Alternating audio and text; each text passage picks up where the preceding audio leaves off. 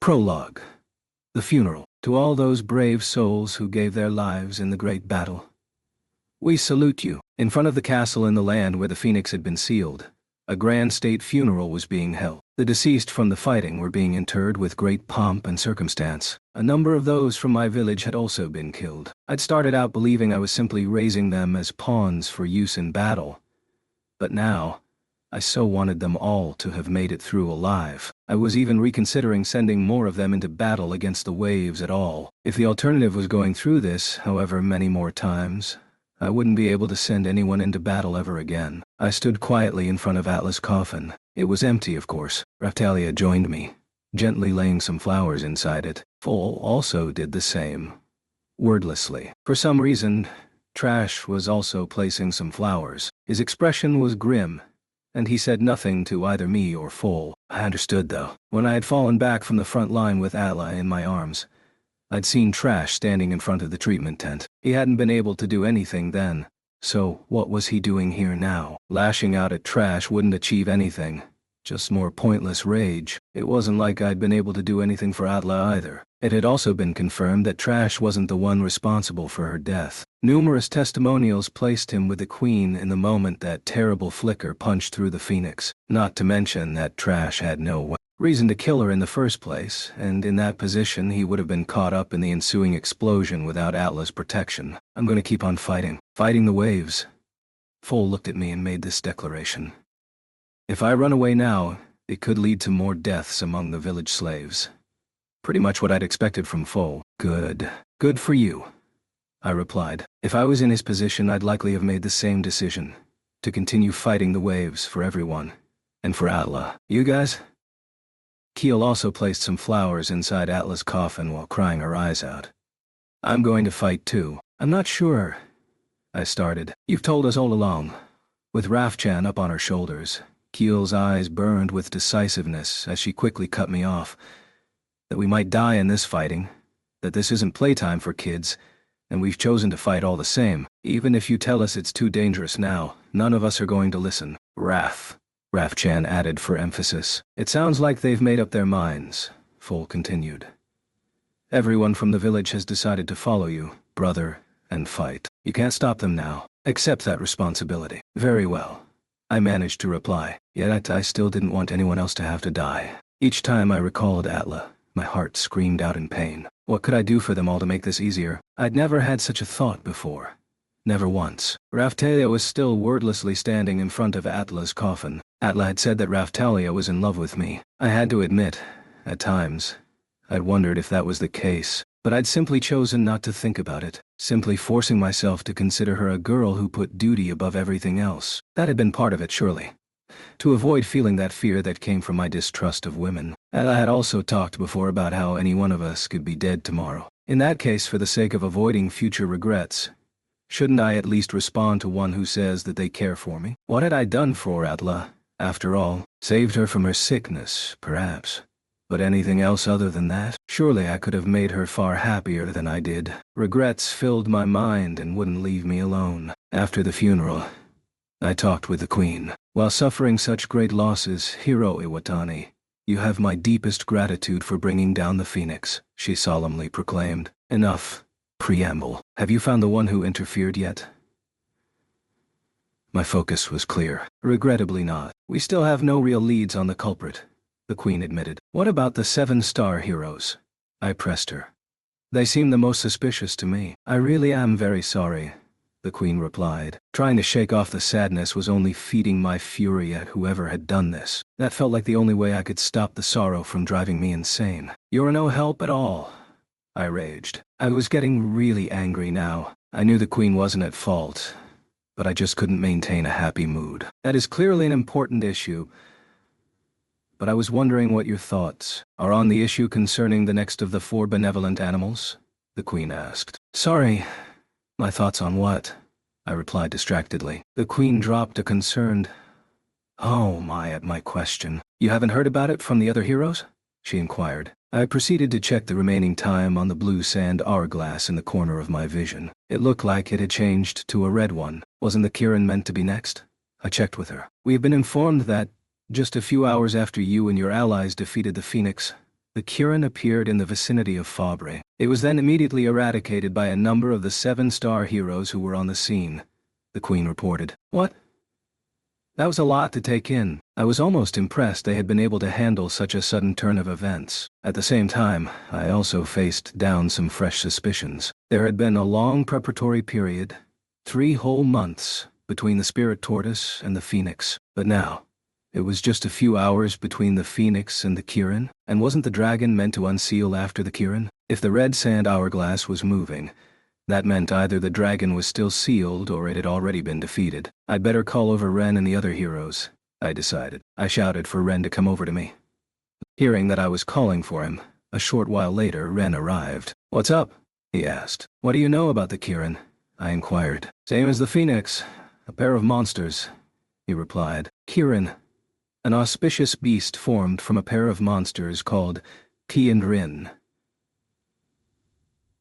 The Kirin I knew about was said to be a beast that showed itself before benevolent rulers. Perhaps that was why it was sealed in the vicinity of Fabre. However, it sounded as though it had already been defeated. Strategies for fighting it? I asked. I do have some information, but from past examples we've seen, I'm not sure it would be much use. Not to mention it sounds like the Kirin has already been defeated. 2 good points from Ren. I pondered. I like to think I have some knowledge of legends, but I don't think I've heard of any kind of story from Fabre like that. It sounds like the heroes who were there just happened to resolve the issue, the Queen suggested. You've got no more information on this? I said, a little surprised. I had the impression that the Queen's hobby was basically investigating legends, so how couldn't she know anything about this? There was also the chance that Fabre was intentionally hiding the information. That was more than possible, considering that it was a nation built on the blood of heroes such as ourselves. Not even that. Maybe people like Makina, thinking only of themselves, had hidden away the lore to suit themselves. Fabre has been through its own period of lengthy turmoil. There's certainly the possibility that the information was lost during that time. They are definitely looking into the 4 benevolent animals over there, so the Largen National Library may provide some information, the Queen suggested. The National Library? I vaguely seem to recall Melty saying she had learned about the beasts from books. Maybe she had been talking about the books there? There were apparently quite a number of 7-star heroes in Fabre, although many of them were also said to be quite hard to contact. A mysterious monster had impersonated a Siltfelsian 7-star hero, which should have put the world on alert. If there were 7-star heroes in action out there, though, there was a good chance they were the ones who caused this. I looked at Ren and the others. What about the seal on the dragon? I asked. Reports say that only the Kirin was defeated. There's no talk of the dragon having appeared yet, the Queen replied. What was going on? I couldn't see a pattern here. In either case, all we had to do was punish the one who cut in on the action during our fight with the Phoenix. Do we have a portal to Fabre? I asked, pretty sure of the answer, but I had to make sure. Sorry, no reason for me to have one, Ren said. Me neither, Itsuki confirmed. Or me, I say, Motoyasu said. So, no dice from the 3 other heroes, and no point in asking Raftalia either. Even with Sin's vassal weapon, I wasn't going to push her too hard. In any case, we have to bring judgment to whoever shot down the Phoenix, and bring these 7-star heroes in line, as they don't seem inclined to ever show up, I declared. All shall be as you say. Eventually, Hero Awatani. But first, I think you should get some rest in our Melromark base, the Queen suggested. Her Royal Highness is right, Naofumi. One of us, the other heroes, will go and get a portal, Motoyasu chimed in. I can't just sit around on my hands while the one who did this is out there, I retorted. Someone had got in the way during the Phoenix battle. I was going to kill that someone. Ren gripped my shoulder, and Raftalia spoke with a sad look in her eyes. Naofumi, please calm down. Naofumi, I'm asking you to go get some rest in the village, Ren said. Come on, I pleaded. Please. If you don't, Naofumi. It's too hard on everyone else, seeing you slipping away from us, Ren begged. At that comment, I looked around. It felt like everyone was looking at me with such concern in their eyes. My feelings for Alla stayed my hand. Okay, I managed. You win. We returned to the village. Right, Naofumi. You get some rest. Leave everything to us. For now, we'll call for you if we make any progress on the Phoenix cleanup, or if any enemies show themselves in the vicinity, Ren assured me. No need to keep repeating it, I bit back. About who we should send to Faubrae. I'm told representatives from each nation are going to be meeting in Melremark. We should probably go and meet their representative, Ren continued, smoothly ignoring me and moving on to the selection of who to send to Faubrae. Should I go? Itsuki offered. No, you're still under the effects of the curse. You can't leave Risha behind, and the long road to Faubrae will require stamina to complete, Ren reasoned. I'll go, I say, Motoyasu quickly piped up. With the speed of my Philolials. Told by everyone to rest, I was heading back toward my house when Ruft, Raftalia's cousin, came over to me. Hey, shield hero. Falteringly, he tested the waters. I was wondering. He must have wanted to know what had happened and how things had turned out. Sorry, kid. Shildina can probably fill you in on the details, I said, putting him off. Okay. Sorry for asking, Ruft said. No need to apologize. You didn't do anything wrong, Ruft, I told him. I know, but I saw you looking sad, and I wanted to cheer you up. I guess I can't do anything for you. Ruft sounded dejected. Don't worry about that. Doing things for me only leads to pain. In my experience, I replied bitterly. Hearing him saying such things was hard for me to bear. Had I really been pushing everyone into such danger for so long? Mr. Naofumi, Raftalia said, clearly concerned. Raf, the same from Raf-chan. I'm fine. My house is right there. Raftalia, can you let everyone in the village know what happened? I asked her. I'm not sure, she started. Tell everyone not to take any risks but to just stay safe, I told her. Oh, okay, she replied. I returned to my house and collapsed onto the bed. This felt like such a waste of time, only serving to piss me off more. Alongside that, I felt another emotion taking hold of me. And alone, I sank into depression. Coexisting together, there was the me who burned for revenge against whoever did this, and the me weeping for my loss. After I lay spaced out on the bed for a while, there came a tapping at my door. Philo had arrived, along with Melty. Someone had taken the queen back to the castle and then brought Melty back with them. I'm back, master, Philo chirped. What are you doing here? It was rare for them to show up like this. Welcome back, Naofumi. I've heard what happened from Raftalia and Philo, Melty said. And? You've come to laugh at my failure? They weren't that twisted, of course, but in my own twisted mood, those were the only words I could find. I knew that it was a poor reply. Of course not. Can't you tell the difference between things that are okay to say and things? Melty started. You're right, I interrupted her. I'm sorry, I shouldn't have said that. Now, Fumi, tell me you're okay, would you? Melty asked. Nell-chan. Yeah. Master looks so tired, Philo commented. Oh, I'm ready to go. Everyone just keeps telling me to rest. That's all, I grumbled. Philo didn't seem to understand either. The only way I was going to keep my sanity was to quickly find the identity of whoever caused this mess and put them in the ground. That was the emotion that filled me. Let us come in and sit with you for a while. Until Raftalia gets here, Melty suggested. What's going on? I asked. We're worried you might do something rash, Melty explained. If whoever decided to get involved in the Phoenix battle was right here in front of me, I might show you something rash. Otherwise, I'm fine, I told them. So you admit it. You've got rash plans. Seriously, Melty chided. But still, you seem to have more energy than I was expecting. I decided to take the moment to ask Melty a question. Tell me, Melty, have you ever lost someone important to you? A subordinate or someone you were close with? To something big like a war? At my question, Melty shook her head, a serious look on her face. No, I haven't, but I'm still going to bring my resolve as a member of the royal family, and as a representative of my country, into everything I do. If Philo died in battle, well, I wouldn't know if I could accept it until it happened, Melty said bravely. Hey, I'm not going to die, Philo said. I know. I won't allow that to happen. I'll do whatever I can to save you, even putting my life on the line, Melty declared. Putting her life on the line? If you lose your life like that, it will only be the one left behind, Philo, who will suffer, I explained. I know. Melty nodded at my words. That's why I aim every day for the best possible method to keep us both alive. Naofumi, I'm not going to hit you with conventional attempts to cheer you up. They'll have the opposite effect on you. Keep your head up and carry on. That's all you can do. Yeah, I know. I have to keep my final promise to Ella, I replied with a catch in my voice. Then I looked straight into Melty's eyes. Melty, tell me, do you love me? What? Hold on. What's brought this on? Melty pushed her eyebrows together, tilting her head. Master? Philo quizzed. Philo, how about you? I asked. Me? I love you lots and lots, Master. Philo exclaimed. I see. And exactly how much is that? I pressed her. Well, so much I'd almost like to pair up with you. Philo revealed. Philo revealed.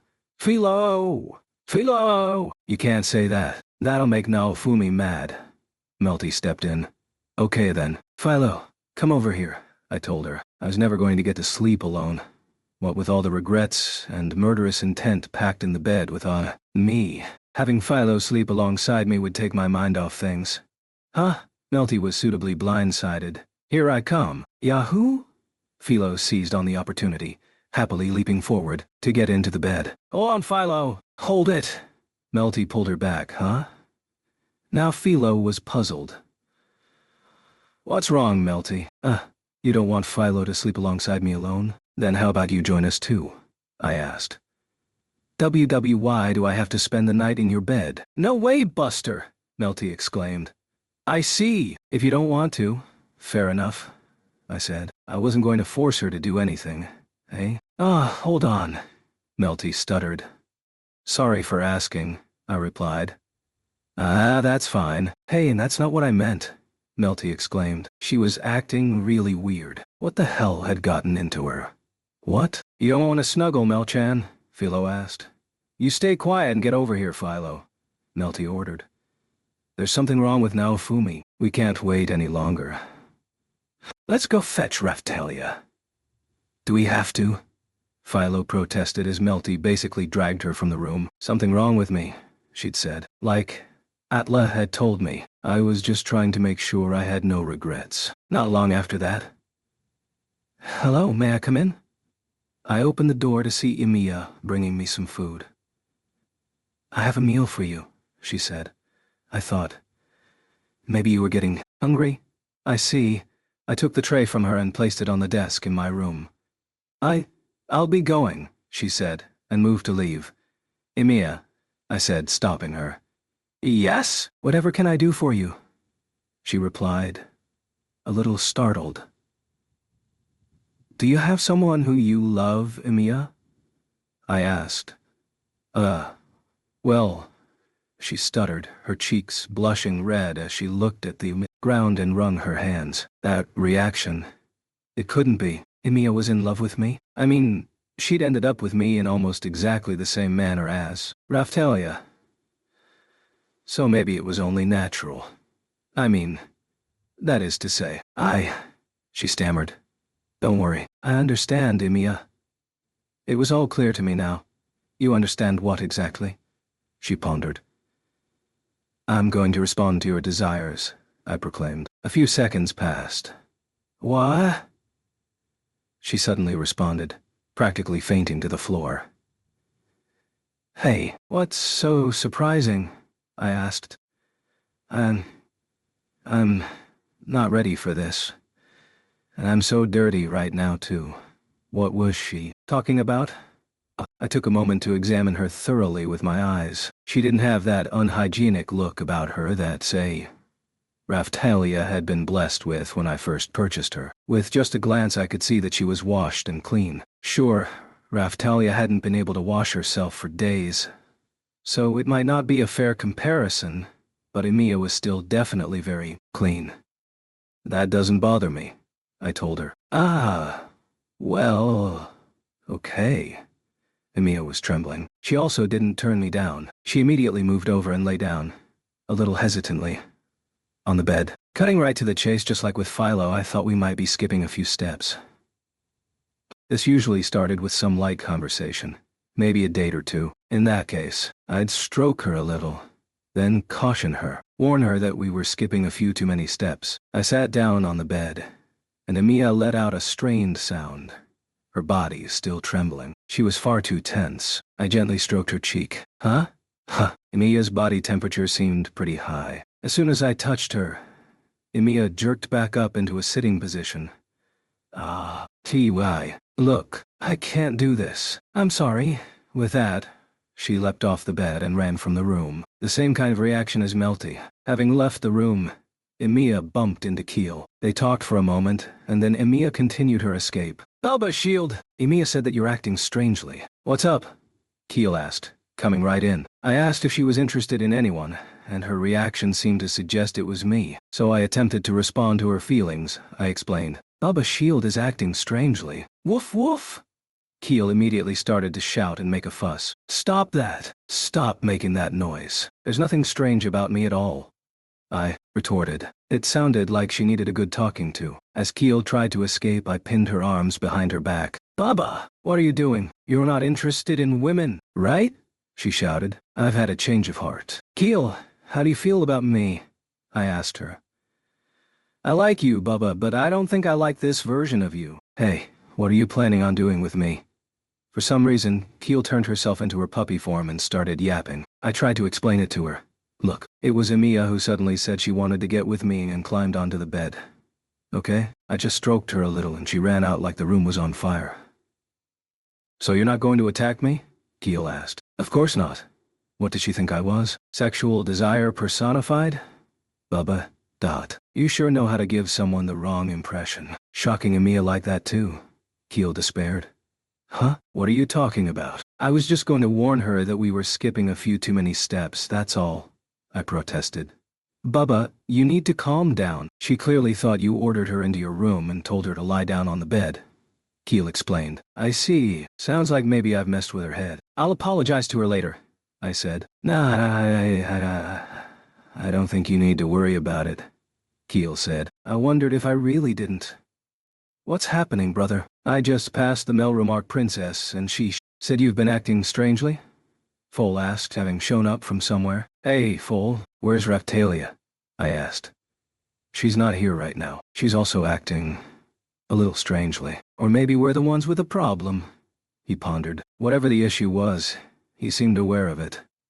Foal, Bubba is definitely acting weird, Keel chimed in. A lot had happened. We need to just give him some time to calm down, Foal replied. But Keel pressed the issue. I watched the two of them talking. Foal was Atla's brother.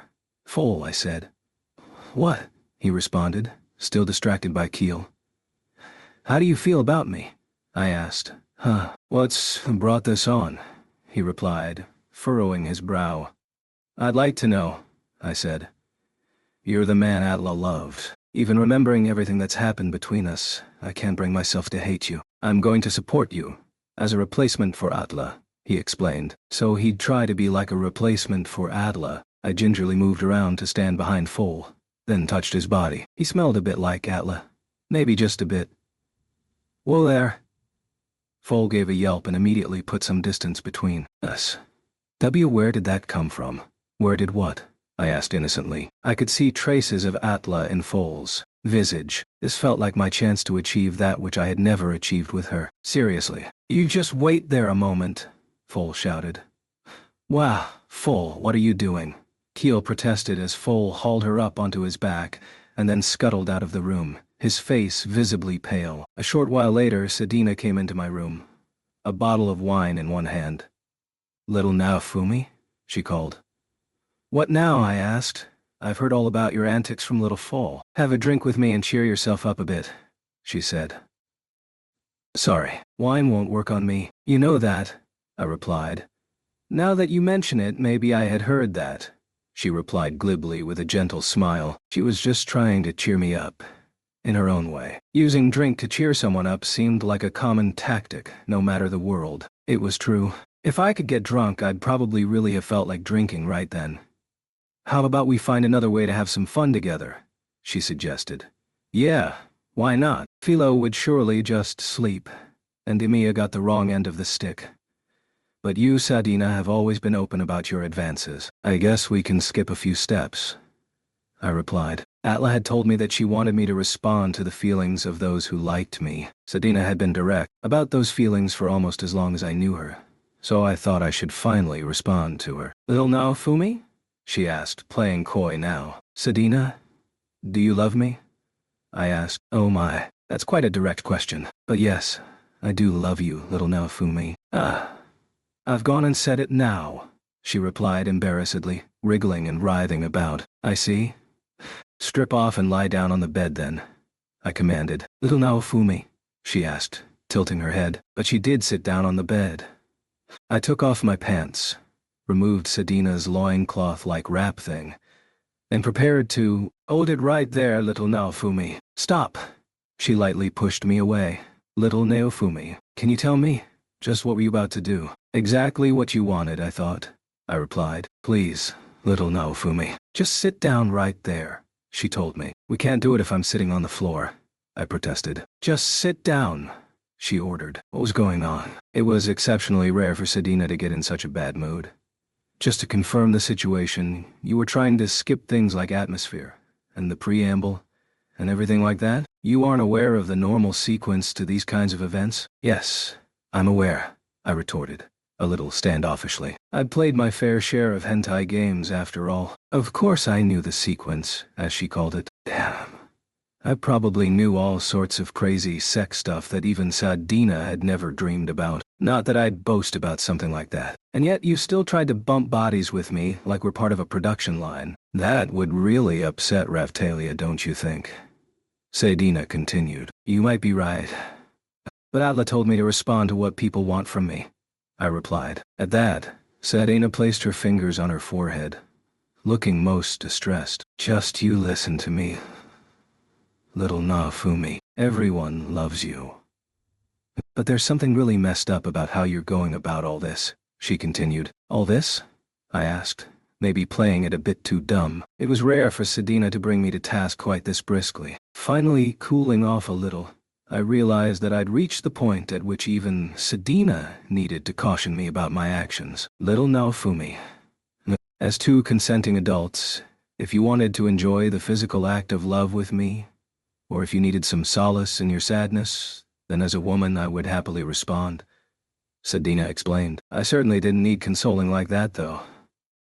That kind of solace would just hurt even more. But what you're doing right now, little Naofumi, is nothing more than the mechanical process of trying to make a baby. You even tried it on with poor little Foal, a man. Do you see what I'm saying? I think that came from Foal saying he would try and be a replacement for Allah. So, I wanted to do something I'd never been able to do with her. I started to explain. Little Naofumi, get a grip on yourself. And Shildina and you others stop listening outside the room, Sadina shouted. I turned to look out the window and saw Shildina, Sign, and Ruft outside. The three of them all nervously scratched at their heads, avoiding my gaze with an embarrassed flush in their cheeks. Now is our chance, Shildina said. If you won't seize it, Sadina, then I'll be the one to fill the hole in sweet Naofumi's heart. I'll never allow that. Little Raphtalia would kill you, aside from anything else. Ruft is far too young for all this, and he might not even choose that path. The fact he looks so much like Raphtalia puts him in even more danger, Sadina lectured. Oh, dang it. Shildina seemed disappointed. What path? Ruft inquired. What was with everyone, wanting it one minute, shooting me down the next? I asked Sadina directly about that, and she replied with her own question. Little Naofumi. Right now, all you want to do is make me feel good. Don't you see a problem with that? What kind of problem? I mean, full. Okay. This wasn't what Atla had wanted. I think I was starting to understand. Look, little Naofumi, Sadina began, taking both of my shoulders in her hands, smiling gently while she advised me. She was a lot like Raphtalia, in that respect. The two weren't related by blood, but there was a reason Raphtalia treated her like a sister. It's the process that matters. I'd love to hop into bed with you and have some fun, little Naofumi. But right now, even if you aren't personally into it, you'd be willing to go through with it if I wanted to, wouldn't you? That's right, I agreed. And we ended up making a baby. You're the one who'd regret it later, she continued. I'd take responsibility if I had to. It would be better than regretting doing nothing. Like with Atla, I managed. An honest answer. But I don't think that's quite what Atla meant when she said that to you. Just calm down and think. At Sadina's words, I did become a little calmer, unable to find the enemy we should be fighting.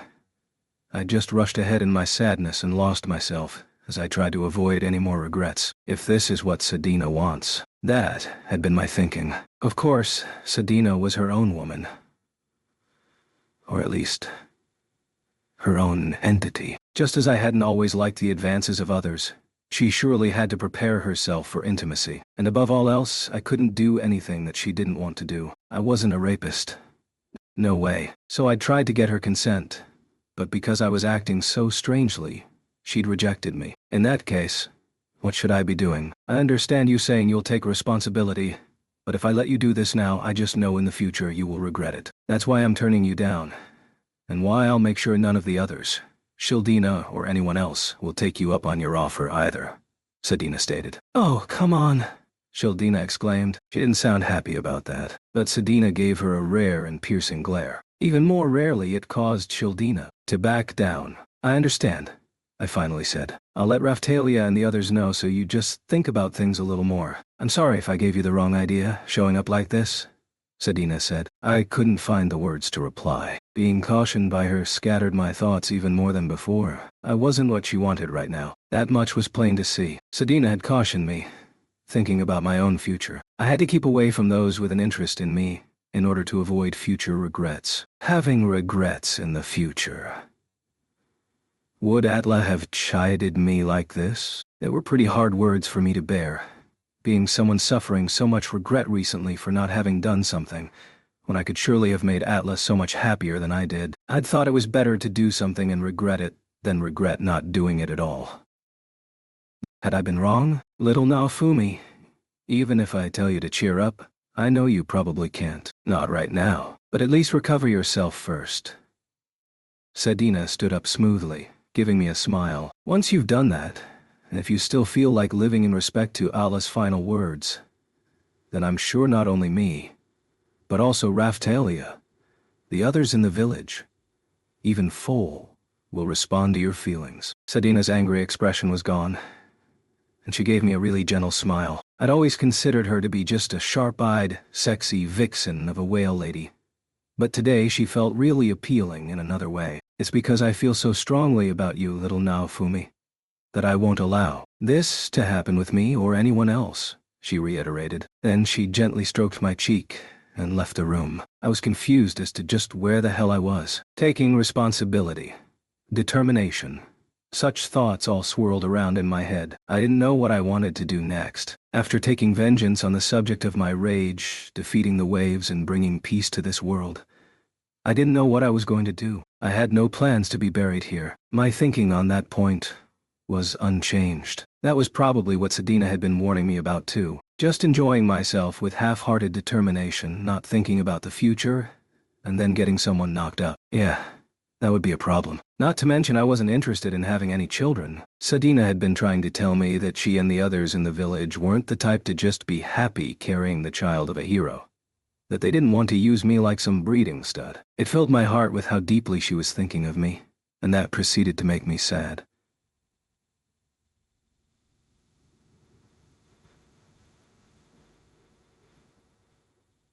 I'd been out of my head earlier. Foal had no such intentions toward me, clearly, and there was no way I could replace Ella. Yeah, you're right, I said. They all believed in me, but I couldn't respond to that. Yet, I needed the determination to carry the burden of their lives, so I wondered what would happen when it came time for me to go home. I couldn't know for sure, but that could mean goodbye. A mixture of feelings swirled within me, wanting to return home and wanting to be with everyone and respond to their feelings for me. I'm back, Mr. Naofumi. Raphtalia came in. Hey, Raphtalia, I said. Hello. I've heard about what happened while I was gone, she said without judgment. Okay. It was a bit of a thing. Sorry, I managed. No, Mr. Naofumi. For now, let's just not think about it, Raphtalia suggested. If you say so, I responded. I found no answers to my questions, and the night passed in quiet agony. Chapter 1. The Ocean Floor. The next day, after completing my daily routine of feeding the monsters stabled in the village and making breakfast for everyone, I proceeded to make a declaration. It's time to get serious about raising my level. Having given it some more thought, I'd come to the realization that my own weakness was why I hadn't been able to withstand the self-destruct attack of the Phoenix. Of course, I hadn't been slacking off in terms of leveling up, but I'd definitely been spending more time on the environment surrounding me. That arrogance had led to the loss of Atla, not just her either. A considerable number had been killed by the reverberations of the self-destruct attack, and the further attacks of the revived phoenixes. "Oh, Mr. Naofumi," Raphtalia muttered quietly to herself as she looked over at me. "I needed them to at least allow me this. Ren, Itsuki, do you know a good hunting spot for grinding out some levels? Somewhere suited to me right now?" I asked the two of them.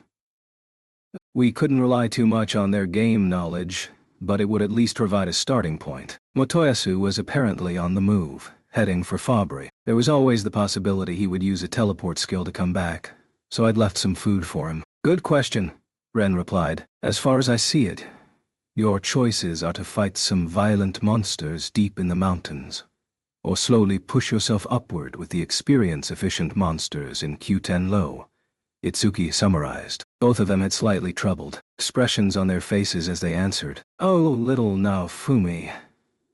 Sadina took that moment to raise her hand. "Experience is great in the ocean. How's about we start with a little hunting together?" She placed undue emphasis on the start part.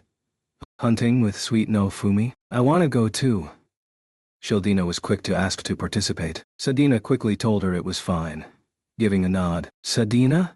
Raphtalia said. "Don't worry, I'm not going to pull anything on little Naofumi at the moment. If you're still worried, you come along too." "That would actually be a big help," Sadina said. "Very well, that's what I'll do," Raphtalia replied. It looked like my participation was being taken for granted. Well, no matter. I'd decided that I'd better get our underwater gear out from storage. In terms of shields, I had the bubble shield too. I'd also like to... Sign started. "Master, would rather not get wet," her familiar finished. I looked over to see Sian and her familiar involved in a discussion. Sian seemed to want to come along, but underwater battles also weren't really her thing. "Very well, I'll make something." With that, Sian started sewing at once, making an underwater doll. She already had a Sadina doll, so I wondered what else she needed. "She needs more materials," the familiar relayed. "Can you provide some aid?" "Yeah, sure. Use my name to collect whatever you need," I told them. "Thank you," the familiar returned. Hey, if Sign wanted to come along, then I wasn't going to stop her. "What about me?" Ruft asked. You'll be staying here, Ruft. It's going to be far too dangerous for you," I told him. "Ruft, please sit this one out," Shildina told him, quick to back me up. "Sure. But I do want to get stronger. I haven't been here long, but I really do want that," Ruft explained. "You're getting stronger every day," Shildina assured him, stroking his cheek with a smile. He seemed a little embarrassed at the contact. "Are you coming, Raf-chan?" I asked. "No pressure, Raf," replied Raf-chan, crossing her arms in a pose of denial. Then she pointed at something, and then made a motion of swinging a pickaxe. "So you've got something else to do?" I asked. "Raf," she replied. Looked like I was right. I guess it couldn't be helped. "Sounds like that settles it," Sadina said excitedly. During these discussions, Melty arrived, riding Philo in her Philolio form. "Naofumi, how are you feeling?" Melty asked. "Not sure how to reply to that," I responded. "You seem more like your old self," she bit back. She seemed to be acting cautiously. Did she really have so little trust in me? I guess that was the case. "Do you need something?" I asked. "Actually, I do. I thought it better to get your approval first," Melty said. Then she gave a little cough. "I want to hold a festival to celebrate having defeated the Phoenix. A combined event between your village and the surrounding towns," Melty explained. "Yay!" Philo gave an excited sound at Melty's proposal. "I know great sacrifices were made, but even greater is the fact that the Phoenix that so threatened the people has been defeated by combining our strength with that of the heroes. I think that should be celebrated. A festival will help raise everyone's morale too," Melty continued. "A celebration? After everything we lost?" I asked. It sounded a bit improper to me. Melty replied with no signs of backing down, however. Exactly because of what we've lost. We'll also pray for the souls of the departed, and thank them for giving their lives in battle to allow us to continue living, Melty said. A celebration because of the hardships we've overcome. They had thrown a party in the castle before, after defeating one of the waves. This was the same principle as that. Considering the kind of world this was, maybe it was better to enjoy things while you could. Why don't we just let people do their own thing? I asked. You sure? I think we could turn quite the profit. Here's an estimate. Might be useful for keeping the home fires burning, no? The amount Melty presented me with was actually pretty insane. Where's that all coming from? I asked, still a little incredulous. We'll be running all sorts of events and also running the books on all the gambling, Melty explained. Gambling? I could certainly get behind that. That wasn't the problem, though. Couldn't that be dangerous? I asked. That won't be a problem. Alongside the Colosseum, we're also planning some Filolial races. And you've got some fast ones in your stable, Melty responded. Filolials, huh? Motoyasu would probably be coming back by portal every now and then, so I thought maybe I'd ask him about it. We've received challenges from likely associations, too. We're going to make a killing, Melty assured me. Okay, you go ahead, I told her. She continued to look at me, wordlessly, with a thoughtful look on her face. Then, as though making up her mind, she changed the topic. I'm also planning a singing performance by Philo, Melty revealed. Singing? I asked. That's right. Before you went off to Siltfeld, I went traveling with Philo to raise her levels, remember? We did the rounds of various taverns, putting on a show. She even became known as the bird god Diva, she explained. Ha! Philo said proudly, puffing up her chest. She'd liked singing back when Motoyasu was around the first time, I recalled. She was good at it too. She could sing as well as the wandering bard, loved to dance, and was beautiful when in human form. She was like a pop singer, basically. I'd thought the trauma of being put on display had made her dislike standing out, but it seemed she'd overcome that. She has a lot of fans. When she sang in the tavern in town recently, the place was packed. Standing room only, Melty informed me. She really is a pop idol, I said. Some people have even started visiting the town just to see her. We've also had loads of requests from artists for her to model for them. What do you think? I bet we could charge a good price, Melty continued. This is all a lot, coming from you, Melty. I thought you'd dislike the idea of using Philo to make money, I said. I mean... She started but then trailed off. No, Fumi, Raphtalia said. Yeah, I know. It was painfully obvious that everyone was still handling me with kid gloves. I just couldn't take much more of it. If Philo is okay with all this, go ahead, I told Melty. That was the only answer I was capable of right now. Philo extended a single feather from one of her wings like an index finger and placed it against her mouth. Very well then. If you're going to watch me in action, Master, I'll do my very best, she enthused. You got a deal. If Philo wanted me to watch her, then that was the least I could do. Great! You'll see what I can do, she exclaimed. Do your very best, I replied. I will, she chirped. Sounds good, Melty confirmed. The Merchants' Union is already underway with preparations, so we'll hold the event in 3 days' time. That's pretty soon, I commented.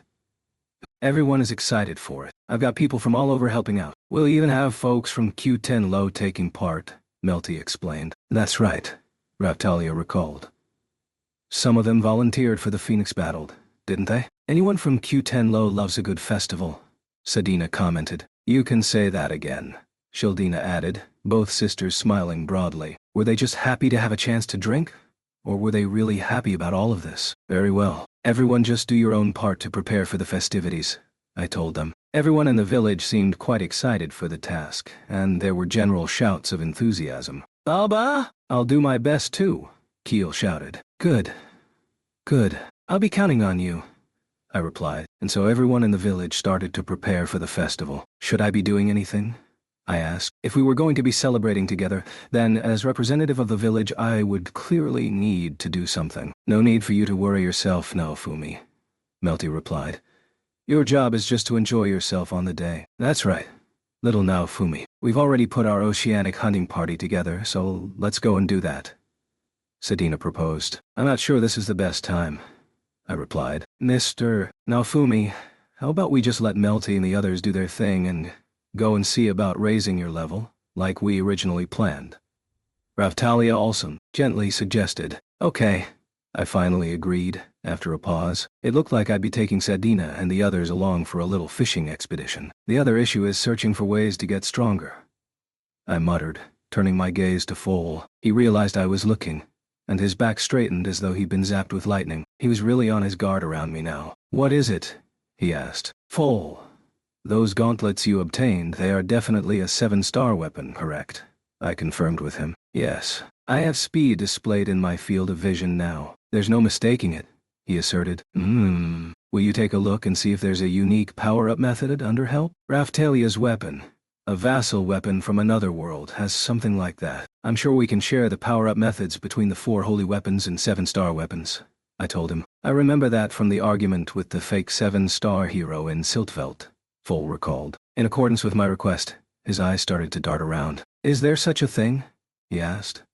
I can't find it. I wondered why he couldn't find it. The only thing I could think of was that, just like my shield, we didn't know the power-up method. Naofumi, calm down. Foal hasn't done anything wrong.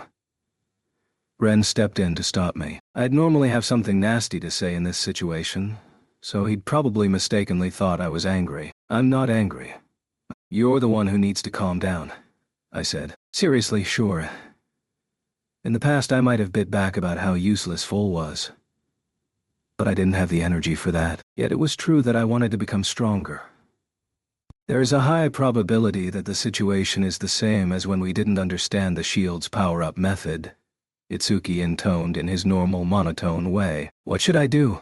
Foal asked the 3 gathered heroes, putting his gauntlets together. Maybe search around, like Naofumi did, to see if the power-up method is written down somewhere, Ren suggested. Good idea. Let's search Qtenlo in the country where the Phoenix was sealed, Itsuki suggested. Sounds like a plan, Ren replied. Thus, it was decided that Foal would go with Ren and Itsuki to look for the power-up method. After Raftalia sent Foal and the others to Qtenlo using Scroll of Return, I got the underwater gear ready, and we headed to the ocean. Sedina and Shieldina then turned into their killer whale therianthrope forms, and riding one each, Raftalia and I headed into the water. All set? Here we go, Sedina said. I'm ready. I'm really looking forward to this hunting trip with sweet Naofumi. If I see my chance, I'm going to grab it with both hands. Shieldina replied. You'd better hold on tight to Shieldina, little Raftalia, Sedina warned. I will. It feels like I'd better keep an eye on you too though, Sedina, Raftalia replied. That made Sedina turn to look at Raftalia. Hold on there, little Raftalia. I have a sense of time and place. Little Naofumi is in no place to enjoy adult pleasures, so I won't be making any moves on him, Sedina replied. I didn't have much experience with fighting underwater. In fact, fighting the wave at the Kalmyra Islands was pretty much it. Considering the future battles we would be facing, I definitely needed to earn some more experience. Little Naofumi, Sedina called. Huh? What's up? Sorry, I wasn't listening to you at all, I replied. See? We can't take our eyes off little Naofumi right now, so there's no time for the hot stuff, Sedina pointed out. Yes, I see what you mean. Very well, Raftalia acknowledged. Let's go then, Sedina said. With me on her back we raced through the ocean. Being an aquatic therianthrope clearly gave her the advantage in terms of movement underwater. I felt it in Qtenlo, but she was definitely going even faster now. Would it have been better to come by boat? I wondered. You'll teleport us back when we're finished, correct? A boat would just get in the way, Sedina replied. Yeah. I guess you're right, I responded. Heading into the offing, we made good progress with the small island that included Sedina's secret base in the distance. Shieldina, can you please keep your eyes to the front? Raftalia asked. It's okay. I can follow Sedina underwater even without seeing her. She sends me sounds and weak lightning pulses with almost annoying persistence, Shieldina explained. I'm sure you can, but it still makes me uneasy, Raftalia replied. I turned around to see Shieldina sticking close to us at Raftalia's request. Of course, Shieldina could get lost on her own doorstep. After a while, Sedina stopped. This looks like a decent place to start. Little Naofumi, I'm going to start diving. Let me know if it gets too much for you, she told me. No problem, I replied. You too, little Raftalia, Sedina continued. Little Shieldina, Don't forget to maintain some air using wind magic. Of course, Sedina's use of lightning had seemed convenient for fishy things, and then Shieldina could use wind magic to maintain a supply of air. The two of them together really could make underwater activities a breeze. Led on by Sedina, we started down into the depths. Being underwater was almost like being out in space. It was so beautiful, as though the sunlight was being drawn down to the seabed. I was also aware that the range I needed to protect was far wider than on land, with no ground beneath us, and the possibility of being attacked from any direction. I had fought underwater before, but all I'd needed to do back then was concentrate on the boss of the wave. Let's find some monsters to fight, Sedina said cheerfully. First, a blue shark noticed us and closed in. I deployed Shooting Star Shield and created a barrier. I was prepared for its attack, but Sedina thrust forward with her harpoon and ran it through. That's the only kind of monster that shows up at this depth, Sedina explained. I almost felt sorry for the blue shark, which was skewered in a single attack. The ocean turned red with its blood, and I expected the smell to start bringing in all sorts of other monsters. But nothing of the sort happened. All the monsters around here know how scary Sedina is. None of them will come, Shieldina revealed. Ah, I see, I replied. Things might be different this time. Bringing you along, little Naofumi, seems to have attracted more attention than normal, Sedina commented. Now you mention it, Raphtalia muttered, looking around from Shieldina's back. Even so, hunting monsters at this depth isn't going to earn you the kind of experience you want, little Naofumi. Just give me a moment. Sedina gave off some crackles of static electricity and the gathered monsters scattered. We can breathe for a long time, but that's no reason to fight them all. Let's go deeper, Sedina suggested. Count me in. Heavenly Emperor, hold on tightly please, Shieldina said. Oh, okay, Raphtalia replied. Sedina and her sister dove down with us. Deeper, deeper. So deep that we could hardly see any sunlight at all. Little Raphtalia, my sister and I don't need light.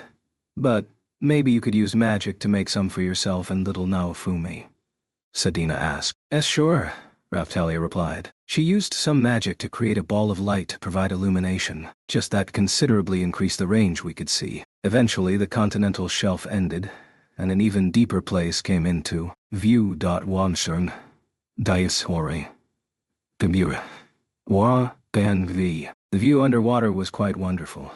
Very much like flying through the sky on Galeon's back. Ah, there's something there, I indicated. Yes, I see it. It's a sunken ship. My sister has already checked it out, I'm afraid. Nothing there, Shieldina responded. Sedina offered an apology. I see, I said. There might be another one in the place we're actually going to, so look forward to that. Sedina consoled me. Okay, I said. Deeper.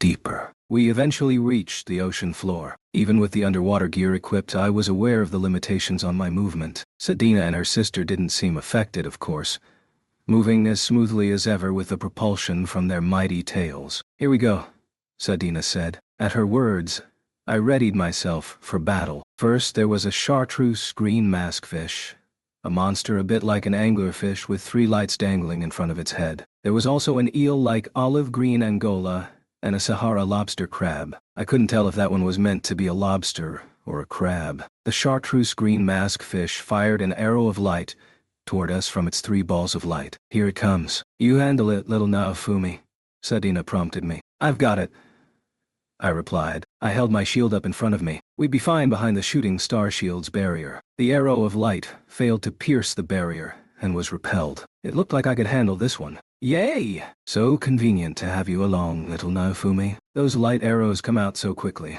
Avoiding them is a pain, Sedina said. They have some homing properties too, Shieldina added. You have to be careful of the olive green Angola. They gradually use a mucus membrane to block our actions. The Sahara lobster crab, meanwhile, is really hard. That's about the sum of it. Let's take the fight to them. Sedina moved at high speed up to the chartreuse green maskfish and thrust at it with her harpoon. It wriggled around much more powerfully when compared to the blue shark. Zwaite, lightning. While gripping her harpoon, Sedina intoned some magic. The resulting lightning electrified the chartreuse green maskfish and then carried on toward the olive green Angola. While it wasn't enough to finish it off, getting hit did make it fall back. Not missing the chance to attack, The Sahara lobster crab kicked up some grit from the seabed and closed in, launching a smashing attack with its massive claws. I blocked it on the shooting star shield. "Oh my, this is so much easier than normal," Sedina enthused. "Let me have a turn." "Please join me, Heavenly Emperor," Shildina said. "Sure." Raftalia agreed. From inside the barrier, Shildina swept her katana down with incredible force and sliced off its claw. Raftalia then tried a single slice across its body. "Easy win. Keep an eye on your remaining air," Sedina cautioned. "Worst comes to worst, I'll use Bubble Shield to make some," I replied. The shield skill had the ability to create oxygen underwater. Just once, I could hopefully use that to extend our dive time. "How's the experience looking, little Naofumi?" Sedina asked. I checked it at her comment. Yes, it was good. I was getting bigger numbers than from Q10 Loeo, and even more from that trip deep into the mountains. For sure it was better than the strong monsters Ren and Itsuki had been talking about. These weren't even that tough. And yet the experience was around the same as from a Karma-type boss in the Kalmyra Islands. That placed them over level 80. If we go deeper, then we'll encounter monsters worth even more experience. They get stronger too, of course, Sedina said. I gave her an unsettling smile. That's right. If I got stronger, then maybe I wouldn't have to lose anything ever again. It's going well so far. No reason to stop yet, Raftalia said. I agree. Carry on, Sedina, I responded. You can count on me, she replied. We dove deeper, for as long as our air would last. Along the way, I put defeated monsters into my shield. Doing so rewarded me with some pretty convenient skills, such as an increase in diving time and underwater combat skills, making it progressively easier for me to fight. But I was still a step behind Sedina, who was naturally suited to this environment. Wow, we've got a big boy here, Sedina said. Having dived even deeper, a shark of comparable size to Father Galion, called a slate-gray megalo shark, appeared. I think even we four might have trouble fighting this, she said. I've got an idea about that, I said, then proposed using magic. You want to join in too? I think so. Once you mention magic, that means the two of us together, right? She replied. That's right, I told her. We synchronized our breathing and started to prepare descent of the Thunder God. We could now use up to Liberation class. Using this magic would allow for a more efficient increase in our abilities. That was what I was hoping for anyway, but with a fizzling sound, the cooperative magic failed. Oh? Sedina questioned. The slate-gray megalo shark started charging toward us. I managed to block the attack itself, meaning we took no damage, but the impact sent us swirling away through the water. Mr. Naofumi. Sedina, Raftalia shouted. What went wrong? Shildina asked. Little Naofumi. Try again, Sedina prompted. I'm with you, I replied. But every subsequent attempt at cooperative magic also failed partway through. I didn't know what was going on. No choice then. I'll use Liberation. I concentrated and cast some magic on my own. Liberation Aura. I applied it to Sedina, who could move the most efficiently. I'm going in again, she shouted. With me still on her back, Sedina charged in once more, wreathed in the currents, and struck at the slate-gray megalo shark. Her piercing thrust successfully shaved a lot of the meat from her target, but she failed to finish it in a single attack. Next, Drifa Thunderbolt. Sedina sent out a blast of lightning, shocking the slate-gray megalo shark. It reared backward and thrashed about. Oh! Sedina exclaimed. Gah!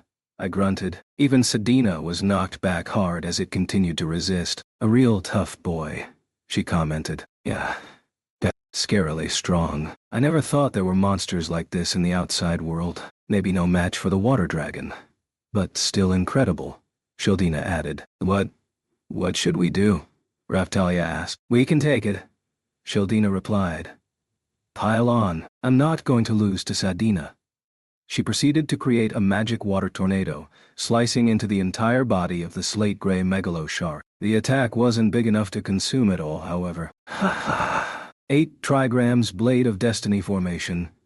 2. Raftalia had used that time to close the gap, and unleashed a slicing attack into the fish. That was finally enough to slice the slate-gray megalo shark in two and finish it off. Not up to the strength of the phoenix, Raftalia commented. Can't compare to one of the 4 benevolent animals, surely, I replied. I didn't even want to go there. Regular enemies worse than the spirit tortoise or phoenix. Of course, in a video game, later mobs generally ended up stronger than early bosses. Things are going well. I wouldn't have made it this far alone, Sedina said. Really? I asked. Yes. Having you protect us has made all the difference. How was that, anyway? The experience, she asked. A decent amount for sure. Sedina, what about you? All of you? I asked. Oh, I'm maxed out, she replied. Of course, those like Sedina, non-heroes, generally had a maximum level of 100. Crossing that threshold apparently required a second class up, but we didn't know how to do that yet. We had heard that the Dragon King, Dragon Emperor fragments could provide a way to break the level cap. We just didn't have any more information on that yet, which led to the question of how to handle raising levels from this point on. It was a different story for the heroes and vassal weapon holders. For now, Raphtalia would just have to keep doing her best as an attacker. Our purpose at the moment is to increase your level, little Naofumi, and little Raphtalia too. So let's just keep doing that, Sedina said. Okay. Without taking too many risks. Let's do that, I agreed. We continued our hunting in the sea. Along the way, Scene joined up with us too. It was the evening of the second day after we started hunting in the ocean. The old guy from the weapon shop, Emiya's uncle, and Motoyasu the Sut all showed up at the village. Ren had gone out to meet them as representative from the village, so he was with them when they arrived. He was kind of like the old guy's apprentice. Hey kid, I heard what happened. That must have been tough. The old guy sympathized. You have my deepest condolences, Emiya's uncle also offered. Both had such empathy in their eyes. After the Phoenix battle, they had asked Raphtalia to bring them to Melromark when she visited Kyutenloa. As for Motoyasu II, Yahoo! I'll say one thing for this punk's village. It's always filled with pretty girls, he crowed, seemingly as energetic as ever. You sure it's safe to bring him out of Kyutenlo? I asked. I've got that in the bag, kid. No worries, the old guy assured me. I feel a bit sorry for him, almost, but it seems like the right move, Emiya's uncle added with a dry chuckle. Damn you. Don't remind me of that, Erhard. You jerk. Motoyasu the Second was cut off by a painful grunt, putting his hand to his chest. I recognized that reaction. He had a slave seal. I've set it so he can't move too far away from me. For our trip here, I added another condition too. It activates when he says something that might rile you up, kid, the old guy explained. Why do I have to suffer like this at the hands of my own student? Motoyasu II raged. Because you're a terrible philanderer and owe a whole bunch in debts you tried to cut out on, the old guy curtly replied. We have permission not only from Raphtalia, the Heavenly Emperor herself, but also the Queen of Melromark, Emiya's uncle added. I understood. I looked over at Raphtalia and she nodded. Just keep off the kid's back, you hear? The old guy said. If he was a real man, that little cutie wouldn't have had to. Gah. Damn it. From his reaction, I could pretty much guess what he was going to say. He was right, too. All I could do was defend. And yet I'd failed to defend so many people, Atla included. Hey, punk? This isn't easy. After looking at my face, Motoyasu II clicked his tongue and crossed his arms.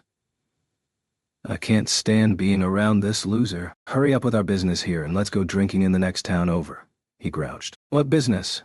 I asked. You found that sword in Kyutenlo, remember? He finished cleansing it, Ren said. He showed me the cursed blade that we had obtained in Kyutenlo, where it had formed the core of the sealed Orochi. Yeah, I managed to purify it, but I can't see you chumps making use of it. The required stats are super high. You'd need to take all sorts of steps just to make use of it.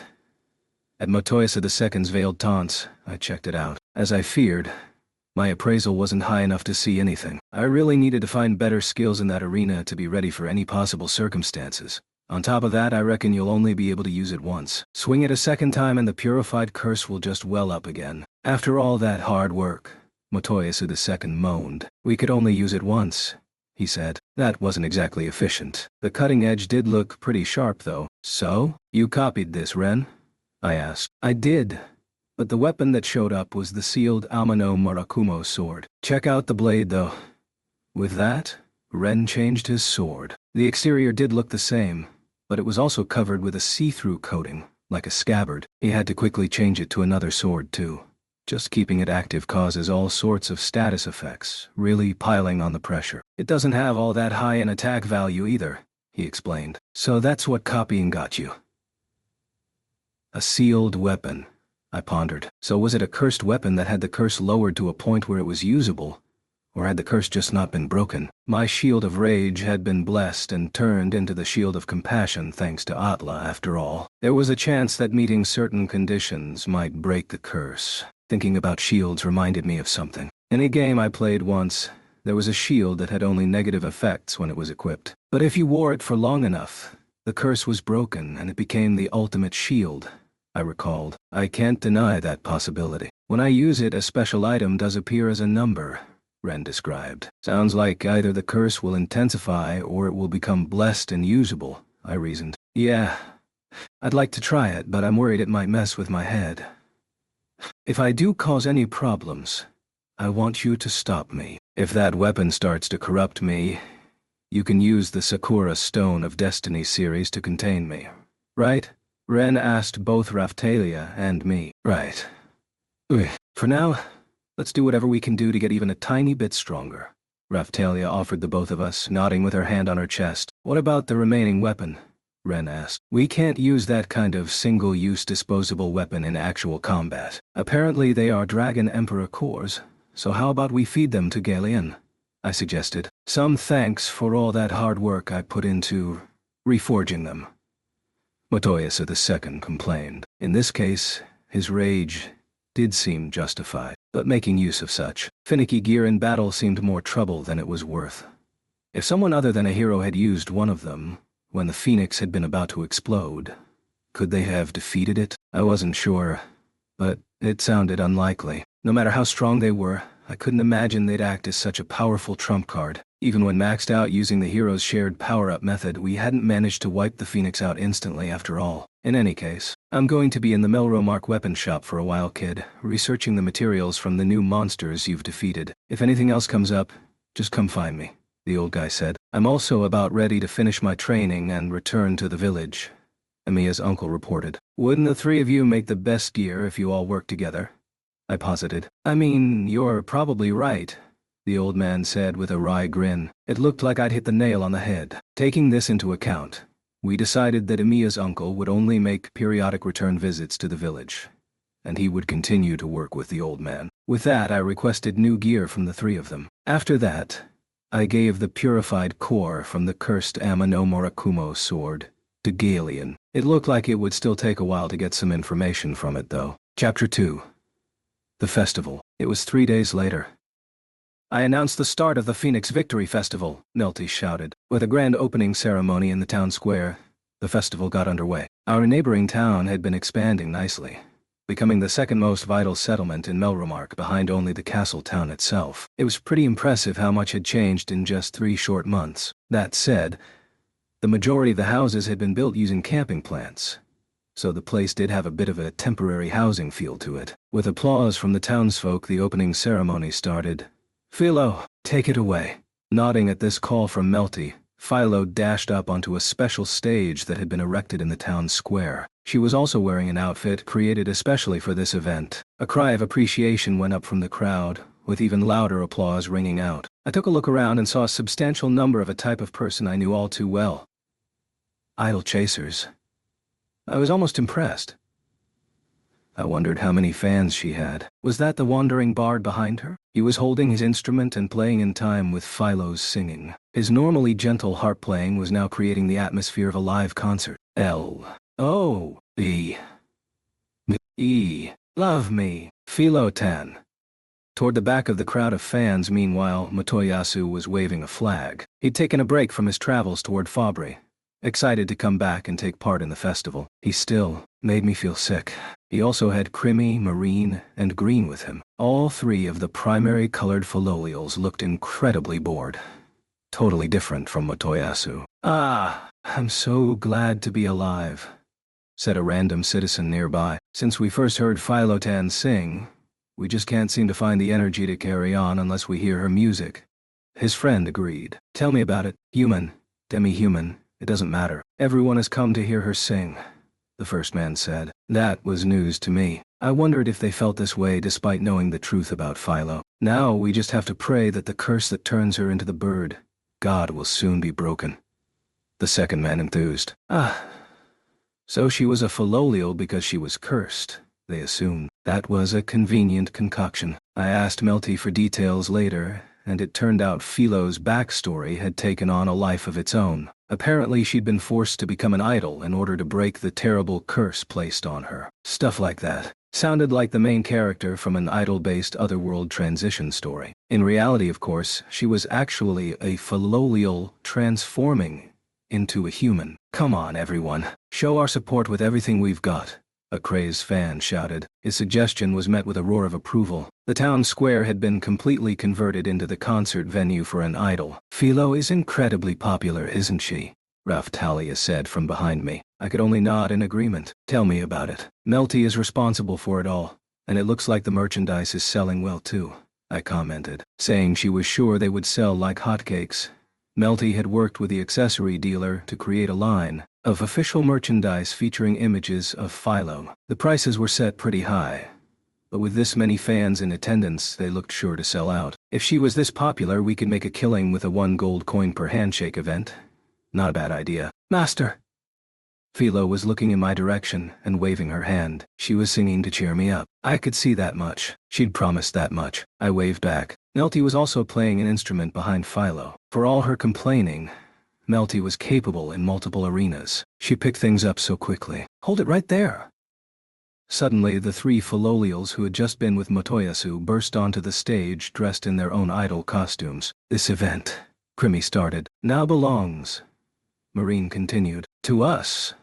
Green concluded. It was like some crazy idol anime, playing out right in front of my eyes. Marty, just you watch. We're not gonna let this bitch make us look bad, Krimi shouted while the others spewed similar garbage. Then they started to belt out their own love song from Motoyasu at full power. Hey! I'm only singing to make my master happy again, Philo raged. Philo, don't back down now, Melty encouraged. I won't let them show me up. I'll sing a song I learned while traveling with my master, she replied. Then she took a deep breath in order to sing even more loudly than before. Charming voice.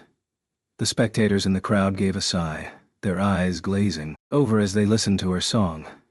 Ah, Philo Tan's sweet voice is melting my brainstem. One of them close to me said. Even Motoyasu looked a bit sick, swaying unsteadily on his feet. This could be really nasty, Raphtalia warned me. Philo, stop! That song is dangerous. Don't sing it, I shouted. Oh, bother, Philo retorted. Raph! Raph-chan proceeded to give a sharp whistle, calling in a horde of the Raph species to bring aid to the audience. Raph! Then she started to admonish Philo on stage. Raph! Raph! Raph! Oh, okay. Okay! Philo backed down. Motoyasu's 3 Philolials were standing dejectedly at the side of the stage. Gah! You might have won this round, but we'll get you next time, Krimi warned. That's right, next time, Marine added. Girls, it looks like we need to practice singing as well as running, said Green. They were a noisy bunch, completely caught up in their rivalry with Philo. At least they were keeping themselves busy. In any case, Philo's first major concert was a big hit. Once the performance was over, Melty suggested I take a look around the rest of the festival. Philo was exhausted from her singing and taking a rest. I took Raphtalia with me and walked through the town. Hey there, little Naofumi. Fancy a drink with 2 lovely ladies? Sadina called over to me from a venue that looked like little more than a pile of wine barrels. Sadina and her sister Shildina were shacked up there and drinking, or more like bathing in, wine while waving me over. Why not drink and forget everything? Shildina propositioned in her calm and collected mode, due to already being completely sloshed. Little Shildina, you drunken ninny, you can't say things like that. Sadina chided, throwing in an elbow attack for good measure. Yeah, I won't let you show me up. Time to act! Shildina only started waving harder. I still couldn't tell if they got along or not. Please, ladies, just don't drink too much, Raphtalia managed, almost at a loss for words. The villagers were also taking part, it seemed. And then I noticed a load of people gathered at the stall being run by Keel. I wondered what it was for a moment. Peering between the crowd, I saw a crepe stand. Foal was even helping out. As soon as he saw my face, he went on guard. "Hey, Bubba," Keel said happily. "You can make crepes now?" I asked. "You bet I can," she replied, so excited that she turned into her dog form for a moment. She was skillfully cooking crepes and then selling them alongside slaves who normally handled the cooking. I thought I'd raised her into a combat-loving glutton, but she was turning into a glutton who loved cooking. She was developing her feminine side too. My own original recipes. "I've added my ideas to your crepes, Bubba," Keel exclaimed, taking out a grilled fish. Then she stripped off the flesh, making it into something like canned tuna, sliced up some other bioplant fruit, and wrapped it all in a crepe. "Crepes are more than just a dessert." "Looks like it," I replied. They were also eaten this way in my world, so it wasn't that surprising. It was certainly cooking suited to Keel, though. I felt someone looking at me and turned around. Close to Keel's store, Sine was selling things at the bazaar venue. "Oh, Sing," Raftalia said. "Welcome." "Welcome. "Ah, Mr. Iwatani," Sine said. The inside of the store was lined with clothing that she had likely prepared especially for today. I used appraisal and saw they were all high quality. At the same time, they were very reasonably priced and were flying off the racks. Sine was sharing her store with someone else. Emiya, it looked like. She was selling accessories to be worn along with the clothes. With a combination of Sine's fashion sense and Emiya's abilities, they'd put together a pretty stylish little store. Even Raftalia was looking closely at some items, tempted by the cheap prices. However, the thing she was looking at was underwear. I knew what this was. The feeling a man got when he walks into a lingerie shop. "Is there something you want?" I asked her. "Maybe. Something using slightly better materials to help maintain my defense," she pondered. "I'm sorry, but do you need underwear to offer defense?" "I think this would be more suited to you, Raftalia," Emiya said, bringing out some bright red, serious undergarments. They had holes in places that made me feel uncomfortable. "Why the hell are you selling that?" I asked. "This little number?" Sine said there would probably be a demand for it, Emiya explained. Sine heard us talking and threw up a peace sign. "I wouldn't be too proud of that decision," I responded. Surely Sedina had been angry about this. "I'll put it on hold for you, shall I?" Emiya asked. "I guess." It looked like Raftalia wasn't in the mood. As we talked, I started to hear a commotion from outside the town. It sounded like it was coming from where Windia had hastily erected her racing circuit. Rat was also helping out, if I remembered correctly, giving consideration to the health of the Filolials and other factors. The noise sounded like a mixture of elation and anger, a spicy blend of the joy of victory and chagrin of defeat. "Let's go to the races," I quipped. "Ah, Mr. Naofumi. Wait for me," Raftalia said. We arrived at the Filolial racetrack to see unfamiliar Filolials and their trainers slumped in defeat, while Filolials from my own village were giving squawks of victory. All of them were transformed into queens and kings. I also spotted Ren and Itsuki providing security for the event. With additional squawks, the Filolials spotted me and came rushing over. Their frenzied chattering and nuzzling seemed to be intended to tell me they had won, and they were asking for praise as a result. "Yes, good for you," I said. My past trauma of being trampled by these birds was now far below my depression at losing Atla and the others, so I could even bring myself to pet them. It looked like they were racing under the command of Philo's underling Filolial Hash-1 chick, so I gave her some special attention. Among the audience, I could see some crying over losses. "Impossible!" one exclaimed. "First Honor and White Swan can't possibly have lost. What were those names? Racehorses? Not to mention the legendary Shield Lion," another opined. "What's going on here?" I guess in every world racing creatures ended up with similar sounding names. "Are you the trainer of these Filolials?" The trainers of the defeated Filolials turned toward me now, seeing my own birds flock toward me. "You are the Shield hero, correct? The governor of this place?" one of the trainers asked me. "That's right. What of it?" I asked, a little prickly. "All your Filolials are quite remarkable, Shield Hero. I would very much like to breed them with my own birds. Is that something you might be interested in?" My own Philolials immediately gave some surprised squawks. Then they turned to look at the Philolials belonging to the man who made the suggestion. It felt like the defeated Philolials were giving my birds some pretty steamy looks. More squawking. My birds all vigorously shook their heads and then attempted to hide behind me. Of course, there were far too many to pull that off. That said, being able to speak and yet not choosing to do so meant there was still some leeway here. I will pay you well for your troubles. Will you at least consider it? The trainer used an abacus-like tool to show me how much he was willing to pay. It was quite a lot. The audience seemed excited by this development too. Ah, pairings with legendary Philolials? A new legend will surely be born. One of them enthused. Then I took a glance behind me. My Philolials had their wings together, praying I would turn down the offer. Their eyes were round and moist, like calves about to be sold for slaughter. I looked at Rat, then Windia, and then Ruff. Rat said, "I'll leave that with you, Count," with a shrug of her shoulders and little overall interest. Windia seemed in agreement too and said, "If it leads to something good in the end, then it could be worthwhile." Ruff, suffering from his fear of Philolials, stared off into the distance while sitting on the back of one of the raff species. I mean, I am in charge, overall. But someone else actually raised them. I want to respect their own freedom too. This kind of thing should happen. Naturally. I faltered. I couldn't just marry them off. They had been raised by Motoyasu, meaning I had no rights over them. With more squawking, the birds clutched close to me. Melty had told me we were dealing with a pretty large organization though, so I needed to tread carefully. They don't seem very keen on the idea, I ventured.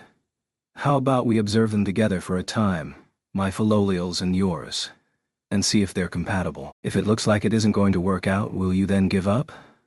I proposed the compromise. Very well. The man finally accepted. Applause rang out over the racetrack again. If this went well, it would likely mean some great races in the future. The Philolials continued to shake their heads, however, whimpering to themselves. I formed up a huddle and talked to them in a whisper, making sure the trainer couldn't hear what I said. Don't worry, you just need to reject their advances. If they needlessly pressure you, kick them away. Without hurting them, I told them. A few squawked at that comment. It also seems some of you aren't so opposed to the idea. Respect their feelings too, please. There was a group that wanted to reject the offer, and a group that wasn't so concerned either way. I'm not saying you should all reject them. I'm leaving the decision with you. Understand? In respect to Atla's final words, I wanted them to live without any regrets. With energetic squawking, the Philolials seemed to give their understanding. Motoyasu might cause some Philolial-related commotion later. So for now I'd take this proposal under advisement. It was a few hours later. As though indicating the end of the festival, an evening campfire had taken over the town square. If there had been some popular music playing, or perhaps traditional festival music, then it would have been a familiar sight for me. However, this festival featured songs from Philo and the Wandering Bard. Hey, hold on. I do hear some festival music, I realized, finishing my own thought verbally. This music sounds like it's being played by people from Q10 Low, Raphtalia said. Waves of nostalgia flowed over me, making me feel the sadness for the end of these festivities. The end was almost here. After the campfire and the music, we returned to our village. Upon doing so, Raff-chan and the other Raff species all started raff-rafing. Huh? What's going on? I asked. Good question, Raphtalia responded. We both looked toward the voices to see Raff-chan leading the other Raff species and slowly dancing in front of the largest of the Sakura Lumina trees in the village. Bringing this many of them together really gave off some whimsical tanuki vibes. It was like a horde of them looking up at the moon while beating on their tummy drums. Raif. Am I doing it right? For some reason, Ruff was also in the circle. Raff-chan told him. Whatever are they doing?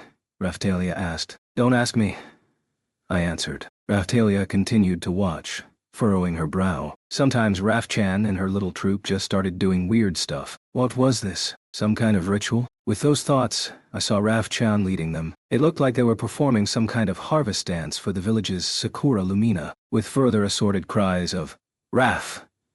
And its numerous variants including Ruff's own attempt.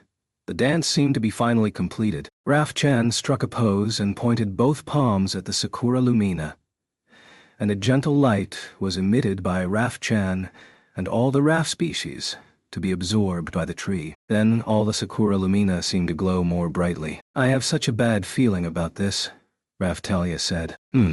I activated my territory reform skill to check things out. I had a feeling that the points required to make reforms had increased. Maybe all the activity from the festival had increased them. There were still lots of mysteries surrounding Raf-chan and the Raf species, after all. However, the next day we had discovered that a single large fruit had grown on the largest of the Sakura Lumina. Rat had performed an analysis but was unsure what it was, and when we had tried to actually pick the fruit, all the Raf species, including Raf-chan herself, prevented the harvesting. There was nothing else we could do. As we watched Raf-chan and the others dancing, Philo turned up. She had Melty with her and looked very happy. "Master, how was it?" she asked. "Pretty good," I admitted. "Did my singing help cheer you up?" she continued. "Oh yes. I'm totally cheered up now," I replied. It was pretty rough, having even Philo tiptoeing around me. "Melchan, I don't think it worked," Philo said, quite crestfallen. "Don't worry too much about it now. With a little more time, I'm sure this will all become a fun memory for him," Melty explained. "You think?" Philo wasn't convinced. "Yes. Now Fumi, you get some rest." "Philo, we've still got some tidying up to do," Melty said, full of energy. "Okay." Philo looked at me again. "See you later, Master." Sure, I managed. Philo headed off at a brisk pace toward the town, Melty on her back. A bit much for me right then, but that was still how I wanted the two of them to be. Full of life. With that, the festival Melty organized came to a successful conclusion. Chapter 3. The Genius. It was 1 week, and 5 days after the defeat of the Phoenix. Toyasu had reached the vicinity of Fabre, and now Naofumi and the others were getting ready to go and join him. It was the morning of their departure. With various calls of Raf in various styles, Raf-chan and all of the Raf species were praying in front of the biggest Sakura Lumina in the village. The fruit on the branch of the Sakura Lumina finally came free and dropped down to the ground, giving off a pale glow as it fell. After the fruit landed in front of the Raf species, it turned into pure light and changed shape. "Dafu?" said a new voice. I was headed outside with Raphtalia to prepare breakfast when she stopped and suddenly said, "Hold on." "What's up?" I asked, but then I quickly noticed myself. "It's gone." The large fruit that had appeared on the Sakura Lumina after the festival had vanished. "Indeed. I hope everything is okay," Raphtalia said.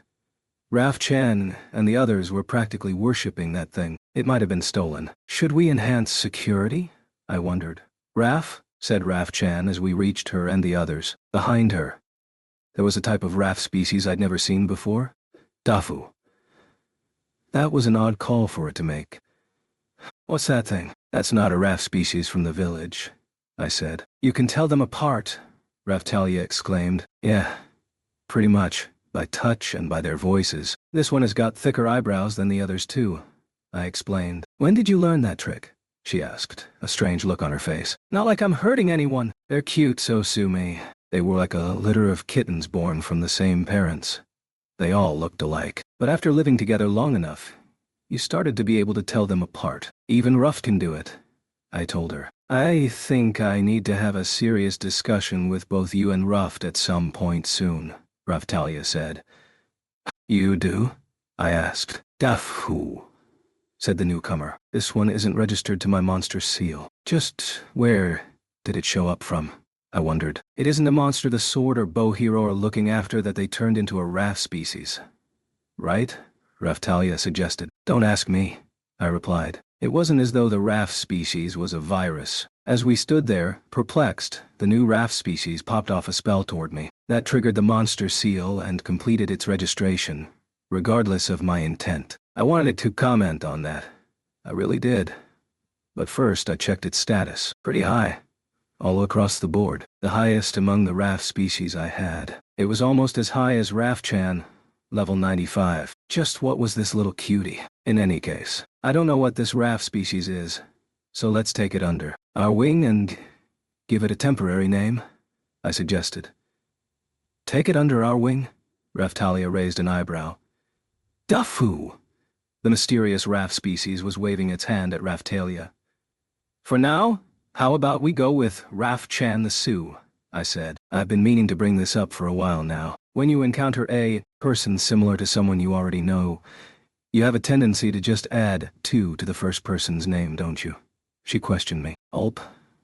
I was reminded again just how perceptive Raphtalia could be. Dafu, said the newcomer. During the subsequent breakfast, I showed Raf-chan the sect to Ren and Itsuki and asked them about her. As we had suspected, it wasn't either of their monster. It also wasn't one of the Filolials that Motoyasu was taking care of. With no idea where she came from, or how she ended up under my care, a mysterious Raf species joined the party. So we're going to have a meeting in Fabry today? Ren asked. Most likely, I said. We finished breakfast, met up with the Queen, and set out. Motoyasu had reached a point just outside the capital of Fabry, so we had decided to all gather at that point together. Then we would join him on his carriage journey from there and discuss what we were going to do next. Due to how widely known she was, we'd also decided to take the old Hengen Muso lady along with us. Including her, the party comprised me, Raphtalia, Raf-chan, Philo, Fol, Ren, Itsuki, Risha Motoyasu, his 3 colored Filolials, Galian Windia, and India, Sedina.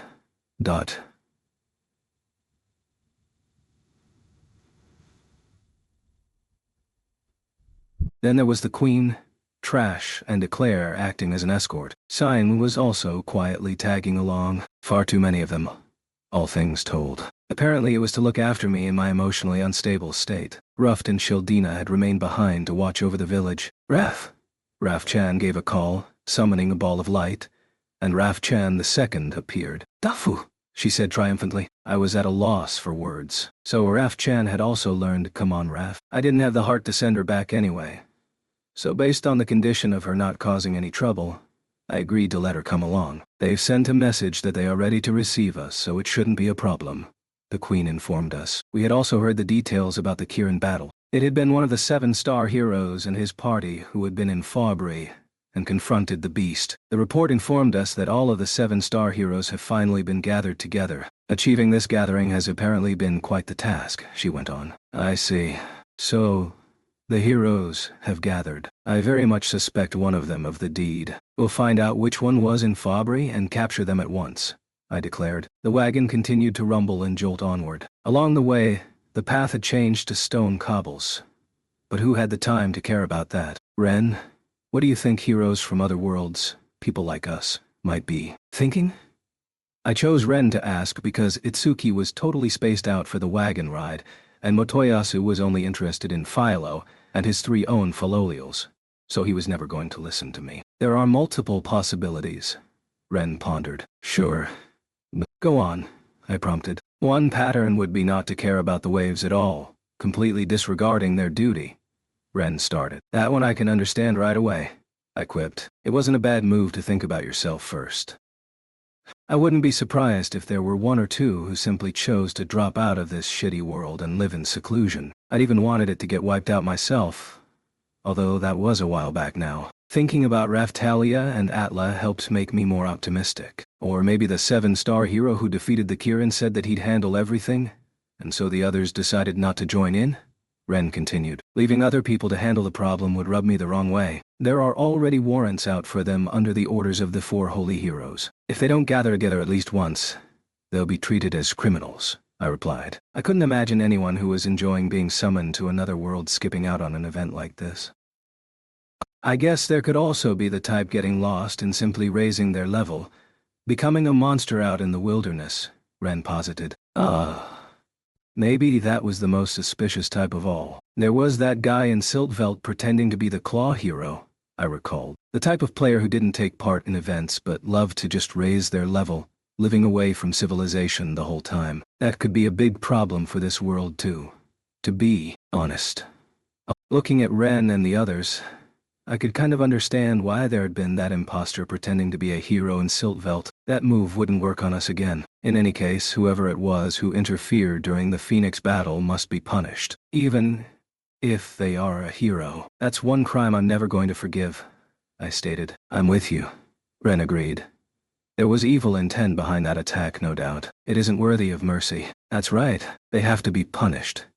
Fol, who had been listening quietly, chose that moment to speak up and give a vigorous nod. Under the authority of the 4 holy heroes, I shall see them punished. Even if they are one of the 7-star heroes, I affirmed. That might be contrary to the image of an ideal hero held by Raftalia and the others.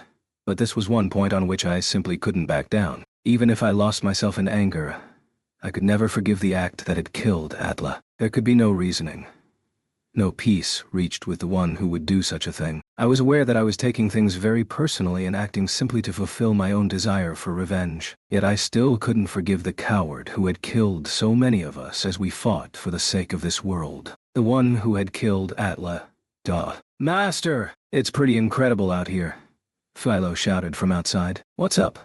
I took a look. The town itself looked like a pretty affluent place, and I could see cars that looked pretty steampunk-like, running on some kind of steam engine technology. Cars from a level of technology featured in a series of mystery novels featuring a famous detective, perhaps? Then I saw a weapon shop. It appeared to be selling guns? Fabre looked like a pretty modern place. Looks like they also sell guns here, I commented. Are you interested in guns, Hiro Iwatani? The Queen looked at the weapon shop and then back at me. I was just thinking about how different this place is from Melromark. All these advancements, they look pretty powerful, I responded. Fabre is a powerful nation, and we would certainly want to avoid conflict with them. That said, she trailed off. Right. Weapons rely on the status of the user here, don't they? I said. Correct. You surely learned during the Kalmyra Islands battle how things work differently in this world from your own, Hiro Iwatani, the Queen said. I recalled being unable to rely on Itsuki's attacks and having Raftalia using the ballista on the ship. The majority of the summoned heroes propose making use of them, but it never really works out. Trying to get ahead by making use of modern knowledge from home? It sounded like lots of heroes had similar ideas. They have all sorts of operational problems too, and cost a lot to keep running. The costs, when compared to a bow, mean that only a few cities such as Fabre handle them. That's what I've heard too. They also run the risk of blowing up if they get hit by fire magic. If you want to make ranged attacks, magic, a bow, or a thrown weapon is a far better bet. In games they can be strong once mastered, but not the strongest. Itsuki also got involved in the conversation. Now that he mentioned it, I'd also played games in which guns were difficult to handle. Games in which guns were clearly inferior to swords and other weapons. While this world was unquestionably real, this was also a sobering reminder that it was a place that mimicked a fantasy world. Seeing as the user status was reflected, maybe they would be strong if Itsuki tried them now. If he was able to, I mean. Itsuki's weapon was a bow, so maybe he couldn't use guns. He could use crossbows. Seemed worth getting him to try it. Should I take a quiet detour and copy some weapons? Itsuki asked. Yeah. If it goes well, this may make you stronger, I told him. I'll do my best to meet your expectations now, Fumi, he replied. We'd better go, Itsuki, Rishia said. Itsuki gave a nod, perhaps detecting my intent, and headed with Rishia into a weapon shop. Right now, we wanted all the fighting strength we could find. Itsuki quickly finished his copying and came back. He'd been able to copy the guns. Whether he could use them in battle or not was another matter, and they would likely need upgrading. The wagon rolled on, gradually moving closer to a castle larger than the one in Melromark. It had white dove-like monsters flying through the air around it, giving off a really intense fantasy vibe. If I'd come here right after being summoned, I probably would have broken down into tears. It was far more extravagant than Melromark, and looked like a pretty nice place to live. As I reflected on it now, the Middle Ages setting for this world was really just a fade. I'd heard that most of the big cities during the Middle Ages in my world had truly terrible hygiene, with excrement and urine discarded from the windows and onto the street. I'd even heard that high heels had been created to avoid that slop. Was that a thing? In any case, this world certainly didn't feel as unhygienic as that. Many places seemed to have water and sewer services, although probably not villages out in the sticks. Still, I wondered if it could have been information learned from people coming from other worlds. The capital of Zeltobel had seemed pretty unsafe, but this place just looked like a normal city. Now that I think of it, there seems to be less discrepancy in the handling of demi-humans and humans here than in Melromark, I commented. Thanks to our own efforts, Melromark was currently trying to put an end to demi-human discrimination. That said, it wasn't going smoothly. Most of the demi-humans found in the castle town were adventurers or merchants with no real intention of actually settling down there. The town in my own territory had quite a few demi-humans, of course, But here in Fabry it was like there was no discrimination at all. In Melromark, I almost never witnessed scenes of human and demi-human children playing together, apart from in my village or the nearby town. That made this place feel quite refreshing. You're right. We could learn a lot from them, the Queen muttered, seeing the same sights as me. Melromark was improving its treatment of demi-humans, but now the demi-human side was starting to cause problems. It was wrong to back either of them, of course. We passed a large church, a church of the four heroes with a characteristic emblem evoking the four weapons. There was the same emblem on the church in my territory. The Queen pointed in a different direction and said, "That's the church of the 7-star heroes." I looked in the direction she indicated and saw another large church there. It also looked familiar. The Queen proceeded to explain about both churches. "The altars in there have holy items that prove the existence of the heroes," she said. "The ones taken from the Church of the Three Heroes?" I asked. "Yes. The ones the Church of the Three Heroes secretly swapped out," she explained. "Wow, okay. After we were done with our business here, maybe I'd go and take a look." "Look, you can see it even from a distance," she indicated. "Huh?" The Queen was pointing at the large stained glass window located above the emblem on the church. Both examples of circular stained glass had a design divided by lines from the center, with each section of divided glass individually sparkling. The stained glass on the Church of the Four Heroes was divided into four, with all four pieces of glass sparkling. Meanwhile, the Church of the 7-star heroes showed 7 sparkling pieces of glass. However, there was something strange about the stained glass on the 7-star church, like there was a piece unnaturally missing. It looked like a certain pill-munching yellow character or like a pizza with a slice missing. Every other than the missing piece was shining. Until recently only 6 of them were shining. When the Gauntlet's hero was selected, apparently the 7th started to shine, the Queen explained. I saw some monks praying in front of the church. Then I glanced at the other heroes inside the wagon, and they looked pretty embarrassed. If the people outside found out we had heroes in here, we'd likely get mobbed by the faithful. Best to keep that one quiet. It's still all pretty suspicious to me, I said.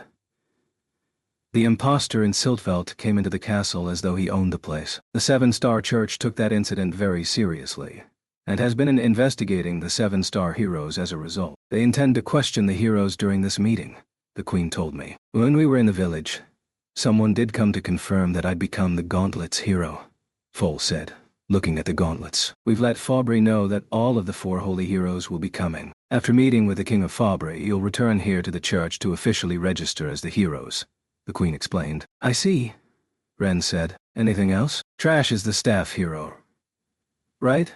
I turned to look at him sitting quietly in a corner of the wagon. We couldn't leave him behind for something so important, and so had brought him along. He was still a worthless old goat, though. Correct.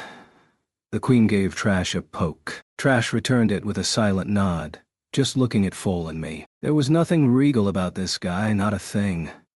He did have an incredible battle with the Claw hero back in the day. I don't need to hear about that.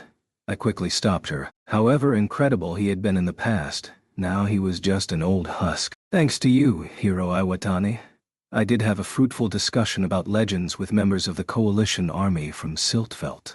The Queen continued, changing tack slightly. Go on, I prompted. You know that Siltveld worships the shield hero, of course, she said. I have some idea, I replied, understating things a little. I had guys groveling on their knees in front of me. The shield hero definitely got preferential treatment over there. I asked them about all sorts of legends and realized something big that doesn't match up, the Queen explained. What?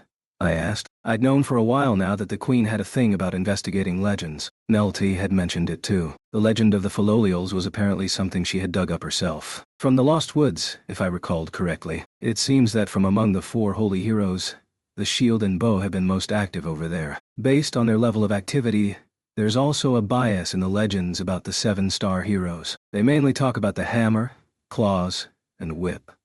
A bias. The shield and bow did complement each other well. That was true. Putting that together with what we learned in Kizuna's world, it sounds like the effects of the fusing of worlds, I pondered. There was a wave that had combined the shield world with the bow world, and then the shield and bow world had been fused with the sword and spear world to create the current. 1. It was only natural that a bias in the legends would arise. Indeed, it could very well be said that we are living within a time of legends, the Queen posited. The end of that time too if things don't go well, I reminded her. If the next wave caused another fusing, the world would apparently be torn apart. We'd heard all about that in Kizuna's world, over and over. It looks like we've reached the castle. The Queen pointed. And indeed, the castle was right in front of us. There was no more time for long discussions now. Let's get ourselves inside, shall we? With a nod to herself, the Queen then addressed the guard on the castle gate. The Queen of Melromark and the heroes, is it? I have been told to expect you. Go ahead. The guard had been expecting us and proceeded to open the gate without any further ado. Foal, his head tilted at a suspicious angle, watched the guard as we passed. What's up? I asked him. No, it's just... Foal trailed off. I looked at the guard myself. He was smiling broadly. What was so odd about that? Maybe I'm imagining things. I felt something strange there. For just a moment, he said. You did? About him? The man was still smiling and waving. Sure, it was a little creepy, but I could speak from experience when I said being too suspicious could leave you crippled in place. Once the cart was inside the castle grounds, the gates rumbled closed behind us. Should we send Philo to park the wagon and go on ahead? I asked. I was informed we can just park it in the garden, the Queen replied. Fair enough, I said. We did so and then headed into the castle itself. Now this was a castle. The sheer size, the profundity of the place was far more than that of Melromark. So this was the way things were in the largest country in the world. A red carpet was laid out in front of us, leading to some stairs. We were led up those stairs and toward a waiting room for our audience with the king. Can you tell me more about the 7-star heroes? I want to whittle down the suspicious candidates, I asked. I probably should have sought this information sooner but hadn't really had the chance to do so. Now one presented itself. So I took it. Due to his role in taking down the Kirin, shall I start with the whip hero? The Queen asked. Is he from this world? I replied. Yes, she told me, explaining things as we walked along. He's said to be a great genius of a kind rarely born in this world. A kind rarely born? I have a really bad feeling about that, I said. Kyo, the one who had controlled the spirit tortoise, had been called a genius. There had been lots of that kind of person in Kizuna's world too. Such a genius is said to be born once every few generations in this world. An individual capable of revolutionary technology, skilled in commerce and a variety of other fields, enough to completely change the world, she went on. I just listened in silence. He's a distant relation of the Fabry royal family. He acquired and mastered magic at just the age of 3. I guess every world had its geniuses. So, one of them had been selected as the hero. I'd heard Trash was a genius at strategy too, if I recalled correctly. Putting it like that, I'd had plenty of trouble with geniuses already. At age 5 he brought about a revolution in paper-making, greatly advancing bookmaking technology around the world. Age 5? That's quite something. Itsuki had also moved closer, his ears picking up. He came from a different Japan to my own, a world where people had special abilities. But as his own abilities had only been average, he probably had some feelings about geniuses himself. The Queen continued. Everyone around him was amazed by his unparalleled abilities. At age 7, he absorbed all sorts of further fields of learning, including alchemy and mechanical magic studies. He graduated top of the Fabry School for Nobles that same year. Eventually, he settled in the Adventurers Guild, making a name for himself as an adventurer. He won the martial arts tournament hosted by Shieldfrieden and was selected as the whip hero prior to the arrival of the waves. A textbook genius. Incredibly suspicious. We may need to set a trap for him, I said. If in doubt, seek punishment. I do understand how you feel, Ren chimed in. But what if he isn't the one? The Queen asked. He fought one of the 4 benevolent animals around Fabry but didn't come to the Phoenix battle. That alone puts him on the wrong side of this. Worthy of punishment, I said. We'll put it to the King of Fabry like that. I really don't want to trust him myself, the Queen said. Something happened? I asked. Yes. When Witch was studying in Fabry, I heard she was friendly with him, the Queen said, looking away from me as she answered. That sounded completely suspicious. Either that, or she had been taking advantage of him. Even Witch's parents didn't trust her. Getting involved with that bitch was nothing but trouble. He also has a considerable connection to Melty, the Queen continued. What? Melty too? I responded. Melty had some connection to the whip hero? When she was in Fabry, The sister of the whip hero took a liking to picking on her, the Queen said. Teasing her and stuff? I asked. Having such a capable brother has grown his sister into a bit of an entitled brat. A level supremacist, believing that those with high levels are innately better than those with low levels. She took a liking to messing with Melty, who was learning technology, the Queen explained. I imagined a hero with a muscle-headed sister, she went on. I'm sure Melty tried to avoid her, but his sister was probably pretty pushy about it. Sounded like a real nuisance. I felt sorry for Melty being surrounded by people her own age like that. It was good she found a friend like Philo. I bet Melty could handle her easily now, I said. Maybe not to the extent of Philo, but Vittoria had still drawn out Melty's latent abilities. Any level supremacists who gave her trouble now would get a beating. Back on topic anyway. Apparently the whip hero is currently investigating new means of travel, the Queen said. She pointed outside the window of the room. Huh? No. Something was flying through the air. For a moment I thought it was a flying monster, like a dragon, but no. It was an aircraft. That's what you're talking about? I asked. Yes.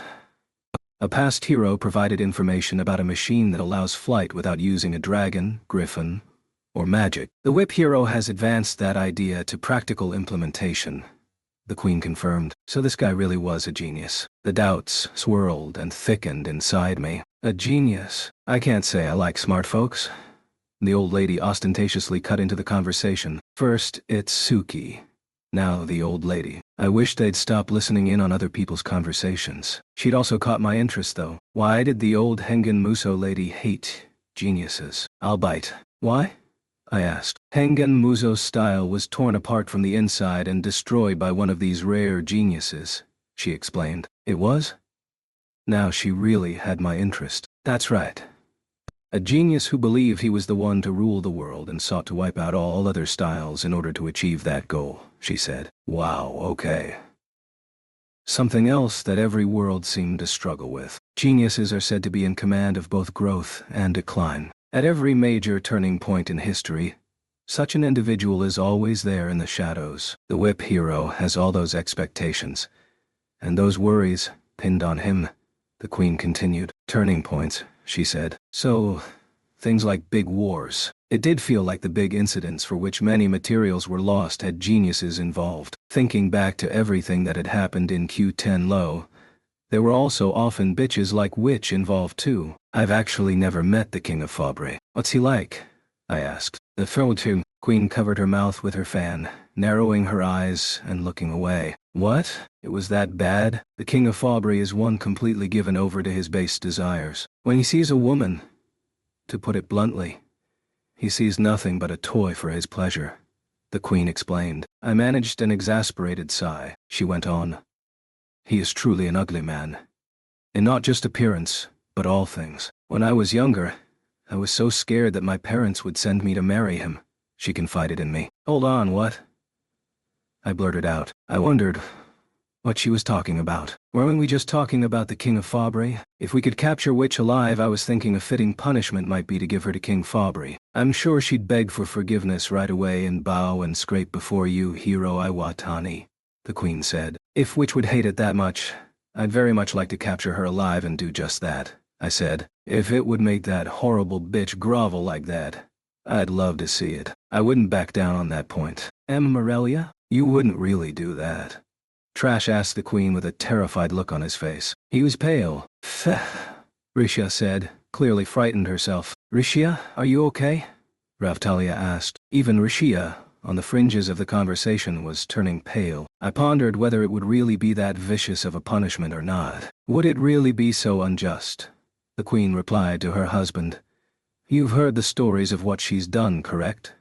Trash could only grunt in reply. How old is this king anyway? I asked. He's Trash's older brother by about 13 years, the Queen said. Trash was the youngest of the Fabre princes, if I recalled correctly. So it would be like sending Witch to be married to a relative. He's stupid and ugly, but he has enough intellect to protect his own authority. He's been honed by being king of a tumultuous nation for many years after all, the Queen continued. I still don't understand why she would hate it so much, I said. Witch was pretty fixated on appearances, true, so maybe an ugly husband would be hellish for her. Let me explain a little more about that. The Fabri royal line has a long history of taking husbands and wives from among the 4 holy and 7-star heroes. As a result, they are known throughout the world as the bloodline of heroes. The Queen explained. This was a world in which gods basically existed after all. I had come close to being deified in Siltveld myself. Those summoned as heroes likely enjoyed the special treatment. Even if those on the royal side had their own schemes, it was probably still a pretty decent place to end up. Children from the royal side could probably go and serve in large nations too, receiving preferential treatment and get married there. That very bloodline was also why there was so much conflict over authority, however. Are there more male heroes than female ones? I asked. There are women, but the bloodline never spread as far as the men, the Queen said. That was simply the difference between the stud and the mare, to put it graphically. I wondered if the heroes were generally scum. Was that it? I'd heard about more than one of them making a harem. If I'd obeyed Atla's final words, maybe I'd have ended up the same. Maybe this was just limited to those 4 holy heroes summoned from another world. So I guess it made the royal bloodline the grandchildren of people like us. Just those who decided to set up their own harem here. The current king is more skilled at power plays than even Witch. There's definitely a reason he's been king for so long, the Queen explained. I see. Even worse than Witch, and there was no way to avoid this meeting. I once heard the king of Fabri say something disgusting about how the closer one of his playthings is to death, the tighter they are. The Queen said, her lip curling. Oh God. So he was a real sadist, a true enemy of women. The first place well-born ladies who cause any problems are married off to is Fabri. When they learn of their intended, many of them choose to kill themselves instead, the Queen said. Suicide? I guess it's better than being beaten to death, I replied. It's a famous method of execution in this world. They say he once kept a favorite girl of his alive for more than 3 months, using magic and medicine such as elixir of Yggdrasil. The Queen continued. So marrying someone off to him was the same as an execution. Quite the punishment. Fabri clearly had its own fair share of darkness. They also apparently had the right to summon the 4 holy heroes first. I couldn't imagine getting summoned here. According to Rat and some of the others, they also had a number of the 7-star heroes under their wing. It was a country with vast lands, power, and military force. A long history too, enough to be called the Nation of Heroes. With such a twisted ruler in power, I wondered why the people weren't rioting in the streets. His engagement with Witch had already been set up. She avoided it by becoming a companion to a hero, the Queen said. Who knew where she was? Then? She'd discarded Motoyasu, set up with Ren, and then horribly betrayed him before cleaning him out and fleeing. After she tricked Itsuki, she'd gone on a rampage in Zeltobel and ran up massive debts before vanishing. No word of her since then. The last thing I heard was that he was prepared to receive Witch as his 10,000th toy, the Queen unwillingly admitted. 10,000th, I exclaimed. Hold on a moment. Math wasn't my strong point, but that meant he'd already used 9,999 women as toys.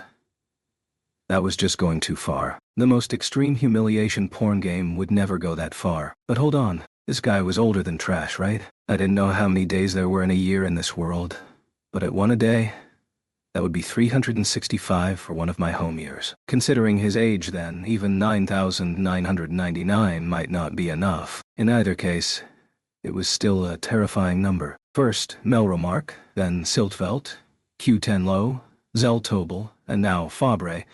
Were there no reasonable, measured countries in this world? I wanted to know if there was only suffering to be found anywhere you went in the world. Rather than the next of the waves, I was starting to become more concerned for this world itself. As one who continued to allure and use men, you could consider it fitting if she died by the hand of a man. She escaped that fate through service to the heroes, including her slights to you, the Queen said. The king certainly did sound like pure scum, but the fact he was male still nagged at me. I wondered what would happen if Witch managed to get him under her thumb. She was a genius at deceiving people. Making use of her attractive exterior, she might have taken control of even the king of Fabri. In that case, we'd have been looking at a worse situation than the current one. Is there a chance Witch would have been able to survive?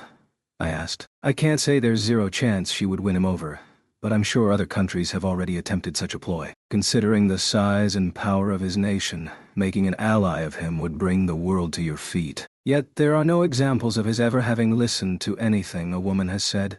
the queen replied. He was like Motoyasu had been when we started out, but in the worst possible way. However, Motoyasu had been a feminist. Enough of this. I'm more focused on punishing the one who interfered with the Phoenix battle. That individual wasn't going to die easily. They were going to pay dearly. As we talked, some soldiers came to the waiting room. The king is ready for his audience with you. Heroes, please come this way, one of the men announced. Finally, they had kept us waiting long enough. King Fabri has the habit of sleeping past noon. He keeps anyone waiting for at least this long, the queen mentioned. I wondered if this country could really function. Huh?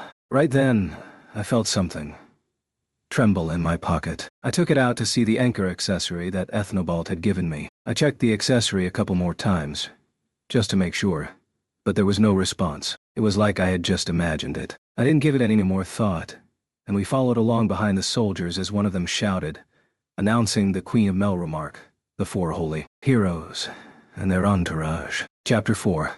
Stolen Power. Was the Pig King in here? With that thought, I looked toward the throne. It was occupied by a youth I'd never seen before. He didn't fit the description, but he was wearing a crown. He had a handsome face, everything in the right place, at least by my estimation. He had blonde hair, blue eyes, a textbook Westerner. His eyes, though, were super suspicious. There was something about them that just made me feel really uneasy. Not for the first time that day I recalled Motoyasu from when we first met. That breezy feeling, with impure intent mixed in. Combined with that, he was clearly looking down on us. That got my hackles up and I instantly decided he was an enemy. He reminded me of Kyo. He was wearing a rough jacket and jeans. It suited the modern city, perhaps, but something still looked out of place. He was wearing a bandana below the crown, and it really didn't suit him. "Thanks for bringing them in," the youth said. "Sir." The guards who showed us in gave a salute and then closed the doors to the audience chamber behind them. That was all he said. And yet it was the look in the soldier's eyes that made me think of Itsuki now. Quoi? Galleon looked up from where he was being held in Windia's arms and looked around. Huh? In the same moment, Philo also tilted her head. If it isn't Tact, the whip hero, do you know where we might find the king? The queen asked. So this guy was called Tact, and he was the whip hero. The king? That pig. I killed him, the youth said flippantly, as though it were the most natural thing in the world. In the face of that admission, even the face of the normally composed queen showed a twitch of suspicion. Did I hear you correctly? Please say that again, the queen asked. That trash didn't deserve to live, so I removed him from this world. He was a cunning one, though, I'll give him that. It wasn't easy to get rid of him, Tact stated as blithely as before. Those words put everyone, including me, immediately on guard. I'd already been considering him as an enemy almost since coming into the chamber. Even if he wasn't the one, just being one of the 7-star heroes was crime enough. Is this some kind of civil war? I haven't heard anything about such troubles, the queen carefully probed. Of course not. I ordered everyone in the castle to keep their mouths shut. Now, on to more pressing matters. Vixen of Melromark. This world doesn't require you either. Tact's hand started to give a suspicious glow even as he talked. He was planning to unleash something. I immediately leapt in front of the queen and changed to the Sakura Stone of Destiny's shield, a weapon specifically for use against heroes. Wands and claw, he shouted. He said claw even though he was supposed to be the whip hero. But around Tact's hand, there was a nasty-looking black claw. He proceeded to fire that same flicker I remembered so well. It crashed onto my shield and bounced off. In that next moment, I understood everything. Raphtalia, Foal, Sign, and Eclair all moved at once, unleashing their life energy toward our enemy as they rushed forward.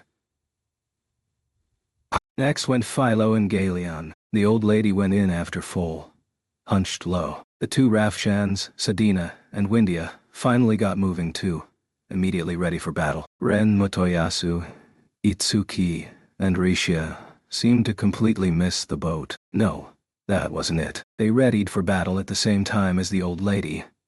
But after seeing the weapon in Tact's hand, they had frozen in place. You're the one who killed Atla? Foal roared as he attacked, but Tact easily avoided the strike, and in the same moment, a blue shadow appeared in front of Foal. It was a demi-human woman who looked like a classical Eastern dragon. She had long blue hair and yellow eyes, a woman like a full moon. Hold it. What are you trying to do? To master tact? She asked. Good question. What do you want with our dear tact? Said another voice. It belonged to a young-looking girl standing in front of Raftalia. She had 2 fox-like tails and was gathering magic in both of her hands. She also had lustrous black hair and clothing like some kind of Miko priestess. I recognized that one. You... from Siltvelt? I exclaimed. I haven't forgotten the disgrace you brought upon me. Now I'll show you what I can really do. She screeched. We've done nothing but fight for this world. You dare turn on us like this? Pure cowardice. With me, Raftalia, this evil must not go unchecked, Eclair shouted. The pair of them proceeded to slash out like lightning with katana and sword. In the same moment, Foal and the Eastern dragon-like woman were glaring at each other. Hakuko brat! She snarled. Aotatsu, move aside, he roared. At that same moment, a woman carrying a harpoon appeared to block Sedina. The newcomer had slanted eyes, sharp teeth, and aquatic ears like fish fins on the side of her head. Orca, you must be keen to die upon land like this, the newcomer sniped. Oh my, Sedina said. I heard her, but right then I was focused on the enemy in front of me. Huh? You deflected that attack? I guess there's something to this shield business after all, Tact joked. Why you... I started. What was that for? Ren raged, drawing his sword while Motoyasu started to incant a skill and Itsuki drew his bow. Finally, coming face to face with my hated foe, I was brimming with murderous anger. This was the guy who had killed Atla, killed so many of our allies. I was going to kill him. This guy. I was going to end his life. Shield of Wrath Worf grow up. Became Shield of Wrath V. Shield of Wrath. Regrow up. Now Shield of Wrath Vi. The protection of the Shield of Compassion prevented me from switching to it. But I was going to end. Anyway, even if it cost me my own life, I was going to finish this guy off. Let the rage consume me. I had to achieve this. Mr. Naofumi, are you okay? Raftalia asked. Don't worry about me. Our foes are right in front of us. Kill them. Avenge Atla, I ordered, my voice brimming with pure rage. His attack, without a doubt, had been the same flicker that had killed the first of the phoenixes. It had also been pretty powerful, and when I looked at the spot where it had bounced from my shield, there was a hole. You're all trash, so I was hoping to wipe you all out with that phoenix explosion. Yet here you are. Showing your faces here and handing your powers over to me is a better result anyway, he jibed. Enough! Foal smashed the Aotatsu woman away with a life force impact attack and leapt toward Tact. You think that's enough to defeat me? You really don't know who I am, do you? Tact chuckled. Hiya! The old lady also punched the ground and sent her life force flying toward Tact. He avoided the attacks with ease, and then raised his hand. Shield of Wrath. But then the system froze for some reason, like the shield icon was getting further away. With a high-pitched splitting sound, a crack appeared in my shield, and then the entire shield attached to my arm shattered into flecks of dust. What? I shouted. I thought surely it was impossible to destroy the legendary shield. Not to mention I'd been using the Sakura Stone of Destiny one. Just... what was this guy? Huh. The shield? Honestly, I don't need this, but I guess it's better than Trado. Warrior. I'm gonna sting me. Nothing. It did repel my attack, Tact said. What's going on? I looked in surprise from where the shield had been, and then over at Tact. All of my allies were looking at me in pure shock. Fah! Rishia gave a cry of surprise in that same moment, as new enemies poked their faces out from behind a curtain she had just cut down. The hidden women all pointed long tubes, which looked a lot like assault rifles, in our direction. Hold on! Guns still relied on status, I thought. Shooting star shield. I immediately incanted the super convenient shooting star shield, but it didn't appear. Yeah. My damaged shield didn't respond at all. 100 swords, Ren shouted. Brianna. Motoyasu joined him. Piercing shot. Itsuki was quick behind. Airstrike throw. Rishia followed up on the attacks from the other 3 heroes. What's this? Shield? Prison? With another loud sound, a massive shield cage appeared in front of Tact, completely shutting down the attacks from Ren and the others. What? Haiku Wiku, Philo shouted. Haiku Wiku, said a large shadow, appearing in that same moment and attacking Philo. The two of them clashed together repeatedly at high speed, metallic sounds ringing out. Fire breath, Windia commanded. Qua. Galeon responded, breathing fire to wipe out the enemies before them. It was like opening up with a literal flamethrower inside the chamber. Freeze breath! Galeon's fire was enveloped in ice, however, and just like Philo's attack, it was cancelled by a new shadow. You keep your hands off Tact, said a griffin speaking human language as it tussled with Philo. Meanwhile, a woman with a dragon tail and wings, not to mention a bosom that rivaled rats, was holding a smoking pipe as she faced off with Galeon and Windia. It looked like she was the one who just breathed that freeze breath. You said it. I still hate you. But you said it. The woman agreed with the griffin. Qua! Galeon squawked. The lizard woman who had breathed the ice breath was glaring him down with murderous intent. So, you're a dragon emperor? Then I really can't let you escape, she rasped. Then my hated foe Tact gave further orders to his women. Everyone! Don't harm the women and children. Remember that they're only being used, he stated. You underestimate us. We know that much. Now make them see the truth. To make them see who's right, stated one of his underlings. I couldn't focus on which. That's right. Once they know Tact, they'll understand, said another. Raftalia pointed at Tact with a trembling hand. Mr. Naofumi, look, she said, her voice also trembling. I was at a loss for words. There was a shield on Tact's arm. A shield I knew all too well. It would suck for you to die with all these mysteries in the air. So, I'll enlighten you before killing you. I have the power to steal legendary weapons, he revealed. What?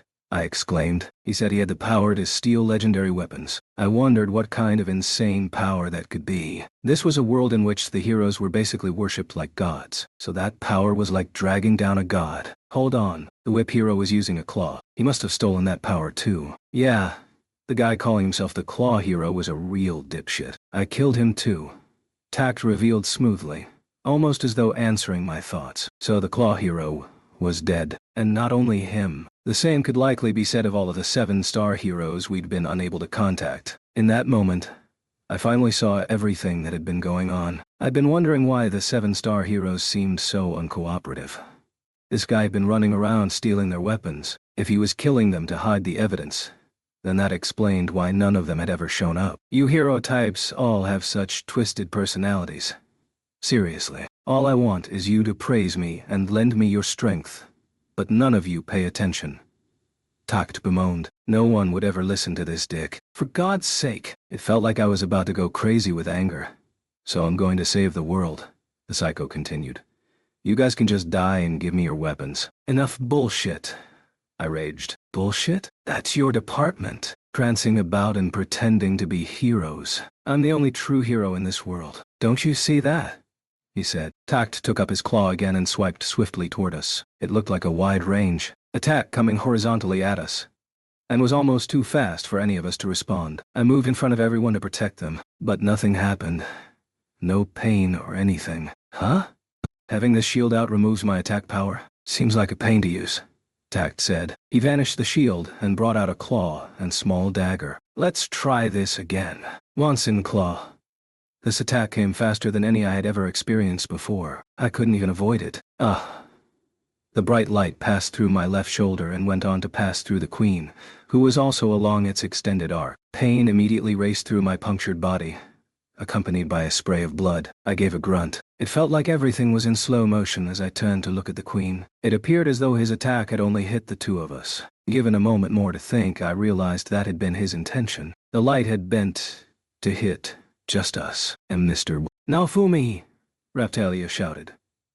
Raf, said Raf-chan. They dashed over to where I'd been knocked onto the ground. What are you doing? Don't worry about me. Take care of him quickly. I managed to order through gritted teeth, but Raftalia, her face pale, didn't seem able to hear my commands. Trash was holding the collapsed queen, out of his mind. He gasped, looking at the blood on his shaking hands. Someone heal my wife, he shouted. At that call, one of Motoyasu's 3, Green, dashed over and started incanting healing magic toward the queen and me. Gah! Let me at him, Motoyasu shouted. Wait! Raftalia called him to a stop. Why, I say. he replied. If you just rush in, he'll kill us all. It's too dangerous to charge in, she said. I don't care what you think, he retorted. Enough, Motoyasu, I managed, with some authority. In that same moment, the women in the back all raised their rifles at us. Looks like they're still planning on putting up a fight, Tact mocked.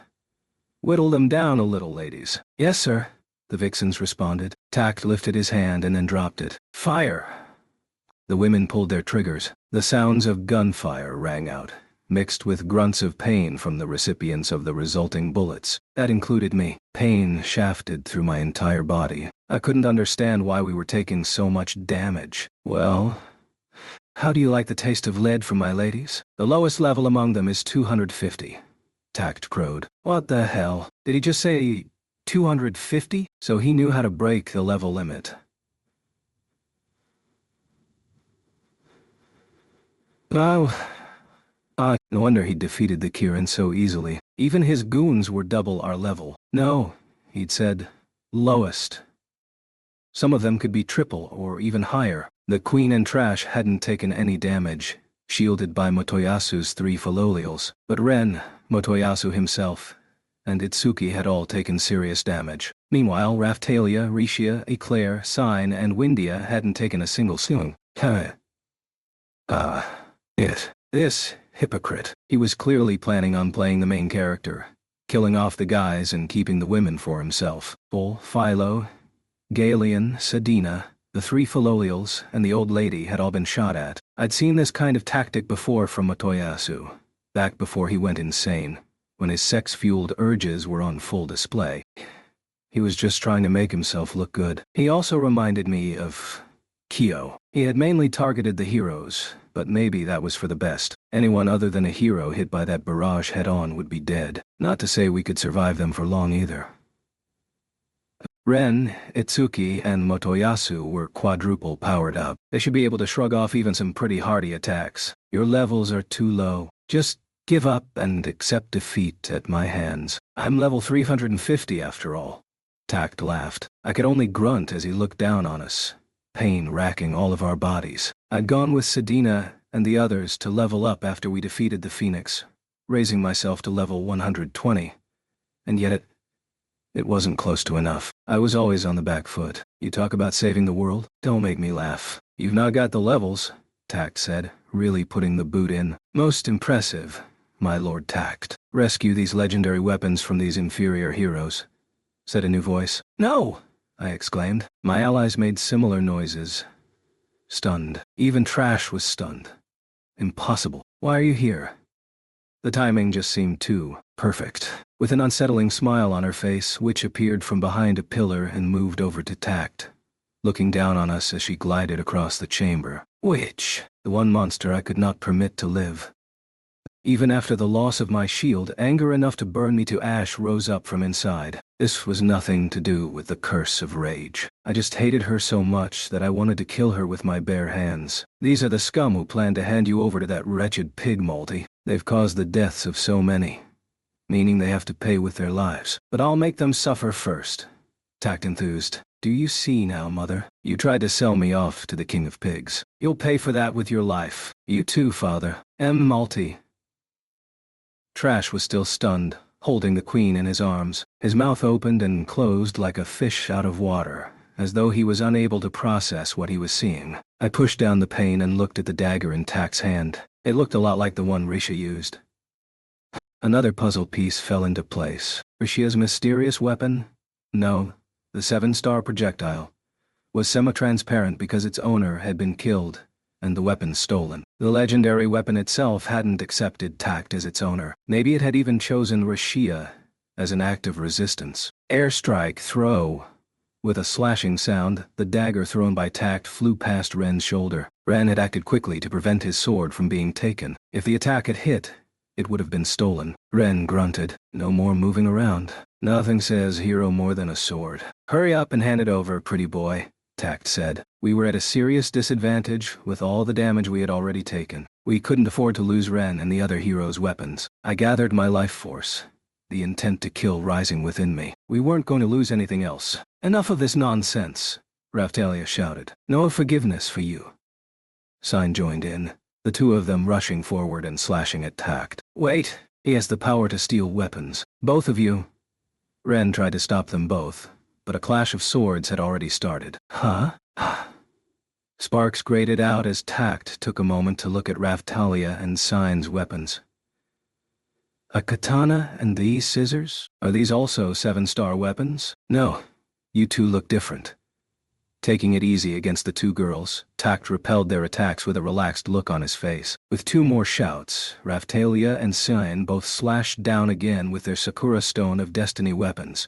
But due to the level gap with Tact, their attacks didn't even hit. No matter how effective the weapons were against heroes, it was meaningless without the stats to back that up. You two are really pretty. I hope you come to see the truth quickly, that all the heroes you believe in are trash.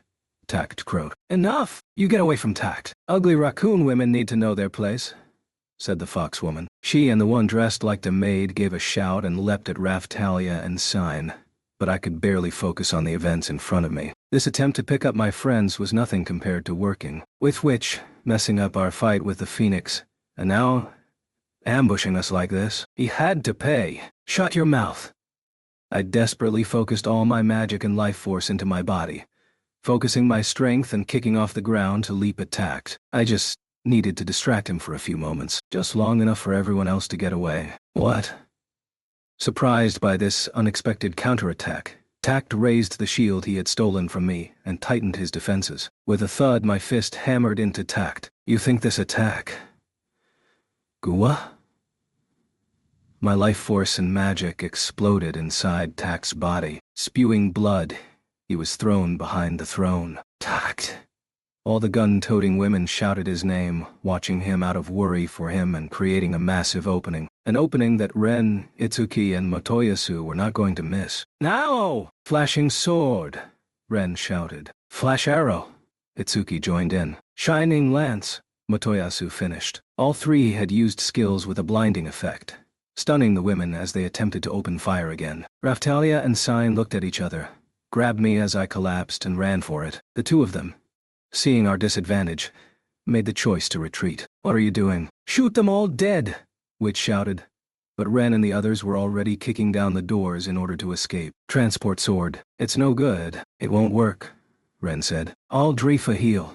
I'd been put up on Philo's back, and in my dazed state, I managed to cast healing magic across all of my injured allies, and then my voice gave out. These wounds, I couldn't use healing magic on them. We dashed through the castle, trying to find a way out. Ren and Motoyasu were in the lead, with the old lady and Raftalia watching the rear. Everyone was injured to some extent. The queen and I had been hit the hardest. Our clothing was dark with blood. Neither of us could last much longer without treatment. The pain made my head swim. It was a miracle I'd been able to stand up back there. Morelia. Just hold on. Trash called to the queen, carrying her on his back as he ran behind me. Mr. Naofumi, Raftalia said. I was leaning so heavily on Philo's back I could barely move my body at all. Naofumi, you understand the situation? I appreciate your anger, but we have to retreat. Itsuki confirmed with me. He was right. If we stood our ground and fought here, where an ambush could be lying in wait in any corner, any number of the other heroes might lose their weapons. Itsuki? Rishia asked. I know. Let's get out of here as quickly as we can. Ren, is there any chance at all you can at least teleport the queen and Naofumi to a safe place? He asked. No chance at all. Transport sword won't work. It's being blocked somehow, he replied. Kwah! Galeon confidently cast some magic. It was Dragon Sanctuary. It was apparently effective against interference with teleportation. The likely cause of that interference was these new enemies using a barrier of similar magic. When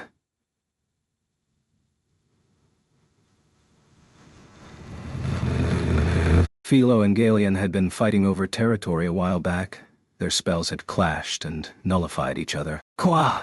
Galeon gave a cry as something flashed past. You aren't getting away. The voice came from down the corridor behind us. Dragon Sanctuary.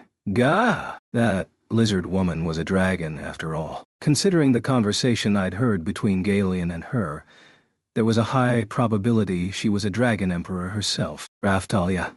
Use Scroll of Return, I said. Oh, okay, she replied. Raftalia had a teleportation skill from another world. Even with the interference, there was still a good chance she could use it. And yet, I can't use it. The Dragon Hourglass is locked.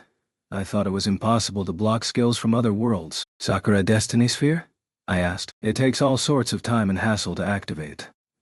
It also weakens the power of the holy weapons. And 7-star weapons. The vassal weapons.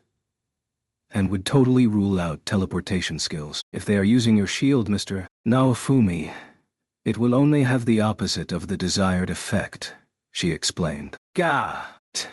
It seemed like this was a complete dead end. Sini clicked her tongue. She was touching my hand, and I could tell she was trying to activate a skill, but her weapon did not respond. I'm sorry. The weapon has degraded too severely, her doll explained. I shook my head, telling her not to worry about it. Then I looked at Philo. I desperately managed to speak, giving orders to Philo. You can count on me, she said as she ran along and started to incant magic. Sanctuary. I won't allow that. Griffin Sanctuary. That had to be the griffin-like enemy. Every nullification we tried was in turn nullified. One step forward, one step back. After we got the portal open, we'd have to choose whom to send through. That alone would cause a minor time lag, and having the magic reversed in that moment made this so difficult. Concerning sounds rang out from both in front and behind. There were soldiers waiting for us up ahead. Moto, Yasu, I rasped. What do you need? He replied. This is an emergency. I give you permission to unleash your love and your jealousy, I told him. Tact was surrounded by women. This definitely sounded like an applicable situation, but Philo forbid me from using that, Motoyasu replied. Faithilo, I told her. Yes, okay, she said to me. Spear guy, please do it, she said to Motoyasu. Raf, said Raf-chan. And Defu, said Raf-chan II, moving to place their paws on those most susceptible to status effects. Motoyasu heard Philo's request and gave a shout. Very well, I say. Temptation and resentment it is. The curse skills Motoyasu unleashed caused me a jolt of physical pain as he fired them off. I felt the barrier break with a crack. But then a similar feeling came right back at us, as though it was mocking our every attempt. No mistaking it. More nullification using the same skill, he informed me. Shit, I muttered. I can't try again right away, father-in-law. My apologies for not being of greater aid, Motoyasu said. God damn it. I wondered just how many skills Tact was armed up with. Gravity sword, Ren shouted. Brionac. Motoyasu got back into the fray. Piercing shot, Itsuki yelled. The efforts of the 3 other heroes were keeping things under control. For now, the soldiers up ahead also weren't that strong. Tact probably only had a limited number of underlings who had broken the level cap. It would be dangerous to dismiss the soldiers completely, however. They were still soldiers from a major nation, likely a similar level to Ren, and good at their job, but still maybe level 100 at best. It had to only be those women in the chamber who had been blessed with breaking the cap. Based on that fact, the bullets flying at us from behind were far more dangerous. Hiya! Shouted the old lady. Raphtalia and Foal joined her with similar martial artist kinds of shouts, smashing our female foes with compressed life force using the point of focus technique. It was working, but would also be difficult to maintain. Again, Windia was up on Galeon and started to support their incanting. I'll help too, said Sedina, lending a hand. They'd need all the backup they could get if Tact unleashed everything he had. The reason he didn't was either because he was on cooldown or he didn't want to do any further damage to this castle of his. Has the teleportation nullification been removed yet? Ren asked. I'm still working on it, Philo said, flustered. Ren, don't worry about us, Eclair said. If you can stop these villains from getting their hands on any more of the legendary weapons, just run for it. I can't do that, Ren angrily replied. Shit, I'd gotten so used to being able to teleport that it was stifling to have it taken away. In my incapacitated state, I could barely hold on to even that thought. If we could only get outside, we could escape on Galeon, Windia said, and probably get shot down, Ren replied. Even as we fled, soldiers blocked our every turn, pushing us into a dead end. Shooting star sword. Ren smashed down the wall in our way, and we proceeded into the corridor beyond. Ren's quick thinking was worthy of praise. We'll follow up the rear. You heroes hurry and get out of here, the old lady shouted. Mr. Naofumi, you can count on us, Raphtalia added, joined by Foal and Eclair. The four of them moved to stop the enemies closing in from behind. That should have been my role. However, the Aotatsu woman was already one step ahead of us. Just like Master Tak said, "Here you are," she jibed. We turned to see the whole crowd from the throne room in attendance. We were surrounded. Galeon deployed a second sanctuary. That won't work. The enemy dragon blocked it again. We were going to be running in circles forever. And yet the only way out of here was teleportation. The entirety of Fabry Castle was filled with enemies. Even if we got outside the castle gates, we had the army of this nation. And maybe even civilians, waiting to fight us. That's what I'd do in this situation. I wasn't sure how they'd frame it, but they would definitely come after us somehow. We were at a major disadvantage due to our injuries. Sanctuary, Philo tried. Griffin Sanctuary, came the response. Philo blew a raspberry and stamped her feet at how nothing was going according to plan. As the source of your power. I tried to incant some magic myself, but I was unable to concentrate due to the wounds from tact. That attack, the weapon itself had to be cursed. Magic couldn't cure the wounds. It was like I was suffering under a status effect, unable to hold my awareness in my body. "Master!"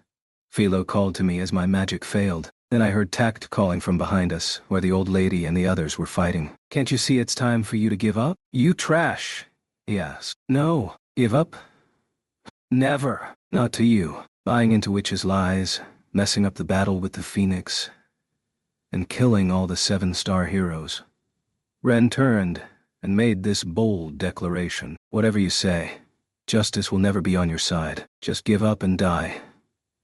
Tak prepared his claw to attack again. In that same moment, Dafu, with a snap, I felt the sanctuary that was preventing us from teleporting get stripped away. Cherry blossoms danced in the air. Maybe they were Sakura Lumina petals. The Raft-chans had been quiet, but now their tails fluffed up. In the same moment, the magic activated. Something else passed by. It wasn't the Sakura Destiny Sphere, but something similar to Philo and the others' sanctuary magic, canceling out the enemy interference. What? Our foes were taken aback, which created an opening. Both Galeon and Philo had used sanctuary magic, so that they had probably thought a double repeat casting would have covered it. However, with the Raft-chans using some unexpected magic, it had created an opening for us to use a teleportation skill. "Now!" I shouted. Ren, Motoyasu, and Itsuki each grasped their weapons tightly, then cast teleportation magic. Transport sword. Portal spear. Transport bow. "You won't escape." Tact got his whip out. Then he swung it leisurely at our allies coming up the rear. The old lady, Raftalia, Foal, and Eclair. "Bind whip." The weapon rapidly snaked like a living creature, slicing forward to enwrap Foal and Eclair. "I won't allow that." Raftalia rushed in. "Sudan Raftalia!" the old lady shouted, even as Raftalia thrust her sword into the whip, and then stamped it onto the ground, preventing the binding attack. "Big sister," Foal called first. "Raftalia." In my semi-conscious state, I managed to call her name myself. "If anything happens to me, please take care of Mr. Naofumi," she said to Foal, as though she knew very well that something was going to happen. Then she gave me, who could do nothing but look on, a warm smile. "Talia." When I spoke, my lungs made a horrible whistling sound. I had to move, or I was about to lose something precious to me again. Quickly. I had to move. "Get out of there. Student Raftalia," the old lady shouted. "If we miss this chance, we may not get to teleport again, but..." Ren wasn't sure what to do. If we missed this chance, any opening to teleport was quickly going to be blocked again. "If you don't escape here, we'll be wiped out," Raftalia said. "But..." Ren was still hesitating. "If you don't get Mr. Naofumi out of here, more people will die." "Ren, sword hero, you finally reached an understanding of your purpose. Thanks to Eclair. Is that going to end here?" Raftalia raged. "Raftalia, I still can't just..." Ren stammered. "Eclair, you understand, right? Move." Raftalia changed tactics. "Ren, I'll take responsibility. Get out of here," Eclair said. "No, this one will rest on my shoulders. Even if Naofumi kills me for this, I don't think this is the wrong choice." "Transport sword," Ren completed activation of the skill. Raphtalia was headed in the opposite direction from us. "Big sister!" Foal yelled again. "Raphtalia!" I managed myself, both of our shouts ringing out. Immediately afterward I felt everything I was seeing shift and change, getting darker and sliding away. Ren's teleportation had been successful, the same for Motoyasu and Itsuki. However, it was only after making the jump that we determined that Raphtalia hadn't been included, that we had left her behind. Chapter 5. The Spirits. My body felt so light and floaty. Flowing through me were all sorts of images of various people in various places that I thought I couldn't possibly be. The Queen and I, with our serious injuries, had been carried by portals created by Ren and the others to the largest medical facility in Melromark. Both of us were badly hurt. So bad that even I thought it looked like we were done for. This is serious. They have suffered a powerful curse. We must prepare ritual magic at once, the head doctor declared, placing a summons for users of ritual magic from the Church of the Four Holy Heroes. We were clearly going to get the full treatment. "Hang in there," someone shouted. "That's right, brother," Foal said. "Master," Philo said. Ravchan added. Ren, the other heroes, and Sedina were taken to different rooms to have their own injuries treated. Luckily, their wounds weren't as bad as mine and the Queen's. It wouldn't take long for them to be moving around again normally. "It's time to start the treatment. Everyone else in the room, you can also be healed if you need it," the doctor stated. Philo and Foal continued to repeatedly call my name. Then I blacked out. The next thing I saw was the Queen and Trash. The Queen had been seriously injured, enough for anyone to start thinking the worst. She gave a spluttering cough. Trash was at her side, holding her fingers in his own trembling hands, praying. Concurrent with the application of the elixir of Yggdrasil, the application of Dryphaheel, and the use of high-concentration holy water, we also need to trigger the ritual magic. The head doctor applied healing magic to the wounds while giving instructions to the other doctors. Being the queen of the nation, she was receiving the highest level of care, and yet none of the healing was working at all. "This curse is so powerful. Almost as bad as the one the shield hero suffered from," one doctor said. "The shield hero had such vitality," said another. "The Queen, however." "Aurelia," said Trash, as though responding to his words. The Queen opened her eyes and looked at him. "I heard what you said," she managed. "Your Majesty, please, you must not talk," said the head doctor while continuing to apply healing. But the Queen slowly shook her head. "I understand what's happening. I can't be saved," she stated. I'm sorry, Your Majesty." The doctor started. Trash immediately glared at the stuttering healer and stood up. "What are you talking about? You are currently healing the Queen of this nation. If you are truly the head doctor here, then you should give your very life to save her," Trash roared. "You can't give such orders," the Queen admonished, her voice frail. It felt strange to understand how Trash was feeling, but in that moment, I did. It felt the same as when I lost Atla. The sadness at losing someone important, the despair at your own helplessness, anger at the cause of it all. All of these things mixed together, pushing rational thought completely aside. But Trash stuttered. "I think this may be the divine retribution, punishment, for trying to save our country, save the world, no matter the cost," the Queen went on. "That's not it. That can't be it," Trash said, vehemently denying the Queen's words. "Are you so sure? I can't help feeling that this is all my fault, that my own failings led to our daughter, to Malty, growing up into that monster. I failed to make the hard decisions, and that led to all of this," she said. "No, that was me. That is on me," Trash managed, his voice trembling. Maybe he thought losing the Queen was his fault. Then the Queen continued. "I fear the Whip Hero. No, invaders are going to attack our nation." Trash made no reply. Melromark currently stands in such a precarious position. The only ray of light is Hero Iwatani, the other heroes, and their companions. "But the shield hero," Trash started. "You understand the situation, don't you? You need to cast aside your past grievances and proceed into the future," the Queen said. Tears tumbled from Trash's eyes. This was the same as when I made my own ardent wishes, and Foal made his prayers. I knew without question what Trash was thinking. Morelia, Lucia Trash said. Then continued and softly said Atla's name too. You were known as the wisest king of wisdom. You can surely find some hope in this situation. The queen said, but the staff won't even answer me. Trash replied, that's not right. The staff lent you its power because you had such wonderful wisdom, far greater than anyone else. Trash remained silent. I believe in you. Believe in your strategy, being able to bring us back from such disadvantage. To save Melromark from the precipice to which it hurtles. I'm not sure. Trash stammered. The queen gave a gentle laugh. With all the powerful pieces now at your control, how will the wisest king of wisdom surprise the world this time? The queen said. Morelia, Trash breathed.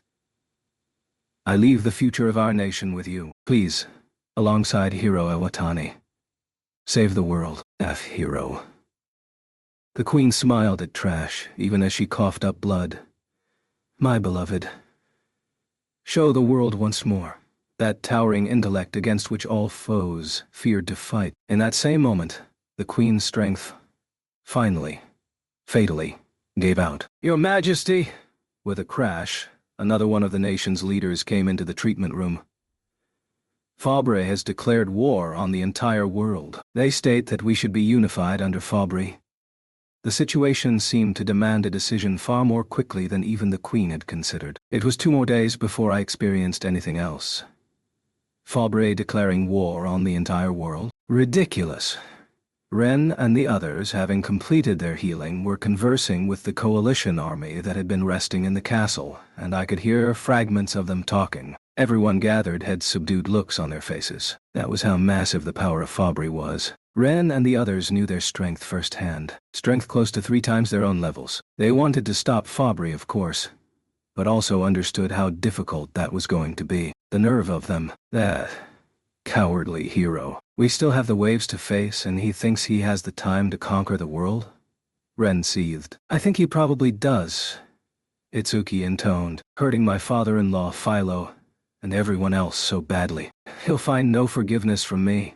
Motoyasu raged. There were sounds of general agreement from the coalition army. They had been told of everything that had happened in Fabre. Members from Siltveld were also in attendance. Even the old Genmu guy and Werner. Naofumi is still in treatment, and we face a war with Fabre? That's right. Fabre is marching its entire force in this direction, coming directly to attack Melromark first. Those nations along the way who will not obey the glory of Fabre and resist face troop drops and bombardments from their new airplane weapons. Any attack in such a way will quickly raise the white flag. There's a reason they're being defeated so easily? Yes, aerial battles using flying monsters have been attempted, but they have no way to deal with attacks from these airplanes. Their pilots must have high levels. Feh. Rishia gave her normal exclamation, and Itsuki stroked her head to calm her down. Ren hammered his fist down on the table. It's so bad that Naofumi's been injured. How is he doing? He asked. It isn't good. He's been close to death numerous times. Oh, Naofumi. Just who is this Tact anyway? How does he have the power to steal heroes' weapons? Even as Ren complained, a soldier burst into the conference room. A new report. Shieldfrieden has announced they have formed an alliance with Fabre, the man said. What? Furthermore, the 7-star hero Tact Alsahon Fabre has declared in front of the people that he is a child of the gods, making public his possession of multiple 7-star weapons. The soldier continued. Everyone in attendance stood, their chairs rattling, surprise on their faces. A solid move. Being able to use multiple hero weapons meant he was either feared by the gods, loved by the gods, or both. With a faith in legendary weapons so deeply rooted in this world, he would be seen as special indeed, even if he had killed heroes. He's also been spreading lies in each nation that he is the true one to save this world, that those summoned as the 4 holy heroes are evil, and that the 4 heroes must be wiped out. He has also declared that he has already purified 4 of the evil 7-star heroes. The report continued. He thinks it's okay to say such things. The Fabre Church of the 7-star heroes seems to have accepted it, but other churches both inside and outside Fabre are disputing his claims, with revolts breaking out. And those blessed by the hero are gradually using that strength to put down the uprisings.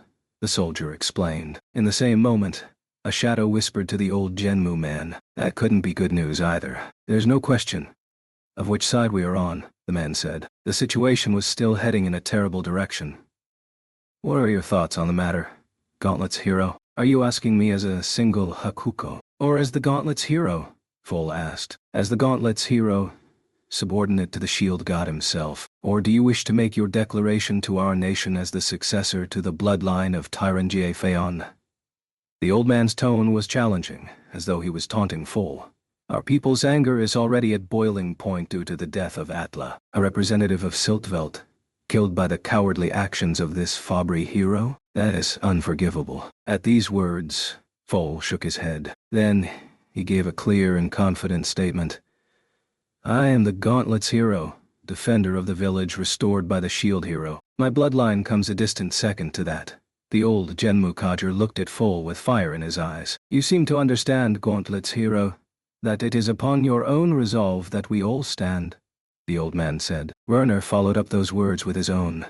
"Indeed, the shield hero shed tears at the loss of our people, and raged in anger against the perpetrators. To bend the knee to the very ones who created this terrible situation will besmirch not only our honor, but also our very faith."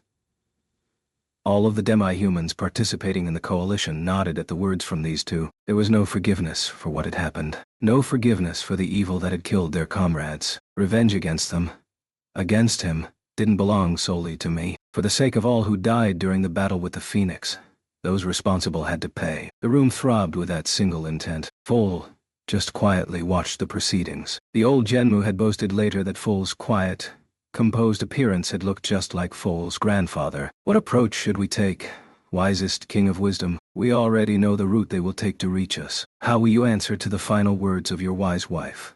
Ren said, keeping the meeting moving along. "That begs another question. From that guy's personal history, something just feels off. Is it just me? Just what level of genius are we talking about here? Airplanes and bombs? Those are more like weapons from our world.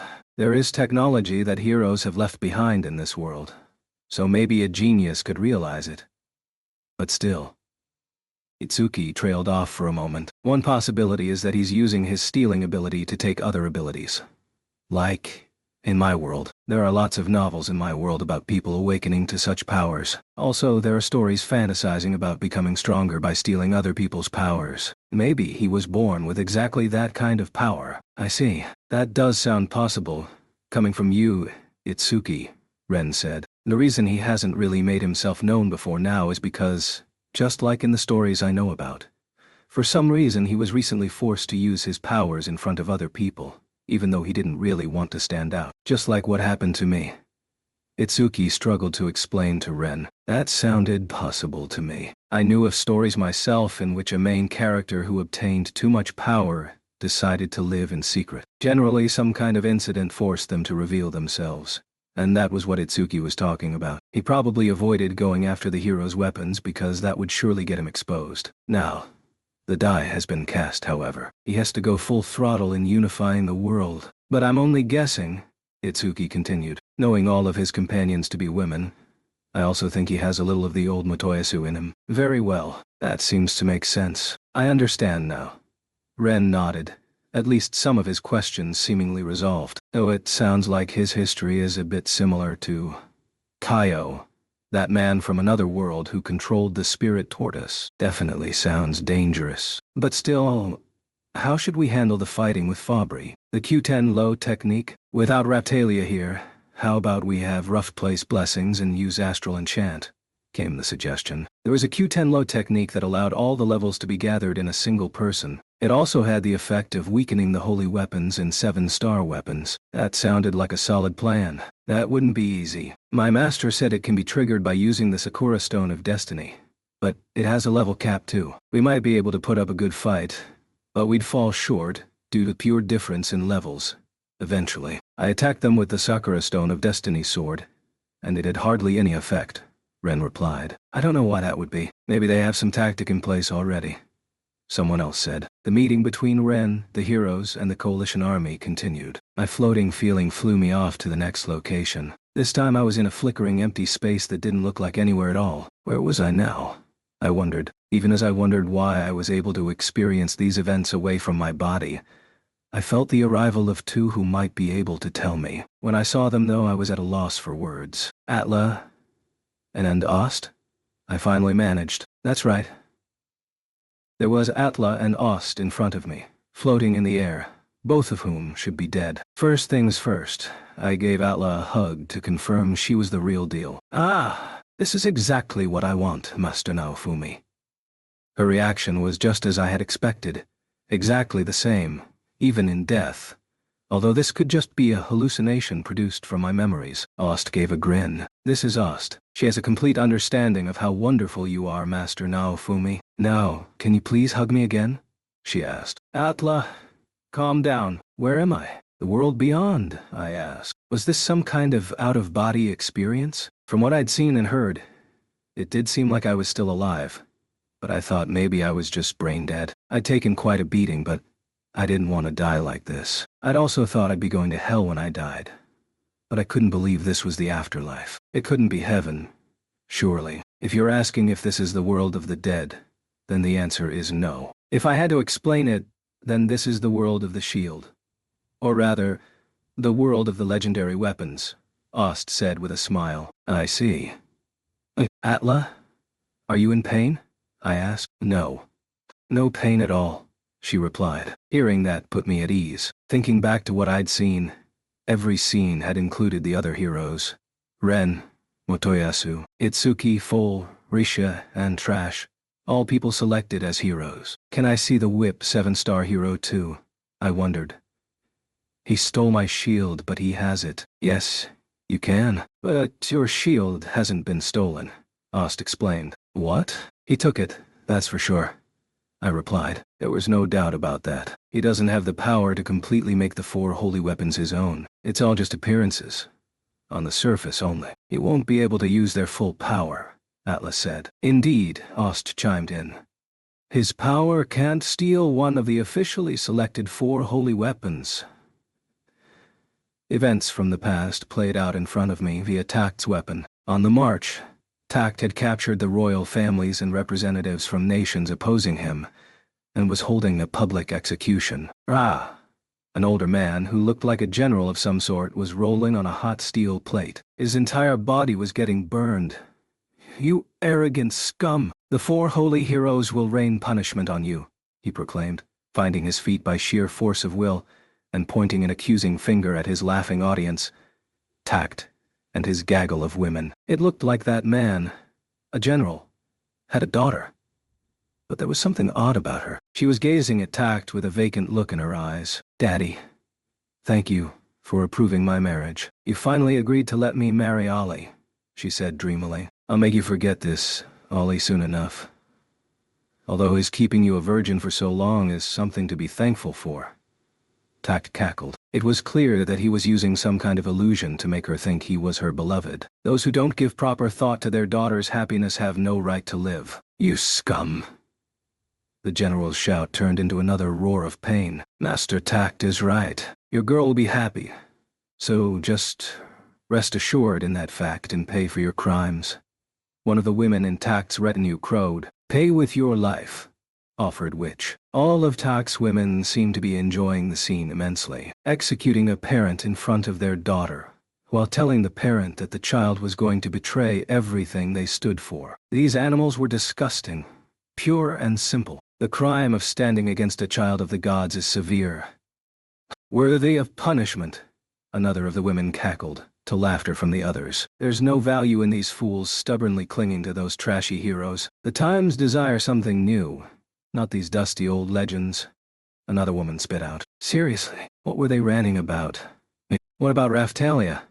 I asked. This is a little further in the past, Atlas said. The execution scene faded, to show Raphtalia being held in a cell. Takt and his women came along. He seemed to be whispering all sorts of sweet words to her for a while, but there was no sign of Raphtalia falling for his charms. Takt left, looking pretty pissed off. For a brief while, Raphtalia was left alone in the room. Just as I was starting to get worried, Raphtalia's body, no, her katana, started to shine out, and then she vanished. She teleported, but I didn't know where. I saw Raf Chan II looking in this direction and waving her paw. After Raf Chan II hid herself in the corner of the cell, Witch and the others came back. Raf Chan II's tail swelled up. She had cast some kind of magic. Then, for some reason, Witch and the others tied up one of their allies, one of the other women, and started to torture her. It seemed Raf Chan II had used illusion magic to make them think their victim was Raphtalia. I don't think you need to see this, Ost said. Hold on. I'm worried about Raphtalia, I said. Raphtalia is safe, of course, Atlas said. If this was going to take her down, you would have been mine long ago, Master Naofumi, Ost said. I mean, a good point. It still made me wonder about the nature of the trust between them. So, where's Raphtalia gone? I asked. Probably to the world that her weapon came from, Atlas said. She'd been summoned away to Kazuna's world then. I wanted to know if she was okay. I really wanted to go and find her at once. So? What am I doing here? I asked. You were called here by the shield spirit, the spirit who lends his powers to you, Ost explained. I see. That cursed shield? I inquired further. That's right. Oh, that cursed shield, Atla confirmed. I feel a little sympathy for the shield spirit, I must admit, Ost said. A ball of light was moving up and down between Ost and Atla. This was the shield spirit. The ball didn't look especially dependable. Perhaps my feelings were imparted to it, because the spirit started to make larger movements. He says that this was all very unexpected, Atla said. I see. How about we start with a punch in his shiny face? I sneered. Time to get some payback for being summoned here. I understand your feelings, but apart from the first hero, you are the only one to have ever reached this region, Atla revealed. Okay. Whatever. And what does the shield spirit want with me? I asked, keeping things moving along. He wishes for you to make a decision, Iwani, Ost revealed. Other balls of light started to gather around the shield spirit. These were likely the weapon spirits. I counted them. Why were there 14? There were 4 differently colored ones, including the shield spirit. Then there were 8 that were all the same color, just shining at different degrees. If those were the 7-star weapons, there was one more than expected. 5 of them were also shining very weakly. Then there were 2 other balls of light, both different colors again. So I wondered what those were. They want me to make a decision? I asked. Yes. To put it plainly, in regard to the ultimate destination of this world, the shield spirit is proposing that abandoning your duty is also a possible choice, Oz said. Abandon my duty? I asked. Correct. So you have been invited here to be asked whether you wish to receive your reward in advance, Ost continued. Reward? That was the first I'd heard about this. A reward from the legendary weapons, for safely saving the world or overcoming the waves, Atla reported to me after listening to the voice from the floating light. A reward for saving the world, huh? Perhaps they could have opened with all this. The first step is to return to your own world. In this case, your reward includes 3 wishes there, for almost anything you could want, Atla continued. Anything? I questioned. Apparently, the spirits can exert some influence over the causality that your world operates under, Master Naofumi. They can make you rich or give you a good job to ensure you'll never want for anything in your life, Atla explained. No living forever, though. Interesting, I murmured. As this would constitute leaving early, however, they wouldn't be able to do quite that much for you. Maybe you could take a few people back with you? Something like that? She said. Atla... ... How would you feel about that? I asked her. I'm always at your side, Master Naofumi. I would go with you to your world, she replied without hesitation. I mean, that wasn't a bad reward. I looked at Ost and she gave a wry smile. Don't worry about me. I know we don't have that kind of relationship. She chuckled. I should just be happy we met again at all, right? I said. I live on inside your shield. I am the spirit tortoise, after all. She reminded me. Very humble of her. She did seem like a nice person. Is there no way I could bring you out of the shield somehow? As a familiar or something? I wondered. For some reason, Ost looked at the image of Raf Chan II. There was definitely something going on with that cutie. That might be possible. But I'm happy where I am, she said. Okay.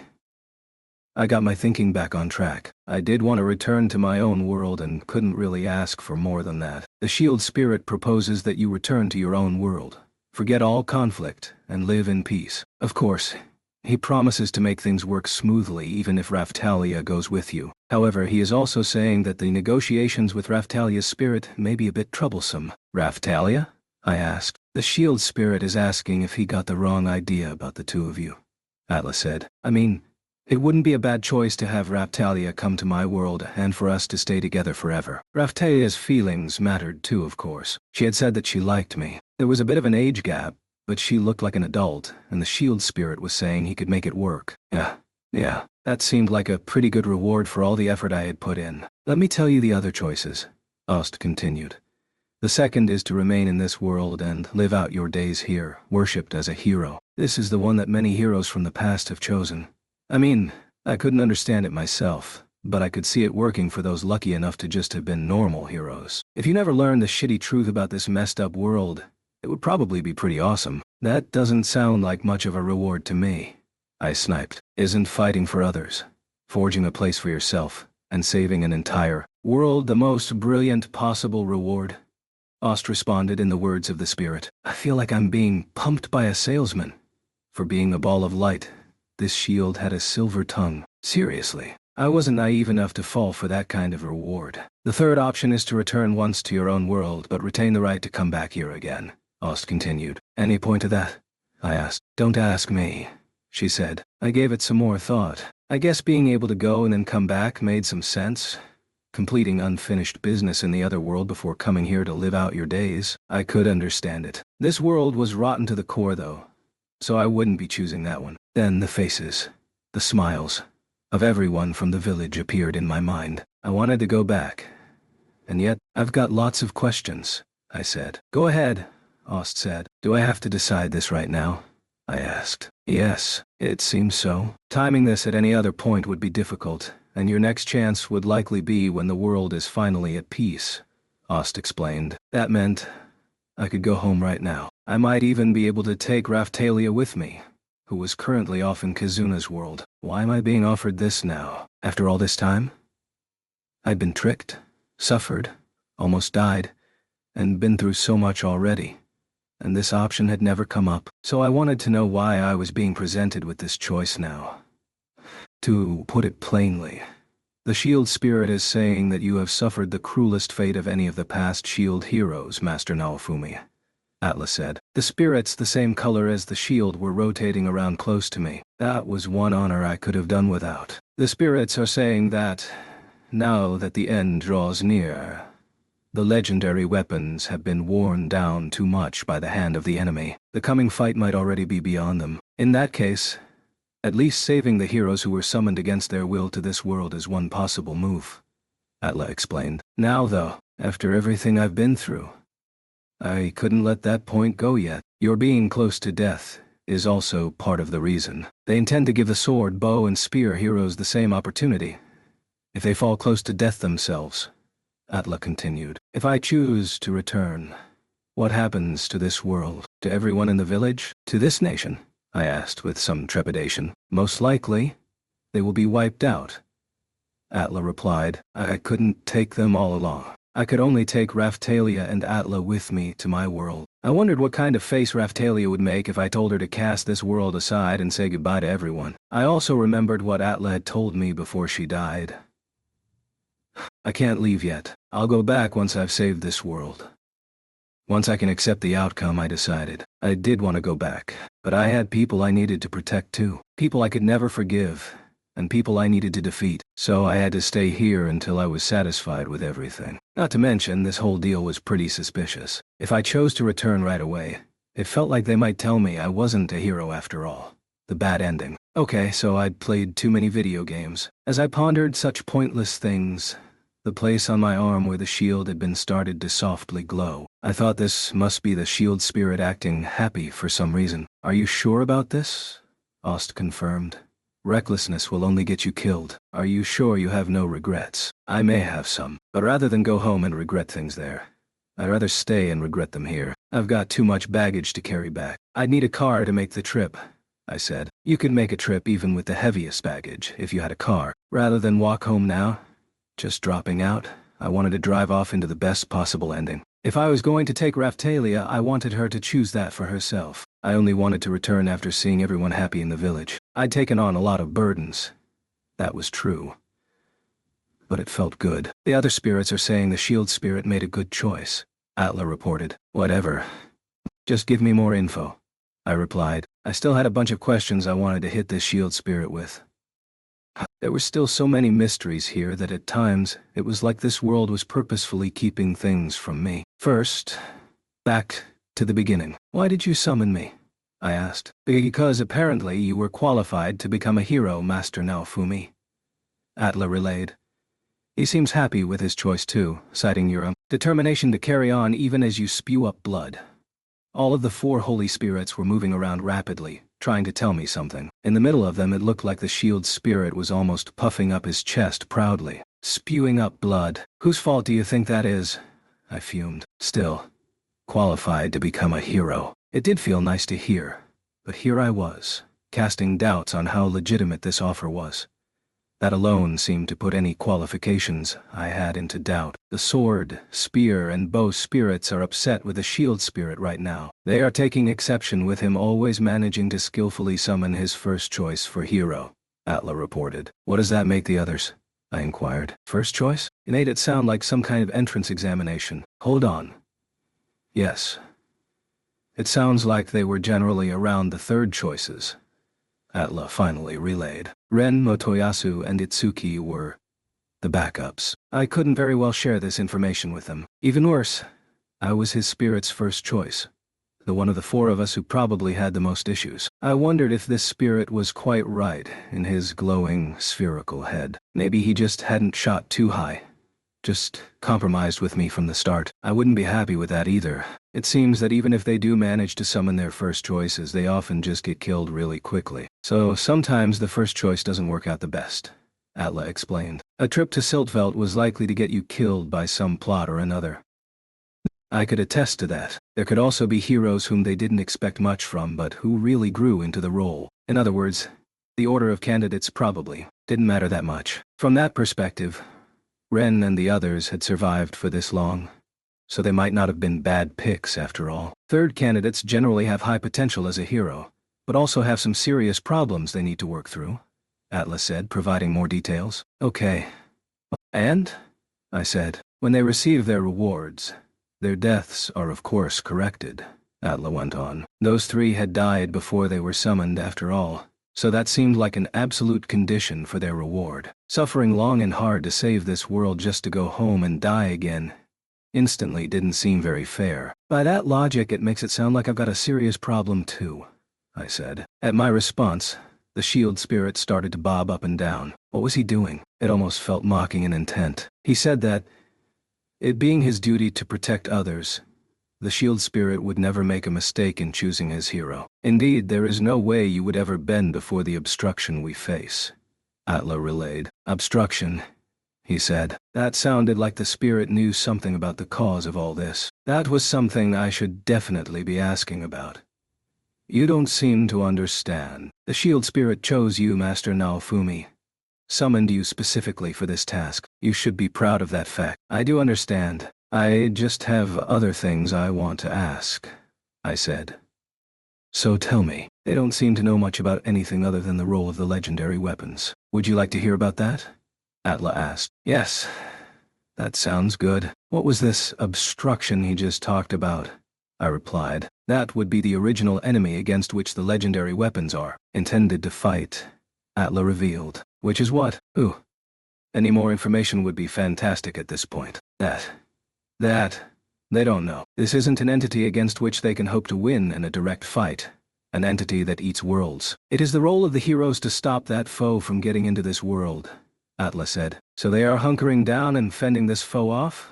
I asked. In the least, they tell me, it is an entity with more power than the 4 holy spirits that control this world, Atla relayed. Ha!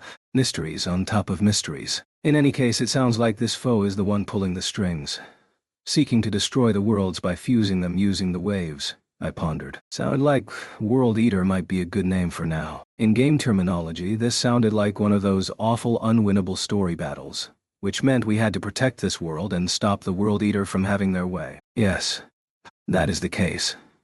Most likely, Ost confirmed. The enemies this time are also the vanguard of this foe. There was some interference with the gauntlets, and they also jammed the part meant to tell you about the shield power-up method. The same goes for the user of the book Vassal Weapon.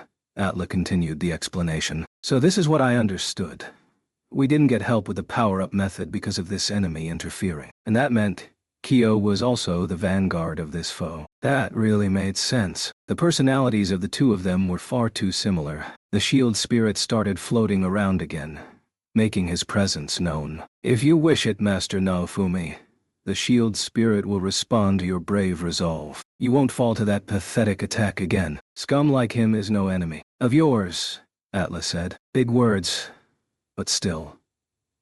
I couldn't be so sure. Then the other spirits swooshed around in front of the shield spirit and started to appeal to me as well. As though cutting off the two different colored ones, one of the 8 was also trying to get my attention. Do you wish to fight that impostor directly, Master Naofumi? By your own hand? Atla asked. Yes. If at all possible, I responded. These spirits are saying that they wish to temporarily lend you their powers. If you accept, then until you summon the shield spirit again, the restrictions on having to use a shield can be stopped, Atla revealed. In other words, I'll be able to fight with a weapon other than a shield? I confirmed. Yes. You can call the shield anytime you like. Until that time, and with the permission of the other 7-star heroes, you will be able to fight using their weapons, Atla said. However, in order to fully revive it, you will need to take your stolen weapon back from that scum. As the spirit flew around me, lending me his power, I understood which weapon it was. The way to defeat that whip hero. No, that infiltrator from another world was also imparted to me. Interesting. So that was the proper way to defeat him. With that, yes, I should be able to win. I'd lost before because losing Atla had narrowed my vision. Next time I could take him. The spirit asks that you correct the holder of his weapon, Atla reported. I can only do my best. You've seen what that looks like. Don't expect too much from me, I cautioned. He isn't one of the 4 heroes, and he isn't one of the 7-star heroes either. Well, free the 5 trapped vassals from him, please, Atla responded. I will. Well, I know how to do it now too. One last thing. Right before being summoned, I was reading the records of the 4 holy weapons. Just what was that? I asked. A text that predicted a sliver of the future and the door to another world. It seems it greatly missed the mark, Atla responded. Then both Atla and Ost, accompanied by the spirits, floated up into the air. I am with you always, Master Naofumi, Atla said. Atla? I failed to protect you, I managed to finally say. Master Naofumi, she replied. What? I almost couldn't look at her, but then she smiled at me. I don't want the things I said upon my deathbed to chain you down in life. I want you to live as you are, Master Naofumi, she explained. You mean you've been watching me since your death? I asked. Yes, it is difficult for me to see you pushing yourself so hard, she replied. That's another difficult request. Live as I am. I was a pretty arrogant and distrusting human being, even if I did say so myself. Accepting the feelings of those who cared for me while not changing how I lived would be almost impossible. This was Atla herself telling me this, though, so it seemed okay to disregard her previous comments. She was dead, and she was still lecturing me. Very well. You gave your life to protect me, Atla, so I'll do my best to take your request on board, I replied. That's the Master Naofumi I remember. If you meet someone who displays the same kind of love for you as Raptalia or I, you should just accept it, she said. I can't imagine anyone else meeting those conditions anytime soon, I commented. I couldn't really imagine anyone giving Atla or Raptalia a run for their money and loving me. Atla just had to laugh. There are more rivals than you think, she said. You don't seem that bothered by them, I replied. That's right. I've already become your shield, Master Naofumi. I'd expect no less from Atla. It brought a smile to my face. Indeed, I replied. I reached out toward her, and we held hands. Touching her again, I wasn't even sad, and yet tears came to my eyes. Will I see you again? I asked. I'm always with you, came the reply. Then I held Ost's hand as well. As you fight to save this world, we are always at your side. If you call out to us, we will respond. May mercy and the heart of the Spirit Tortoise be with you. Shield Hero, Ost said. Very well, I managed around the lump in my throat. One final message from the shield spirit, Ost said. What now? I wasn't one for long goodbyes. The shield spirit was bobbing about close to Ost, trying to draw attention back to himself. The woman called Sign who currently stands by you. The shield spirit is also going to lend her some of his power. She should be a little more potent going forward, Ost relayed. So the spirits saw Sign as an ally. Okay. Sounds good, I replied. I pray that happiness lies at the end of your path, shield hero, Ost finished, smiling down at me. I will always be watching over you, Atla added. Then both of them turned into pure light and slipped away. After watching them go, my awareness started to wake back up to reality. Chapter 6. The Staff Hero. As I opened my eyes, pain lanced through me. I grunted. Now Fumi. It was Sign and her familiar who shouted out to me as I awoke and sat up. Had they been nursing me? There was something on my chest. A square gemstone. The stone glittered with a pale light. I could tell it was stopping my pain. So the power of this accessory had healed the wounds in both me and the shield. Giving the matter some thought again now. I wondered who just Sign was, anyway. I mean, I knew she was a vassal weapon holder from another world, but it was also true that there were still many mysteries surrounding her. I'm fine now, I said. I likely couldn't talk to them again without the shield here. But even without it, the shield was still lending me its power. Ren and the others are still in conference. Yes, about Raftalia too. She risked her life to save us. And then the familiar started, but I cut it off. I know what happened. Raf-chan came out from under the bed and leapt up onto me. Even when I was unconscious, I was aware of my surroundings through the weapons, I explained. I have some idea of what's been going on. The Queen is gone too? That's right. After we escaped from Fabry, none of the treatments could save her, the familiar confirmed. I saw it, I said. Melty and Philo are participating in the funeral at the moment, the familiar said. I see. I'd pay my respects later. What are you going to do now? The familiar inquired. Grief has closed the eyes of one of the 7-star heroes. It's time he opened them again, I declared. The state funeral had seen everyone crying. After it was finished, one person was left standing in front of the Queen's coffin, inside which the monarch slumbered so peacefully. Behind them stood Melty, her eyes red, holding hands with Philo. Melty, I called. Ah, now Fumi. She came running over to me, crying anew. My mother, I'm sorry. I failed to protect her, I said. No need for that. Philo and all the others said how hard you tried. And I saw how badly you were wounded, Melty replied.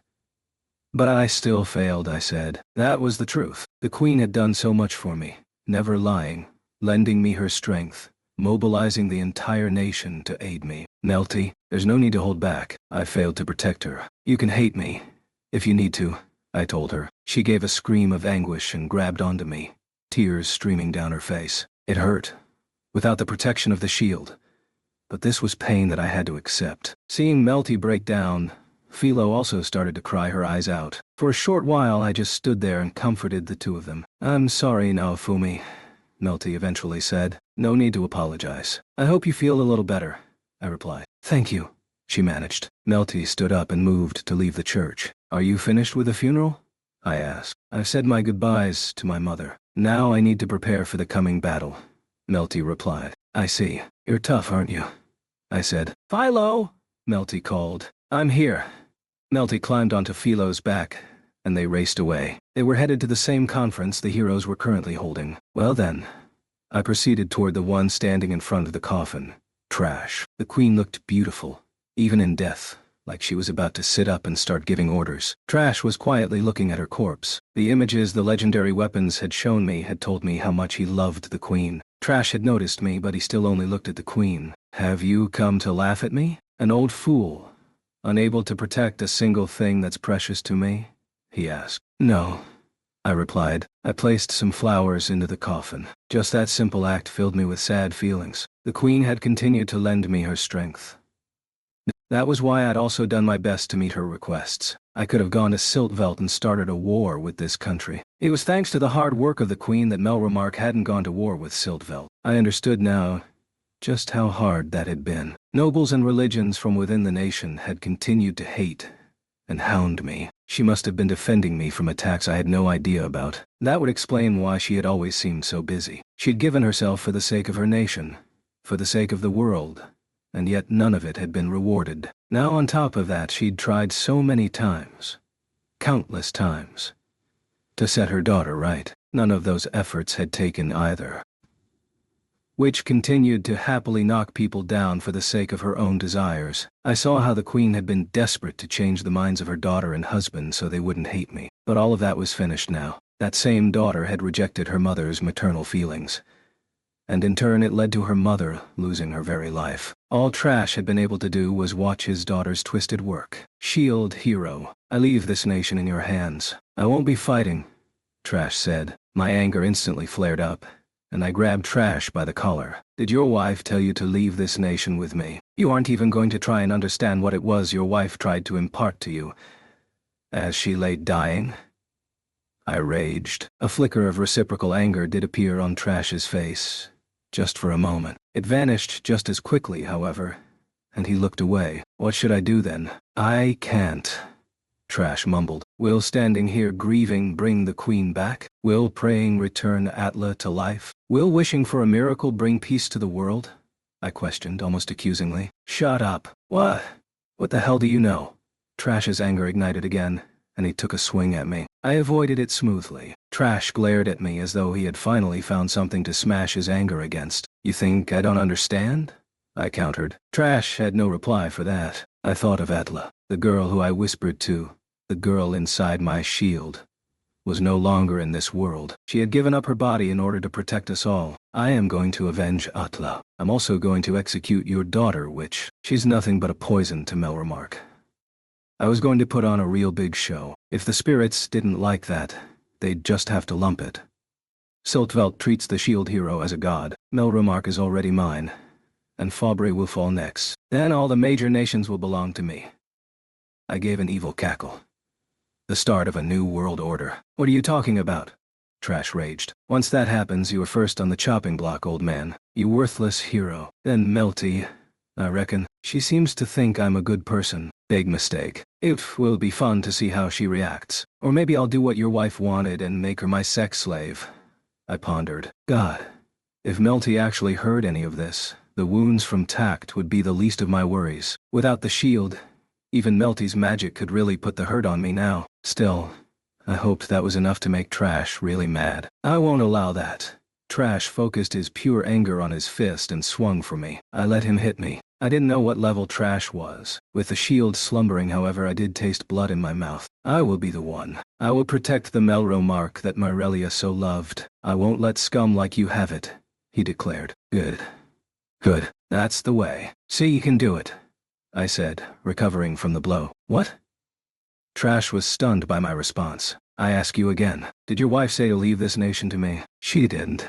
Did she? She left it to you, the staff hero and the wisest king of wisdom. You need to listen to the final request of the woman you so loved, I shouted. With a stunned gasp, Trash's eyes opened wide and he took a large step backward. Then he wiped away his tears. You are right. My eyes have been clouded. I let my sadness, my grief at losing someone so close to me, overtake me.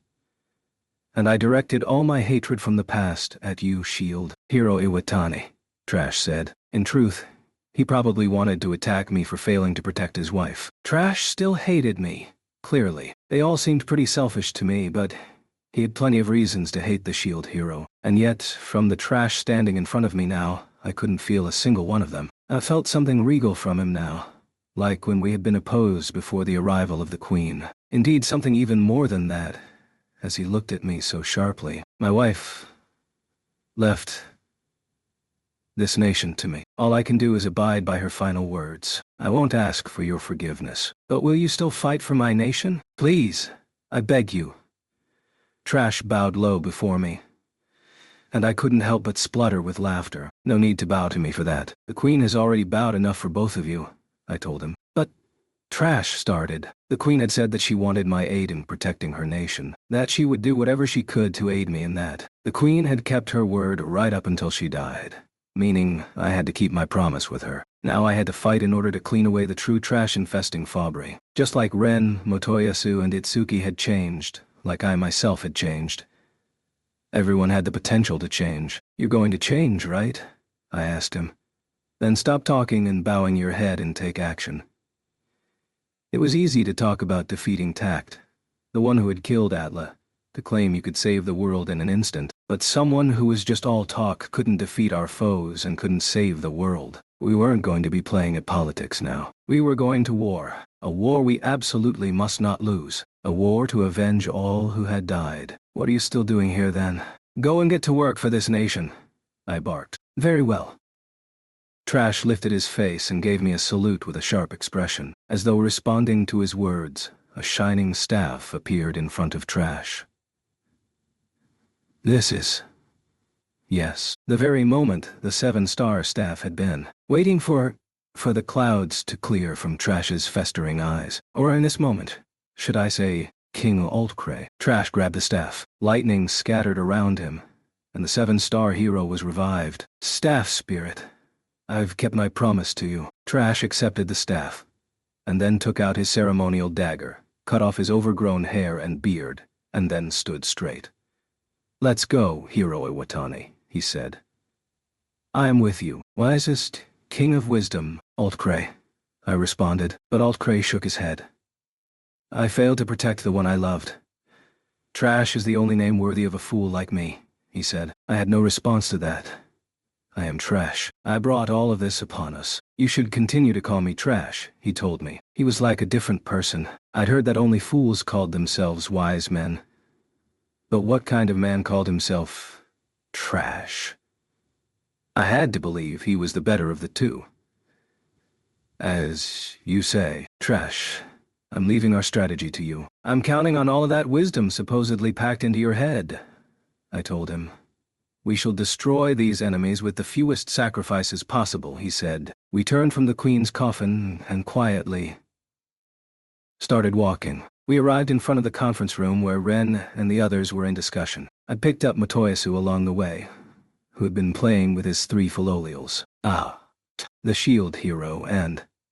The castle soldier swallowed his words, looking behind me to see Sign and Trash giving off a radiant aura. An aura you could see in a single glance. Truly something only a hero was capable of. It was true. Trash looked like a completely different person. It wasn't whatever I'd felt the first time I saw him, but rather a charisma, almost. Like I couldn't take my eyes off him. "Your Majesty," the guard responded, carefully choosing his words. "Good man. I wish to talk with the heroes and the coalition army. Will you please open the door?" Trash asked. "Your Majesty." The guard gave a salute and then opened the door. We proceeded into the conference room. "Now Fumi." As soon as Ren saw me, he stood up and came over. "Have you recovered from your injuries?" "For the time being," I responded. There was still pain, but I could move, and I was continuing to recover. Combined with the blessings of the shield, by the time it came to fight the scum, I would be recovered enough to take him. And Ren saw Trash and stopped dead. "Is that who I think it is?" "Yeah, one and the same." "I'm just as surprised as you," I replied, with a stern look on his face. Trash looked over everyone in the meeting and showed them his staff. His face looked so regal it almost made me want to check if it was really him. It wasn't his arrogant face from when I first saw him, or the pathetic and hate-filled one that had come later. If he'd been like this from the start, I'm pretty sure I'd never have beaten him. "So the staff hero of Melromark is finally ready to fight, huh? A little too late, isn't it?" The old Genmu guy took an aggressive stance with Trash. "I'm not going to deny it. My eyes were clouded before, but no longer.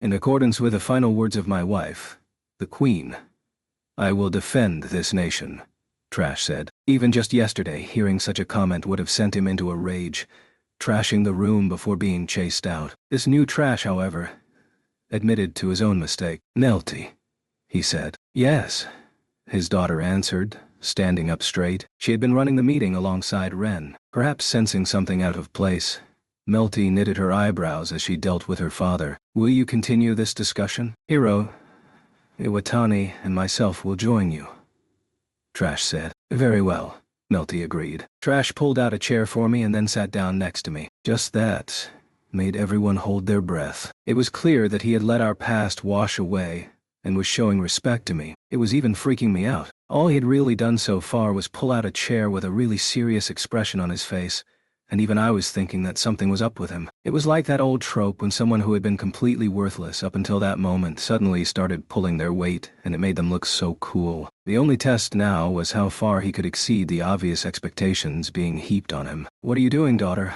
Proceed." "We have little time remaining to us, correct?" Trash said. Very well then." Melty stumbled. She proceeded to take out some documents and start to write on a board placed on the wall. It was a breakdown of Tak's forces. He had seemingly deployed all sorts of weapons into battle. Things looked bad for us. I'd say that much. Tak was coming directly from Melromark from Fabry. He was calling for the nations along the way to surrender, and taking those that wouldn't by force. For that, his progress almost seemed too fast to me. He was even finding the time for all those public executions. They would reach Melromark within a few days anyway. That was the situation. "The sword, spear, and bow heroes have not participated in the defensive line yet?" Trash asked. Melty even went so far as to raise her hand before answering. "The Fabry weapons and abilities of their hero pose too significant a threat. So long as they have their hero, we cannot deploy ours carelessly. And so we made the hard choice to keep them out of the fighting," she explained. A wise decision. These airplanes then. I have some understanding of the kind of weapon they are. But do they really pose such a threat?" Trash asked. "Yes. After bombing using airplanes and airships, they drop troops via parachute and occupy the target. Anybody who gets close to them is repelled by machine guns. High-level Dragon Knights from each nation have attempted close combat. But the pilots remain far too high a level for that to work," the report continued. "The level gap meant just trying to muscle through couldn't work against them either. A simple strategy. But that simplicity itself made it difficult to defeat. Magic, or long-range attacks might have proved effective at shooting them down. But the levels of the pilots prevented those attacks from landing too. How many airplanes do they have?"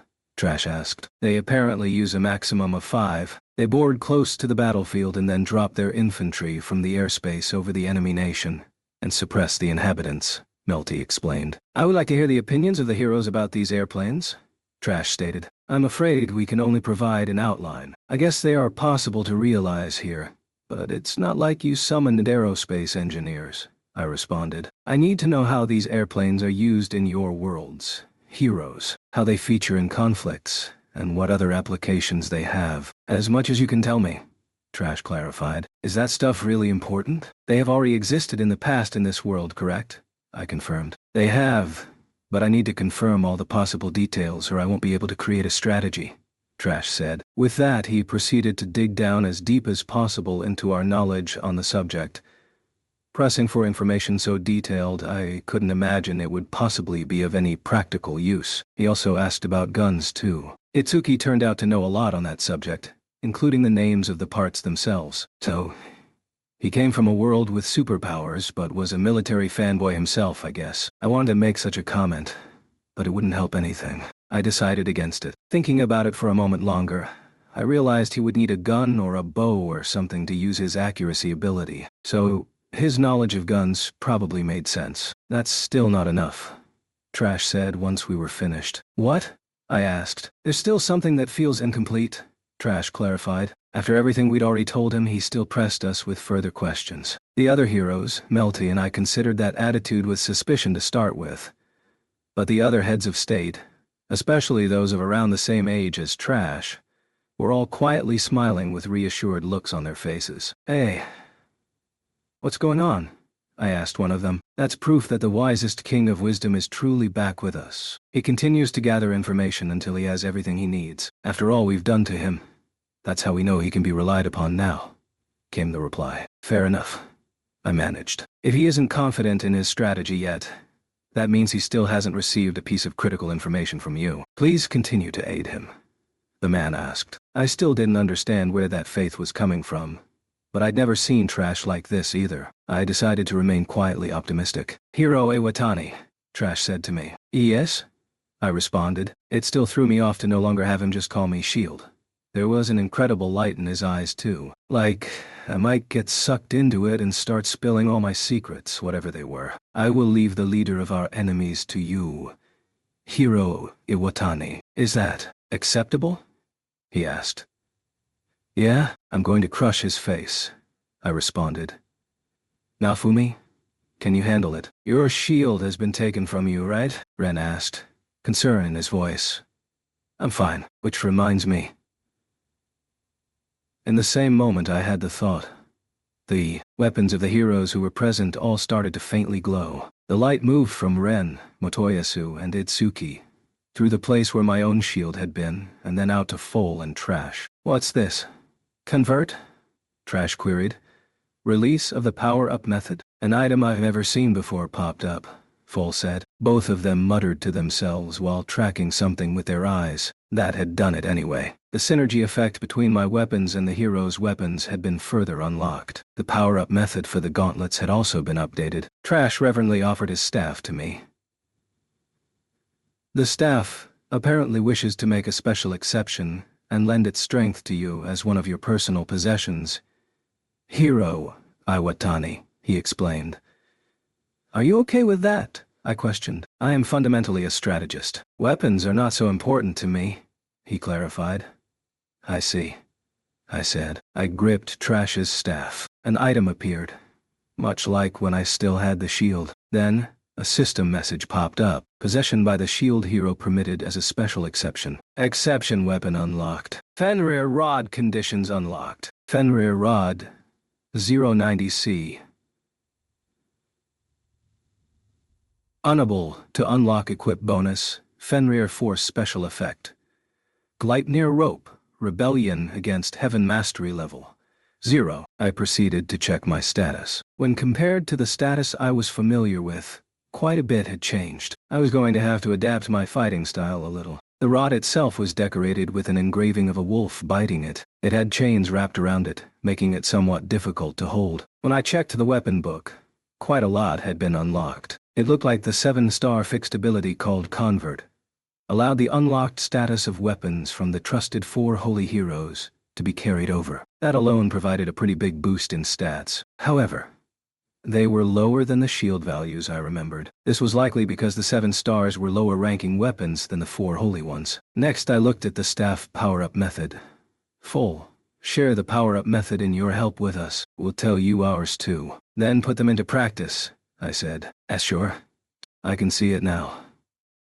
I searched all around before and couldn't find it at all, Full reported. Ren, Motoyasu, Itsuki, you guys understand too, right? Powering up heroes is about trust. I'll tell you the power-up method on this staff that Trash had, and Full will do the same with his gauntlets, I said. Sure thing, Ren said. Understood, I say.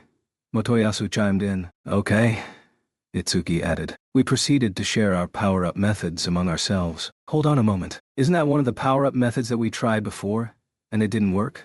Ren asked. It's used as the 7-star power-up method, I explained.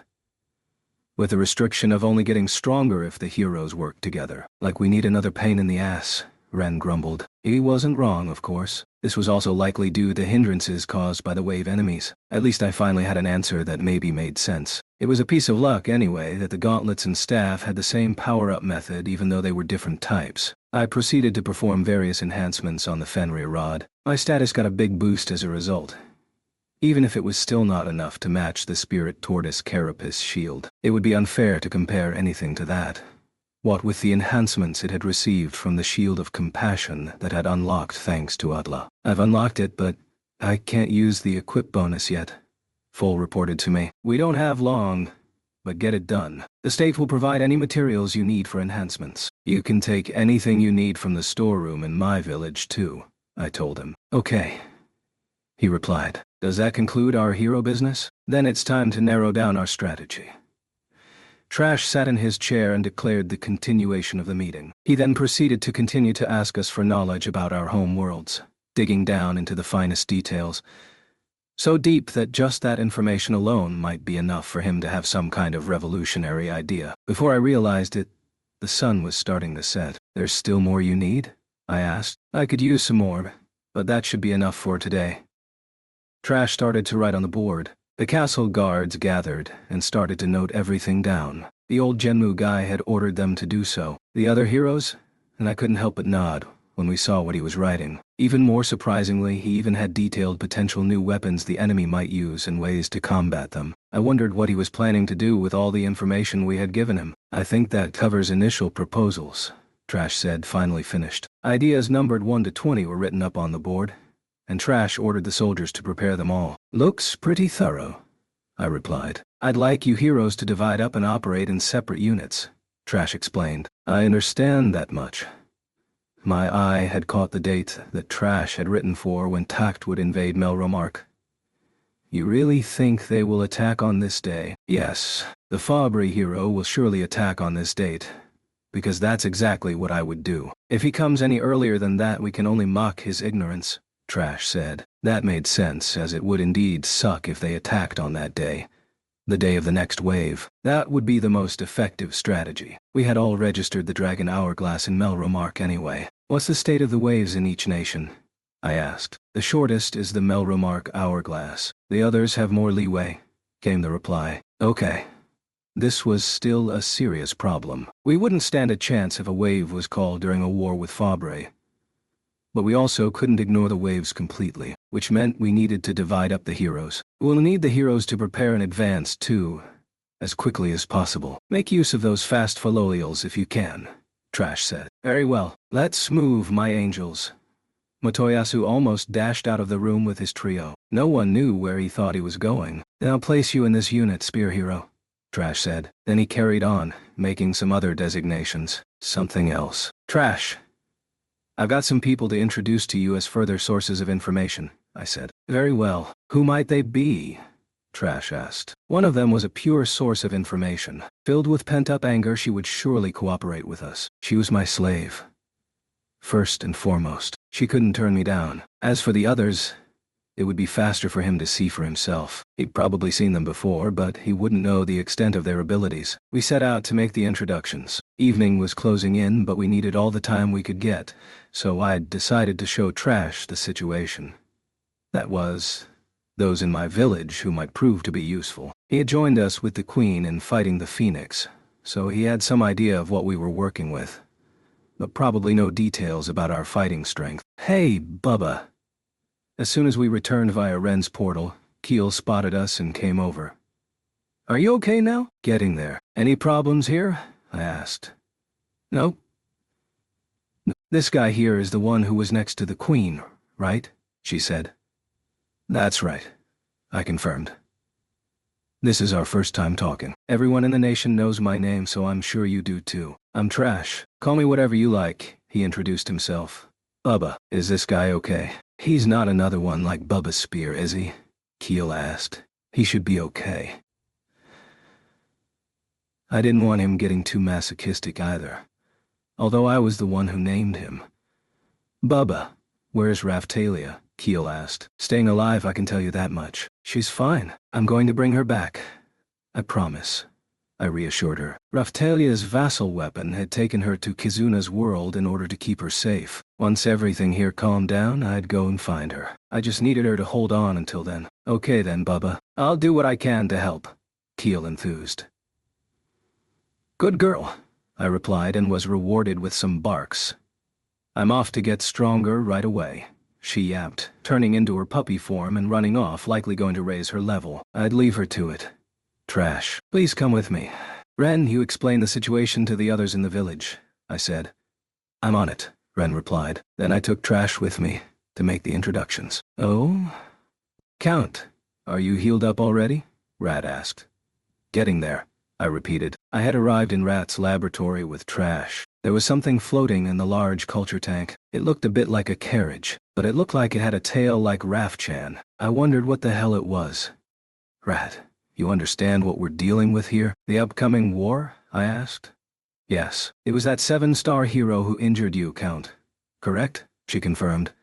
The one who cast you out? I asked. Yes, he chose an alchemist, my rival, over me. Our research also overlapped, so it was a total mess, Rat said. She'd talked about something like this before, but I hadn't imagined them to be enemies. It was an advantage to have someone who knew about our foes on our side in any case. Tact had also made a mistake by letting someone with Rat's skills get away. They have an alchemist too? I asked. Yes.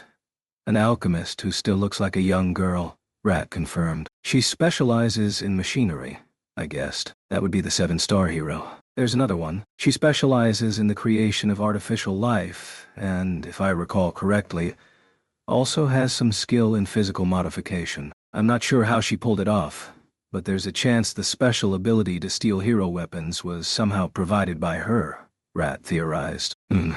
Itsuki had said he had probably been born with it, but there was the possibility it was an ability that was added later. Kyo had used an invention to steal the power of the spirit tortoise. Maybe this alchemist had given him that power. The description kind of sounded like the one who had been tortured due to Raf-chan II's trickery. Then there was talk of being the advance guard for the waves.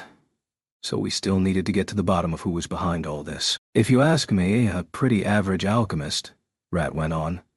More knowledge than most when it comes to artificial life, perhaps, but not on my level. But I'm a specialist in monsters. So now we had a young girl alchemist and a sexy woman alchemist. And when making a choice between them, he had chosen the young girl. She didn't make as much of a strong impression as the one behind it all, however. I'm still infuriated with her. She gave herself over to romance. I defeated her at alchemy, and he still chose her.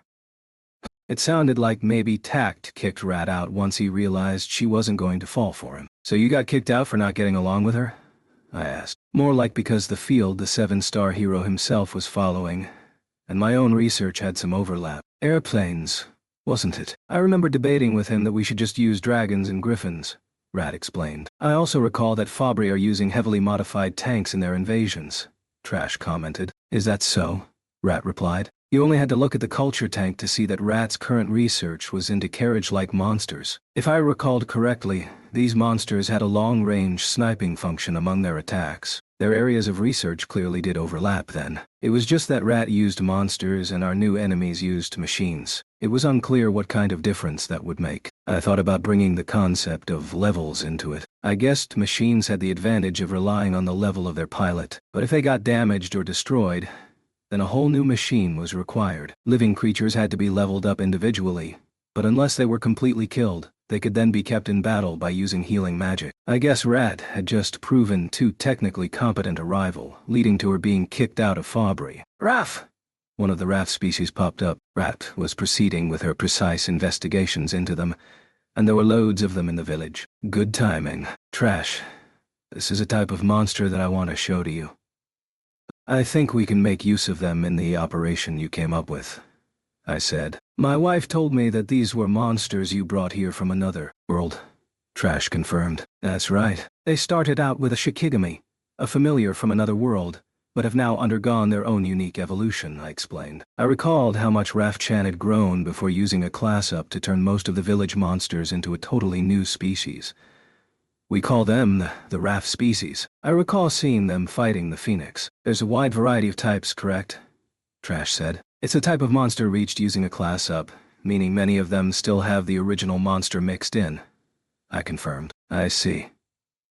Trash nodded. Raf? The newcomer asked. I'll want to use these in the fighting too.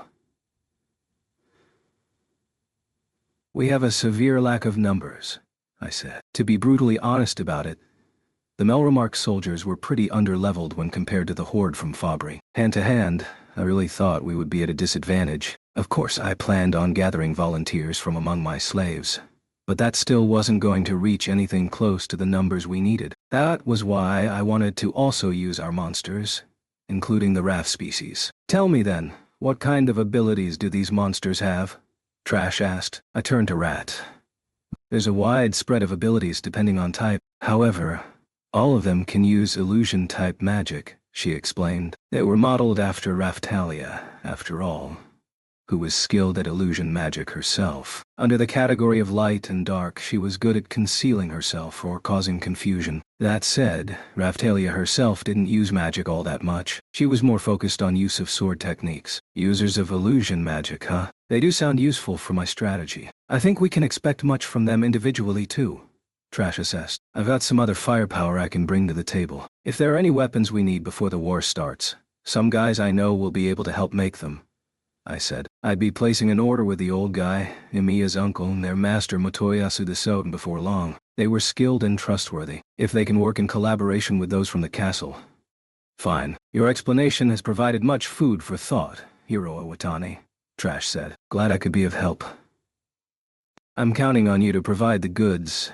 Tactically, I told him. Leave it with me. I'm going to take a look at your other fighters and then return to the castle and own my strategy again, he replied. Okay, I said. With that, Trash started to select those from my village who would take part in the fighting. Trash did provide some advice that, perhaps because we were fighting humans, indicated there were some individuals who probably shouldn't take part even if they wanted to. Those people really wanted to join in, so it wasn't easy to talk them down. As Trash had indicated, there were some who had the will but not the way.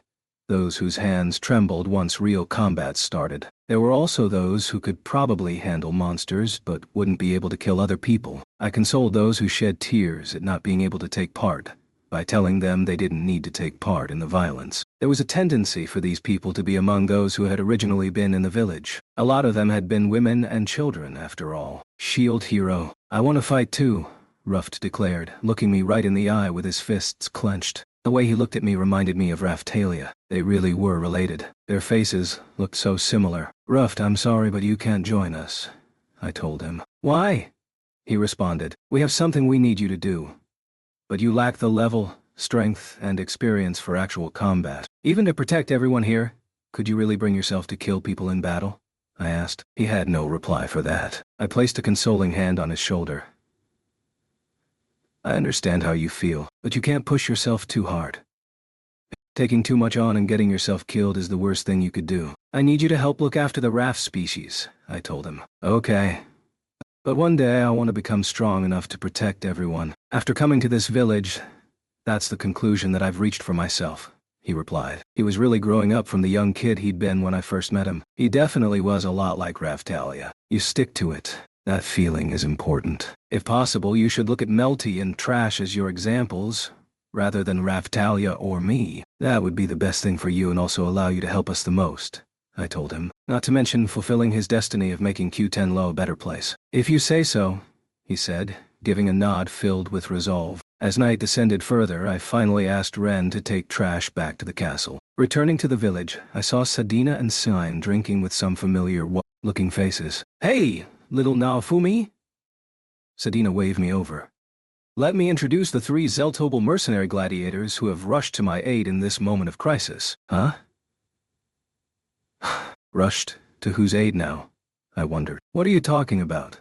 The 3 in question had much the same reaction as me. Putting aside the pathetic noise I made in response to this statement, Sadina started to introduce her battle buddies. First we have Larsusa of the Bamboo Grove. She may also be known as Little Seisa, but she's the big sister to Colosseum fighters everywhere, Sadina proclaimed with a flourish. What kind of an introduction was that? Stop making up weird titles for me, snapped a panda therianthrope. I recalled that she had been fighting in the Colosseum when I first met Sadina. It looked like she had a dog, more like a wolf, therianthrope serving under her too. Next, we have Elmello, the Earth Tremor Queen. This popular gladiator, also nicknamed Little L, is a fixture in the Colosseum's heavyweight class. Sadina continued unabated. Shield hero. It is a pleasure, stammered out a large elephant therianthrope, perhaps nervous at seeing me. She was wringing her hands terribly. For a moment I had a flashback to being attacked by that mammoth in the baths in Siltfeld. In any case, there was a big gap with how she'd been when fighting in Zeltobel. Elephant therianthrope or not, it seemed more like she was playing a wolf in sheep's clothing at the moment. You said there were 3? I asked. The panda therianthrope's underling shook their head, making clear it wasn't them. It couldn't be Shieldina either. Was she so drunk she couldn't even count to 3? And finally, she started. Lady Sign, the master clown, keeping her audience entranced with her mysterious and chilling combat style. Sign posed proudly as her familiar talked her up, almost as though it was talking about itself. You're having some kind of meeting? I asked. Sadina seemed incredibly jovial about the entire situation, so much that it was hard to stop myself from commenting. We were trying to decide which side of the war to fight on, and then we got this summons, the panda revealed. Hold on, Sadina said. I just introduced you because of the strength you would bring to our side. You guys are in the top 5 among everyone I've ever fought, and yet the 2 of you are still going to join the Fabri forces? Sasa? L? The other side is pretty selfish. just having their way with whatever they like. Folk in Zeltobel are angry at being made such a mockery of, the panda pondered. Tact and his forces are quite disliked, the elephant politely explained, looking at me the entire time. What with all the turmoil they have caused in Zeltobel and the killing of the heroes. These two were likely connected to Siltveld. The panda therianthrope seemed pretty easygoing anyway. Easy to get along with. Think you've got a chance to win? We might help out, if certain conditions are met, the panda therianthrope continued, making a circle with her fingers to indicate money. And if they aren't met, you'll leave? I asked. Not necessarily. I've heard talk of the wisest king of wisdom getting back in the game. A victory as part of the forces of the shield hero himself also seems likely to boost my earning potential, the panda reasoned. Yep, that sounded like a mercenary working for money. Really easy to understand. I liked her analysis and her way of thinking. Nadia, Sadina was your real name, right? With you here, I reckon the safe money goes on you guys, the panda continued. Interesting. They were choosing to join this side because they knew how strong Sadina was. Sounds good. If you're joining our forces, have at it. Sadina, you handle the details, I said. No problem. All shall be as you say, little Naofumi. Sadina replied. You've got this drunkard completely under your thumb, haven't you? Sounds like the rumors are true, the panda muttered. Just so we're on the same page. What rumors are you talking about? I asked. That you're a monster when it comes to drinking, shield hero. Am I wrong? The panda questioned. Oh, it's true. Too strong almost for me to handle, Sadina admitted. Sweet Naofumi holds his liquor like no other. Now Shildina sidled over. This many heavyweight therianthropes in one place was a little overwhelming. Gah, there's another one. The panda therianthrope was surprised. This is little Shildina. She's my younger sister, Sadina explained. The panda therianthrope looked like she'd broken out in a cold sweat. I guessed that Sadina alone had drunk her under the table multiple times in the past. Are we done with this yet? We'd like to get out of here tonight, the panda said. Oh my, you're leaving. The night is young. Let's drink some more, Sadina proposed. Let's drink lots more, Shildina chimed in. Then the killer whale sisters proceeded to latch firmly onto the panda and elephant therianthropes. Hey! Stop that. The elephant therianthrope looked at me with pleading eyes. Don't give them too hard a time, I managed. Of course not. If you'll join in, little Naofumi, I'll let up on them completely, Sadina suggested. Oh, good idea. Both of the killer whale sisters tempted me with a drink. I guess I didn't have a choice. Just a quick one. I don't want to cause any trouble for your friends, I said. I had an image of mercenaries liking to drink, but these two were different, it seemed. Thank you so much. You handle these drinking monsters, the panda therianthrope said, and the elephant therianthrope and panda both nodded their thanks multiple times, grateful expressions on their faces. It turned out that they did like drinking, but not enough to be forced to do it along with the killer whale sisters. In just a few days, the war and the wave were coming. We were ready. Every preparation we could make had been made. Chapter 7. The Wisest King of Wisdom. The war with Fabre eventually started. A few days earlier than expected. Is this whip hero just a moron? Trash furrowed his brow, head tilted, in the operations meeting room. Trash had predicted that they would invade Melremark at the same time as the wave, but Tact had attacked much sooner. Maybe he thought speed was the key to victory. There might have been a chance of catching us unprepared, but thanks to Trash's expedient orders, we were completely ready for anything. Standing by the trenches in the castle town and squinting, you could see the Fabre forces advancing. I was therefore in discussion with Trash in the castle concerning their earlier-than-expected invasion. The only reason I could think of is that once the wave occurs, you and the other heroes, Hero Iwatani, will be boosted to the total level with other worlds. But surely he would still expect to win even in that situation. So I just can't see why he'd do something this stupid, Trash reasoned. Maybe that was the reason, but when I considered it from Tact's perspective, he would probably still think he could beat us regardless of our levels. There might still be something behind this. But no matter. If this is when they choose to attack, then we must simply respond, Trash stated. Everything is ready? I confirmed. Yes, Hero Iwatani, Trash replied. You've really thought up lots of different strategies, haven't you? The other heroes and I had been involved to some degree in preparing his operations. Of course, we'd also been training in between. That said, While heroes didn't have a level cap, it was impossible for us to catch up with the self-proclaimed level 350 tact in just a few days. Yet we still had a few trump cards up our sleeve.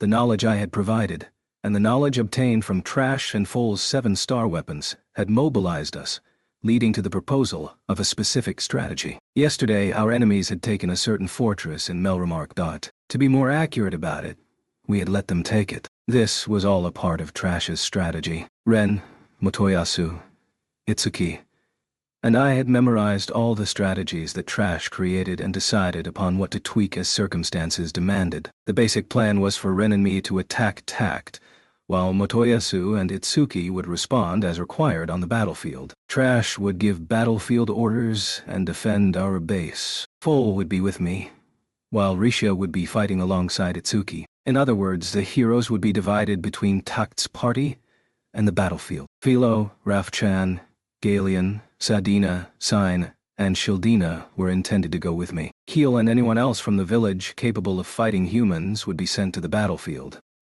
The Raf species would be operating as a separate unit. Everything else just came down to Trash's strategy. We just had to pray his airborne countermeasure would go off as planned. Hero Iwatani, I'm just providing a framework, Trash advised. I know, I replied. Still, I hadn't expected much from Trash, and those expectations had been suitably betrayed. It was easy to sign off on his plan.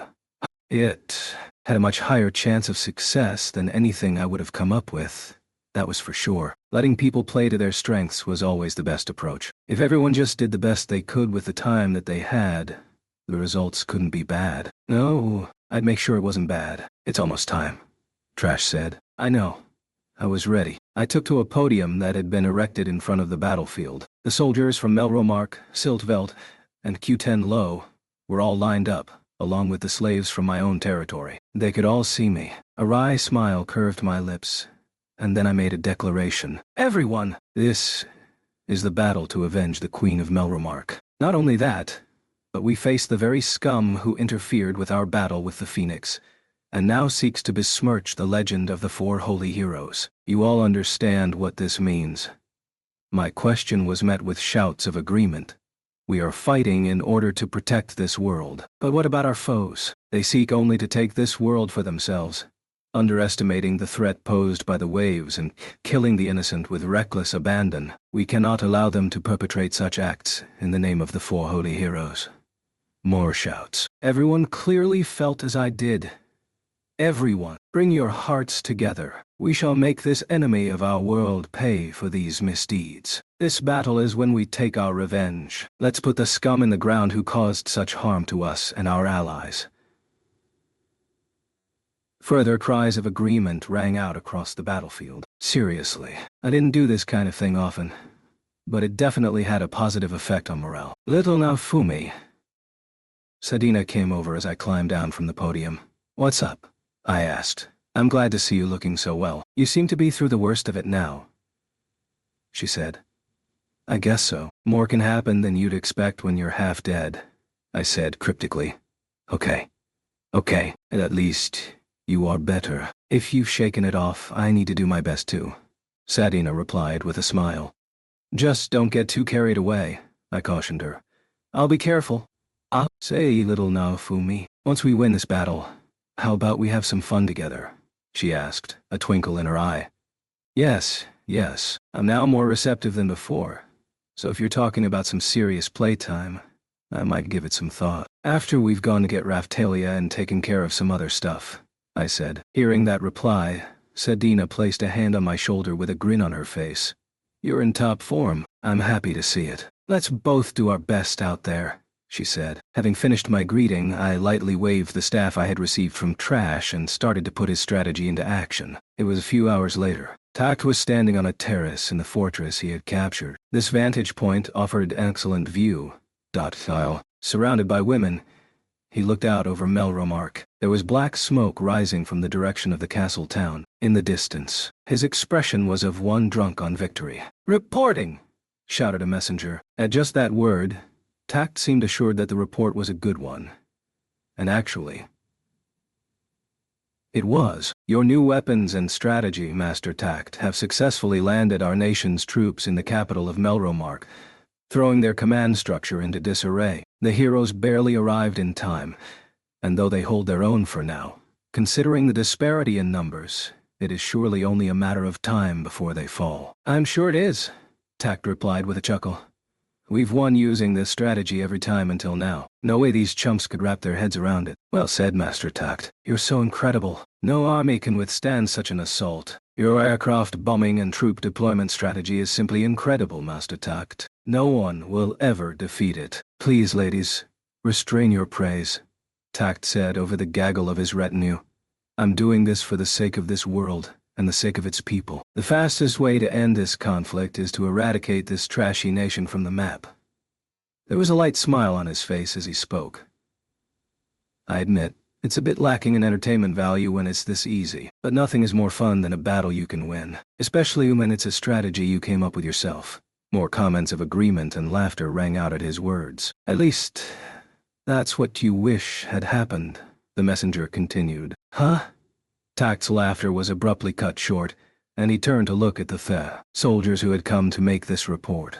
The soldiers who happened to be me and my allies in disguise. Here's how it went down. I had registered a portal to the fortress that we let Tact take. We'd infiltrated through that, pretended to be messengers in order to reach Tact, and then shared with him the report as dictated by Trash in order to gauge his reaction. If it was as expected, we were to reveal ourselves and take him out. The messenger uniforms and equipment had been provided by the Zeltobel Dark Guild. Fabre was a nation with a long history, so there was a lot of that kind of stuff floating around. Just in case, we'd even had Rafchan cast some illusion magic on us that changed our odor. Making things invisible wasn't the only use for illusion magic after all. Even those among Tact's party with powerful noses hadn't picked up on anything. For a start, why would so many messengers be reporting to you? Are you really such an idiot?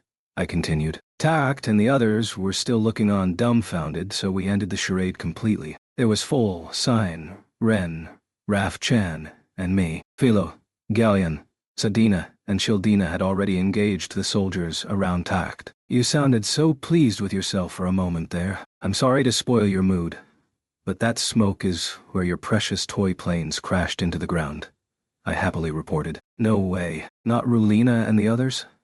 Tact really couldn't believe it, but it was the truth. By now, Trash's strategy should have knocked all of Tact's airplanes out of the sky. The planes he planned to use for bombing and troop deployment should have run afoul of the ore from the Glowic mines, which Trash had gathered in the air over Melromark. Glowic ore was basically rock that could float in the air. This world had a lot of these kinds of rocks that could float, so Tact's forces would be prepared to dodge them, but that was where the Raf species had come in. They were incredibly good at concealing things, after all. Using something on the level of cooperative magic, they had made it look like there was nothing at all in the skies over Melromark. Even better, that day the weather was clear. It really looked like the perfect day to take to the sky. Of course, that sky was actually filled with floating Glowic ore. Those airplanes were unable to make sharp turns. It wasn't hard to imagine them being unable to avoid the rocks and just crashing right into them. It went without saying that the plan also considered that the rocks alone would not be enough to take all the planes down. The paratroopers they carried had then been targeted by wind and gravity multicast magic from Melromark magic users working together and standing up on the rocks. Parachutes had pretty obvious weak points after all. Hit the chute part with some magic, and they were screwed. Our enemies might have been planning to use wind magic to protect themselves in the case of an emergency, but they wouldn't be able to cancel out an increase in their descent provided by gravity magic. Not to mention the poor fools would also have magic and arrows targeting them down below, so regardless of how high their levels were, they wouldn't be getting away in one piece. For once, things seemed to be in our favor. All thanks to the wisest king of wisdom. What happened? Tact asked. I'm not here to share my life story, I said mockingly. If I had to boil it down, you should have paid more attention to all that talk about the past genius of the wisest king of wisdom. Ah! Tact's retinue raised their guns. That same wisest king of wisdom told me to tell you that your strategy is the lowest of the low. Every bad decision you could make, you made it, I told him, really rubbing it in. The most idiotic strategy Tact could possibly have chosen was what had led to this exact situation. That he was completely unprepared for us reaching him was, according to Trash, proof of that fact. The one that I'd personally considered pretty dangerous was Tact coming to the front lines and deciding to fight us single-handedly, But according to Trash, that would have been a mistake too. Even if it had come to that, the combined heroes should have been able to defeat him, so it probably wouldn't have been too much of a threat. Immediately after the fighting started, Trash had muttered the following. He's coming at us with a strategy even worse than the most idiotic ones I considered for him. Almost as though this is some kind of suicide attack. Is he trying to lure us in? Or does he just consider us incapable of opposing him? If this is a trap, then let us pretend to be caught in it and see what he does in response. If it isn't a trap, that will still put us in an advantageous position. Trash had now probably seized that advantage for himself. Whatever. Right now, I just needed to concentrate on what I could do in this situation. If there was something I was worried about, it was not having the old lady with us. She had looked very displeased about it, but due to her experience on the battlefield, I had been forced to put her with our main force. I'd told her that Raftalia had already managed to escape, which had at least put her a little at ease. The complicated smiles on the faces of the Siltvelt leaders at seeing Trash in action had also left an impression on me. I never dreamed the day would come when we fought on the same side as the wisest king of wisdom, our most hated foe for so many years. One of them had muttered with deep emotion. We really were up against a monster, weren't we? He had also planned all sorts of strategies to use in the melee fighting. He had not shared them with anyone for fear of the information leaking out, but he had 100 or 200 strategies ready for simultaneous deployment as required. These included providing combat support using our excellent means of communication. They might not all function, but some quick modifications should provide much of what we need, he had said. All we needed to do was concentrate on defeating the enemy commander in the enemy base. I wasn't sure if he was mocking the enemy or had some plans to win that I didn't know about. The only thing I could say about that was, you'll have to ask Trash. Seriously, he was like some kind of genius general from a story or anime. Things were going so well I almost wanted to make a joke about him being some kind of psychic. Honestly, I was just happy I never had to face Trash in the prime of his powers. If the Trash I had faced when I'd been framed had been on his game like this, I wasn't sure I would have been able to prove my innocence. In that case, I'll head over to the battle right now. Tact deployed his claws and looked ready to dash away at once. Hold it. You're not forgetting about us, I hope. We're not the same guys you fought the last time, I told him. We were here not just to stop him from leaving, but to defeat him. You really think you pawn scum can defeat me? He taunted. Of course. The whole point of this battle is to end your life. As you fight us, try and think about where you went wrong, I replied. I was having so much fun thinking about how his face would twist once we defeated him that I couldn't even get angry anymore. We hadn't come here unprepared after all. We were here because we had a good shot at winning. What are you talking about? You've come all this way just to help me get stronger, is that it? Then I guess I have to fight you, he replied. Tact's women raised their guns again. So? Another cowardly volley of fire and then you pick off whatever remains, I said. This taunt had been scripted by Trash too. Tact's expression tightened, his brow furrowing. He was incredibly simple, that much was for sure. A few choice words and he was hooked. It sounds nice when you call it a grand strategy, but really it's just a coward's way of winning. If he didn't take the bait, we had other plans too. Crap. I looked around and didn't see Witch anywhere. I didn't know where she was. Very well. I'm enough to handle you rabble alone. I am level 350. He had a relative sense of justice then, or maybe he was just an overly proud moron. In either case, Trash's strategy for the fight against Tact proceeded to the second phase. From here it was about my personal fight, and had nothing to do with Trash. If I lost now, that would make me a laughingstock. You rabble? That's my line. Why do you think I haven't paid you back for the cowardly surprise attack you unleashed on us? I questioned. No surprise attack will work on me, Tact suddenly exclaimed. Was he even listening to anything I was saying? It seemed impossible to talk to this guy. In any case, in order to truly destroy everything you have established, I'm choosing to fight you head-on, I told him. I had a trump card with which I could definitely win, but refraining from using it was what would prove my own claims. I'm enough alone to handle a fake hero like you.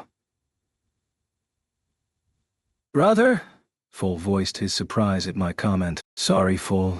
Just hold fast, I said. But, he started. Hold it. I'm not telling you not to fight at all. Just stay calm and watch what happens, I told him. Then I took a step forward, staff up on my shoulder and made sure Tak saw it. That staff. Again, he took the bait right away. Yeah. It's one of the 7-star weapons that you want so badly. I'm its current wielder, I told him. Well luck for me. I've already taken the shield from you, so taking another weapon won't be an issue. Tak jibed. If you think you can do it, go right ahead, I told him. The two of us glared at each other. Where's Witch, anyway? Waiting amid all these people to launch a cowardly magic attack from behind us? You mean Multi? Huh. She's still back in Faubourg. Even with how low this place has fallen, she probably doesn't want to see the end of her homeland, Tak theorized. You have no idea who Witch is, do you? I snapped. He had no idea who that bitch was. She, of all people, would be the one happiest to see Melromark destroyed. Master Tak, let us fight too. A number of his women stepped forward. There was the Aotatsu who had fought with Foal, and the fishy one who had been hostile to Sadina during our last encounter. There were 2 others as well, the lizard-like woman and the one with wings on her back like Philo. Galen and Philo stared down each of these respectively. Nelshin, Shate, Leludia, and Ashel too? Very well. Better than just having you watch. Show him what you are capable of. It will be the true hero and his allies who win this battle, Tak said. True hero, you say? Doing all of this. There's no way any of you are heroes, Ren declared, taking a step forward. The woman with a lizard-like tail glared at him and Galen. Master Tak isn't a hero? She responded. You must be blind. You 4 holy heroes are known for nothing apart from being weak. We'll show you who the real king is. Allow us to beat the truth into you, added the Aotatsu woman, moving up to stand in front of Fall. We'll show you how noble, how wonderful the man is who you face. That you Hakuko with your faith in the shield hero. That all of Siltveld are just backward rejects. Move aside. I don't care about you, Fall shouted. Fall, I calmly said. You can join in with my battle once you take care of her. If this idiot hasn't been defeated by then, understood. I'll be right with you, brother. Leave this to me. Fall returned, continuing to glare at the Aotatsu. Nelshin, wasn't it? Who am I going to fight? Sadina asked. You, female orca. You are not allowed to exist, said the fishy woman. Then she transformed. She was a shark-like therianthrope. You look like a Noid and Kusha mix. Do you have something personal against me? Sadina asked. Such impudence. You orca have always mocked my kind. The shark woman spat back. I don't know anything about that, but if you want to fight me, then I'm game. You fall back, little Shildina, Sadina said. The shark woman seemed to be holding some kind of interspecies grudge. I didn't have time for that. Sadina seemed to consider the chip on her shoulder to be an annoyance too. What? I want to fight too, complained Shildina. Then go and help Philo. I think she's going to struggle, Sadina commented. Shildina looked at Philo and the Griffon and nodded. Oh my. I'll finish that quickly and then get serious with you, she said. Good. Just do your best, Sadina replied. Enough joking around. I'm going to finish you both off, the shark woman raged. Immediately after that, Sadina unleashed her own murderous wave of energy. Shildina's face had a huge grin on it. The two were acting like members of a certain warrior race. I almost expected their hair to change color. You think you can handle Shildina and myself on your own? Joking around like that is more likely to make me mad than make me laugh, Sadina shouted, pushing out another wave of pressure to put the aggressor in her place. That arrogance. The shark-like therianthrope was pushing back for a moment and then shouted back in rage.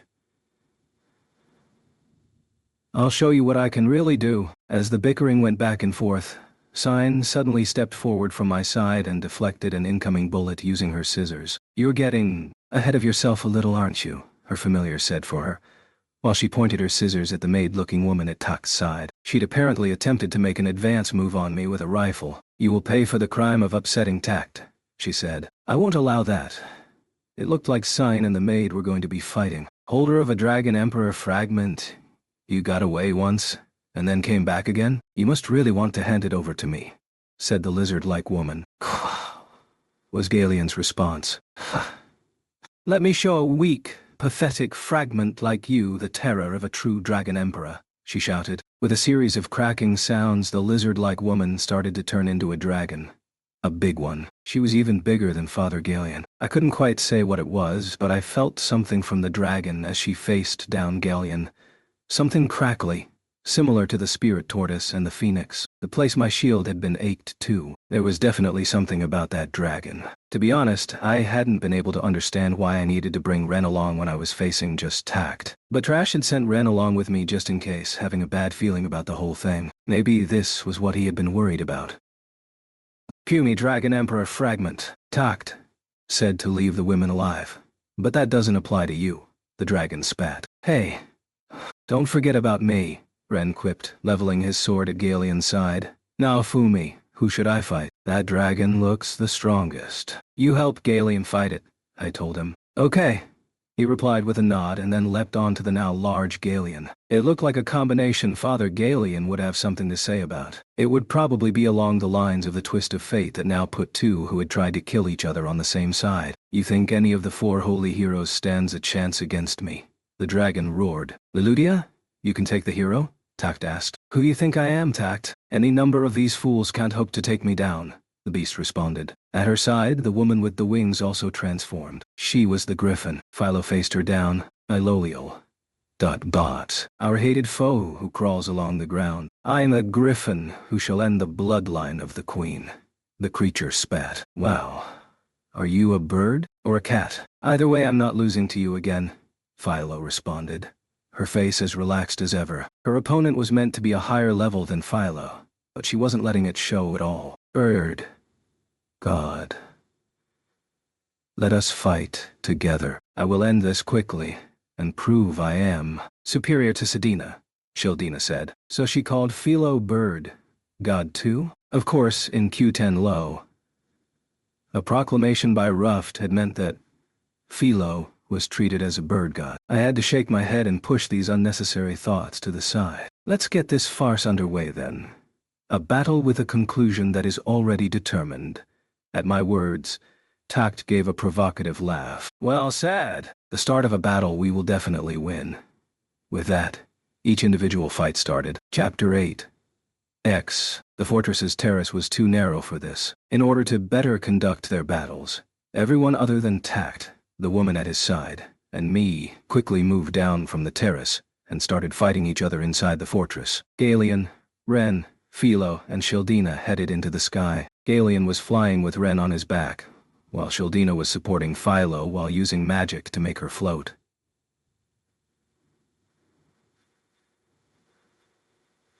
Rafchan's tail was all puffed up as she stared down the fox woman from among Tact's retinue, so the enemy was stooping to using illusion magic. They really were filthy, and Rafchan was blocking it for us. She really had been making great progress recently. The fox woman was probably trying to conceal herself in order to provide surprise support for an ally, just when they needed it. Bad luck, Foxy. I'd have focused on Tact anyway. He was already laughing.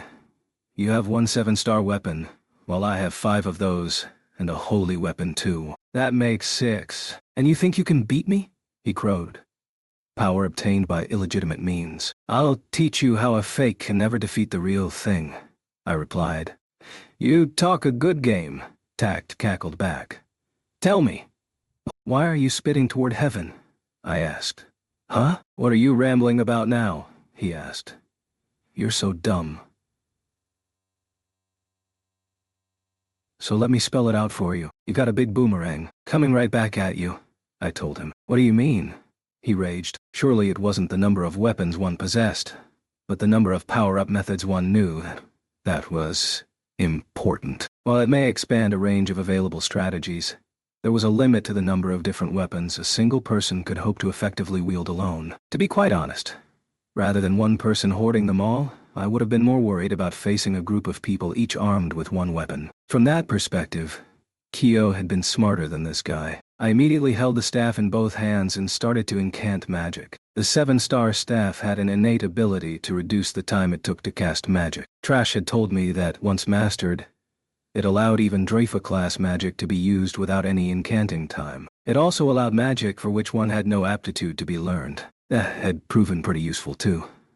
Enough to surprise me when I tried it out. Simply holding the staff in my hands made me painfully aware of how difficult a weapon the shield was to wield. I almost didn't want to have to give the staff back to trash. While mixing SP and magic, I cast a spell on all of my allies who were present. Casting this would normally take a considerable amount of time, but thanks to the staff, I was done almost at once. Normally I would need to solve 5 floating puzzles when I cast it, but all I needed here were 2. They had really easy compositions too. Then I activated the power-up method inside the 7-star staff. The shield hero, order heaven and order earth. Cut free the bonds of truth, reconnect them, and spout forth pus. Power of the dragon vein.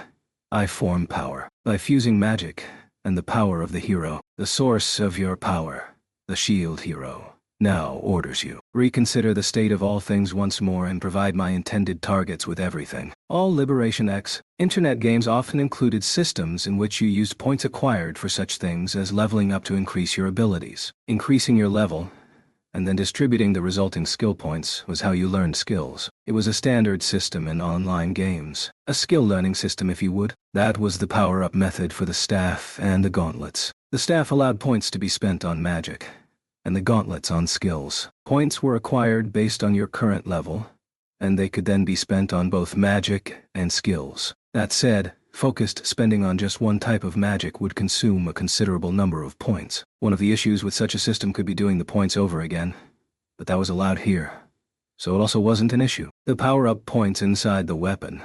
In this instance, the mastery level points that Ren had told me about seemed the easiest to use. You could assign a certain number of them and then wait for the cooldown and reassign them after waiting one day. It really was quite a good ability. The spell I had just cast was an aura. Excellent support magic that could increase the abilities of all allies. It was also a Liberation class multi-target aura that only a hero could cast. When this was combined with the staff power-up method via distribution of points, I didn't know what might happen. Eat this! Tact unleashed a Wanzan claw attack toward me. I avoided it with absolute ease. Why so easily? Because Tact's attack was incredibly slow. It was like a beam of light coming right for me, but I could see the exact trajectory it was going to take. A beam of light, and yet traveling so slowly. When I thought about it, the generic shout of, "Eat this," that Tact had just unleashed also reached my ears incredibly slowly, stretched out into a lengthy drawl. Tact's attack passed by and shot off behind me. It had some homing capacity, but even that was limited. This was one clear example of how boosted our abilities had become. We weren't in the internet game that Ren had been playing, but each boost provided a significant increase. As well as the effect itself, there were some that made specific effects last longer, or caused additional effects to be triggered. It was a pretty deep system, offering some real potential for magic and skills that I'd considered pretty difficult to use effectively up until now. Powerful magic, like all Liberation aura, required a lot of points to increase, but the resulting increase in the effect was also large. This was the power of the staff and the gauntlets. The intent to defend this world. The spirits were lending us all of their power. You dodged it? Tact exclaimed. What's wrong? You only capable of big special attacks? We deflected that first one too, I reminded him. It looked like Tact hadn't even seen me move. That was how boosted my support magic had become. So he suddenly launched a special attack.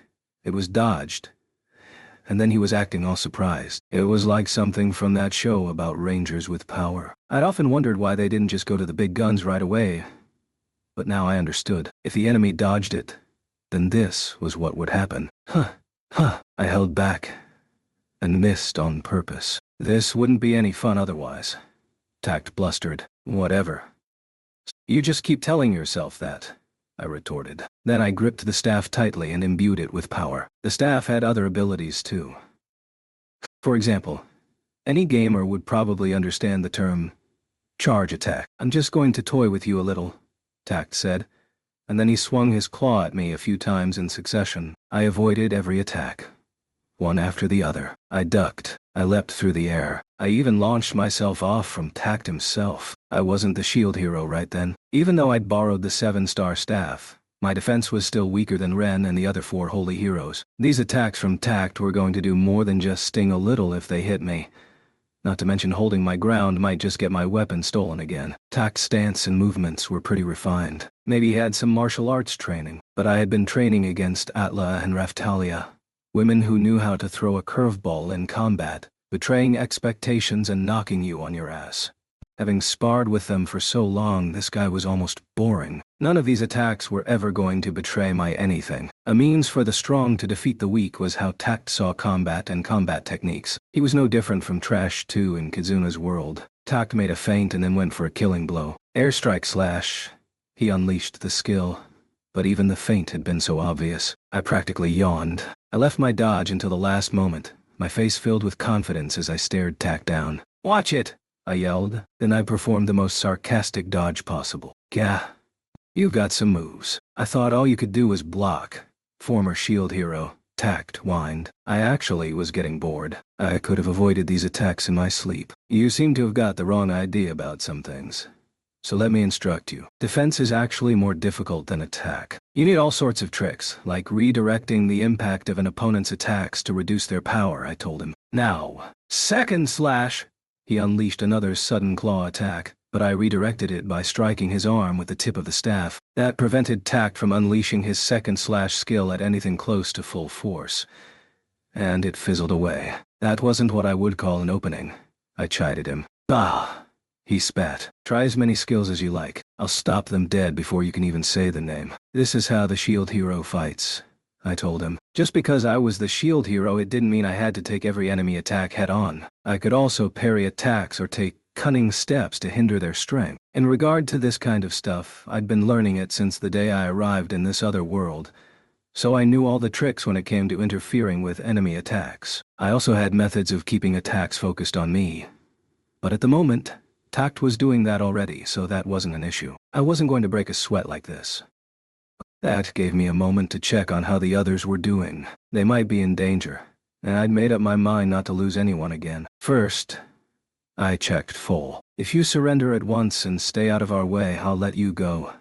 Aotatsu woman, he said. Quite the tone to take with perhaps the strongest clan chief of the Aotatsu. Hakuko. No. From the stink of you. A mixed blood? You fool, his adversary said. Shieldfrieden is a nation that looked down on Siltveld for their pure blood beliefs, seeking freedom for themselves. To hear you speak now as a representative of that nation, anyone from Siltveld would laugh. Full replied. You've done it now. I'll put you back in your place, the Aotatsu shouted. Full turned into his therianthrope form and pointed his fist at her. The silhouette of the Aotatsu, Nelshin, started to swell and expand. Before long, Nelshin had transformed into a large Eastern-style dragon. Amid all of our long history, being able to transform into this shape is proof of being chief. Can you achieve this, mixed blood Hakuko? She taunted. Pathetic. I could if I wanted to, but there's no value in expending such power on you. Full replied, just as brazenly, punching the air. Come then, Hakuko and Gauntlet's hero. Time to bring an end to the long enmity between our peoples, to prove that the Aotatsu are the mightiest race. Nelshin raged at the same moment she launched some water magic. Full casually dodged the attack, instantly zipping in close and launching a kick into the Aotatsu's face. I'm sorry. Oh, did you just do something? He wisecracked. No more games. The dragon roared. The sound of thunder pealed out and then lightning rained down on Full, so the dragon used wind and water. Airstrike. Rush V. Full's fist ended up buried in Nelshin's abdomen. The dragon woman groaned, barely able to speak. It seemed the mighty Aotatsu chief was no match for the new and improved Full. Next, I looked over at Sedina and Shade. The two were glaring at each other against a backdrop of thunder and lightning. Die! Shade rushed forward with a thrust, and Sedina avoided it, although barely, thanks to the support magic I had provided her with. It's so sad, failing to protect someone you care for. I understand exactly how little Naofumi feels. Painfully so. Sedina just took a tail attack from Shade right in the face and then simply shrugged it off. At the anger at failing to defend them, and the feelings upon discovering that hated enemy. So glib. Let's see how long that lasts. Shade snapped back. We owe you for Atla, not to mention for capturing Raphtalia, Sedina said, spat out some blood, and glared Shade down. I can't forgive you for either of those things, so I suggest you retreat. Right now. If you do so, You'll get to live for a little longer. Then she grabbed the harpoon that Shate was holding with one hand. Before you come to regret having stood before me, you, a mere mixed Noid and Kusha. Shate backed down, suddenly looking more like a chicken than a shark.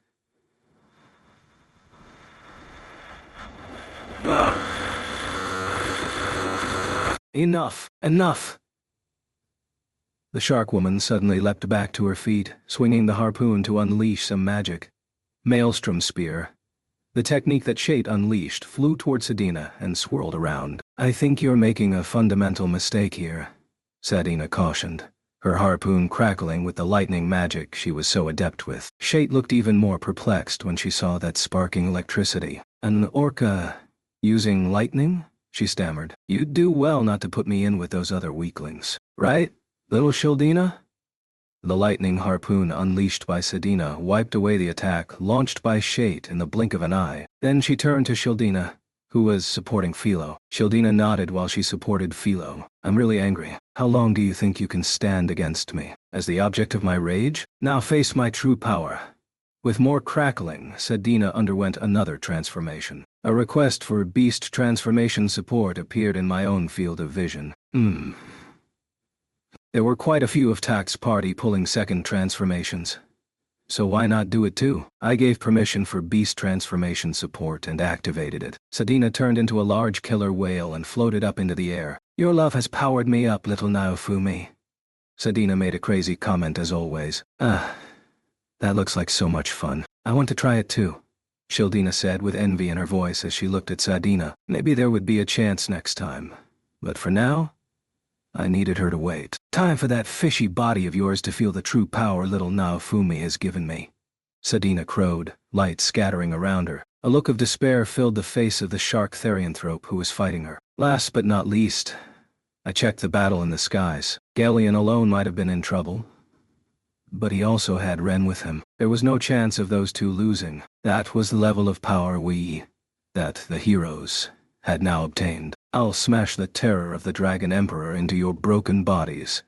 The massive dragon called Leludia shouted, just unleashing fire breath that looked far more powerful than anything Father Galien could cast. Mega Prominence Nova, Liberation Magic Enchant X. As he rode on Galien's back, Ren raised his sword and incanted some magic of his own. Ren's sword absorbed the blazing and undoubtedly very powerful fire magic. Of course, any magic hit by magic enchant was absorbed and instead applied to the sword itself. It looked like that also worked on Dragon's breath. Haikuiku!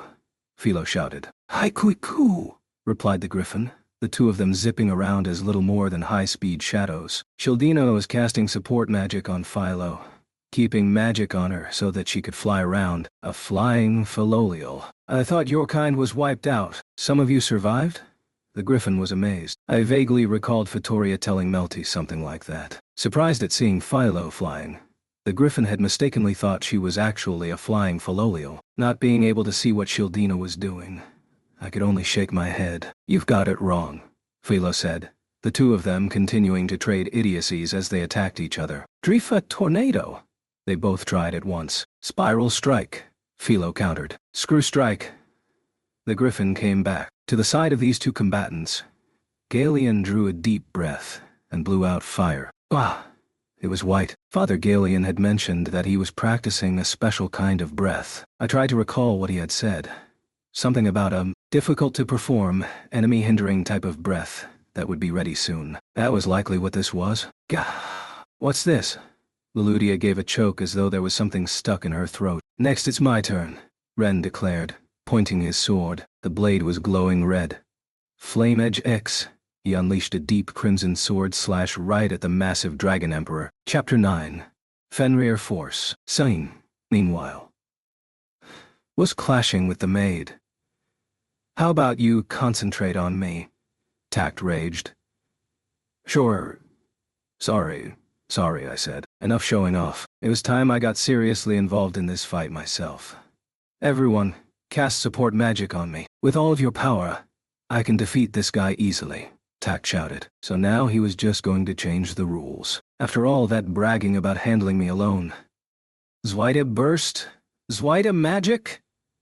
Support magic started to come in from his allies, but it didn't seem to change much. Comparatively speaking, the specs of all Liberation X were far superior. It increased stats enough to cover almost a triple-level gap.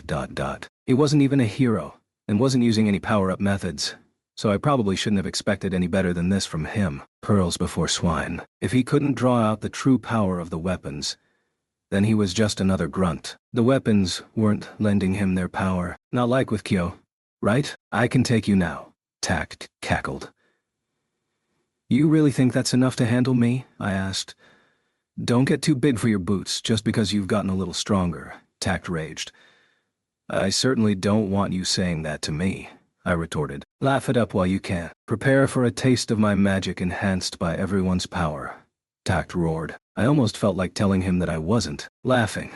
I was just at a loss for words. As I considered doing so, Tact started incanting his magic.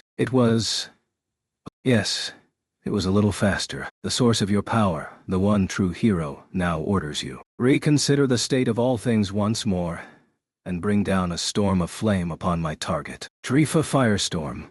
Tact completed the spell. Only Drifa, I exclaimed. Hold on. He claimed to have mastered magic and only cast Drifa.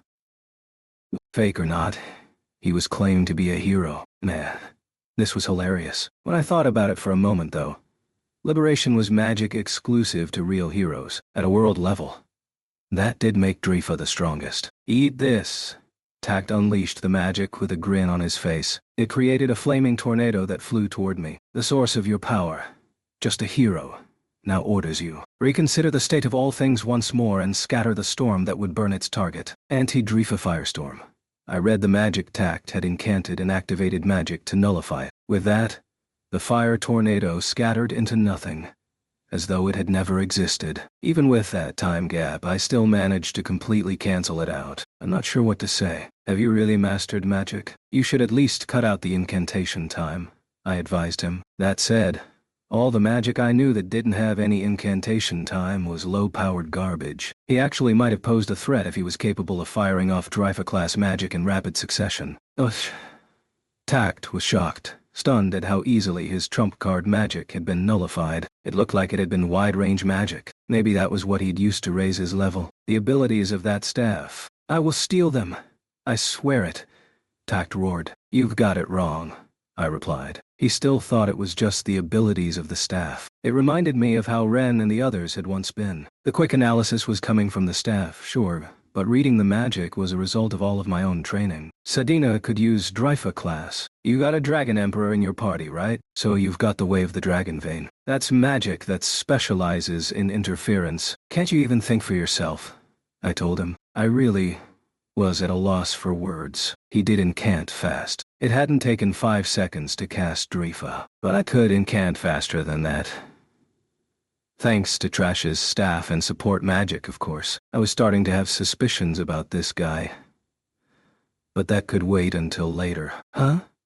I turned toward the sensation of further magic. Tact's harem all unleashed magic right at me. I wasn't going to let them pull a witch move on me. I maneuvered to get them all along the same line of sight, and prepared to wipe them all out together. Zweitwing Blow came the attack. Fenrir Force X.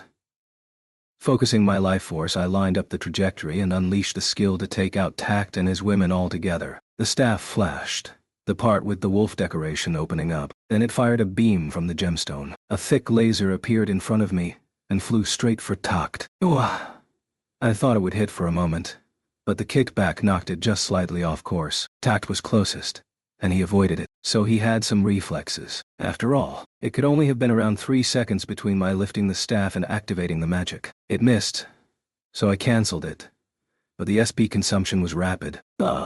Missed, I shouted. I'd been hoping that wouldn't happen. Now Fumi, said Sign, speaking through her familiar and casting dispersions in my direction. Oh, crap. Sorry.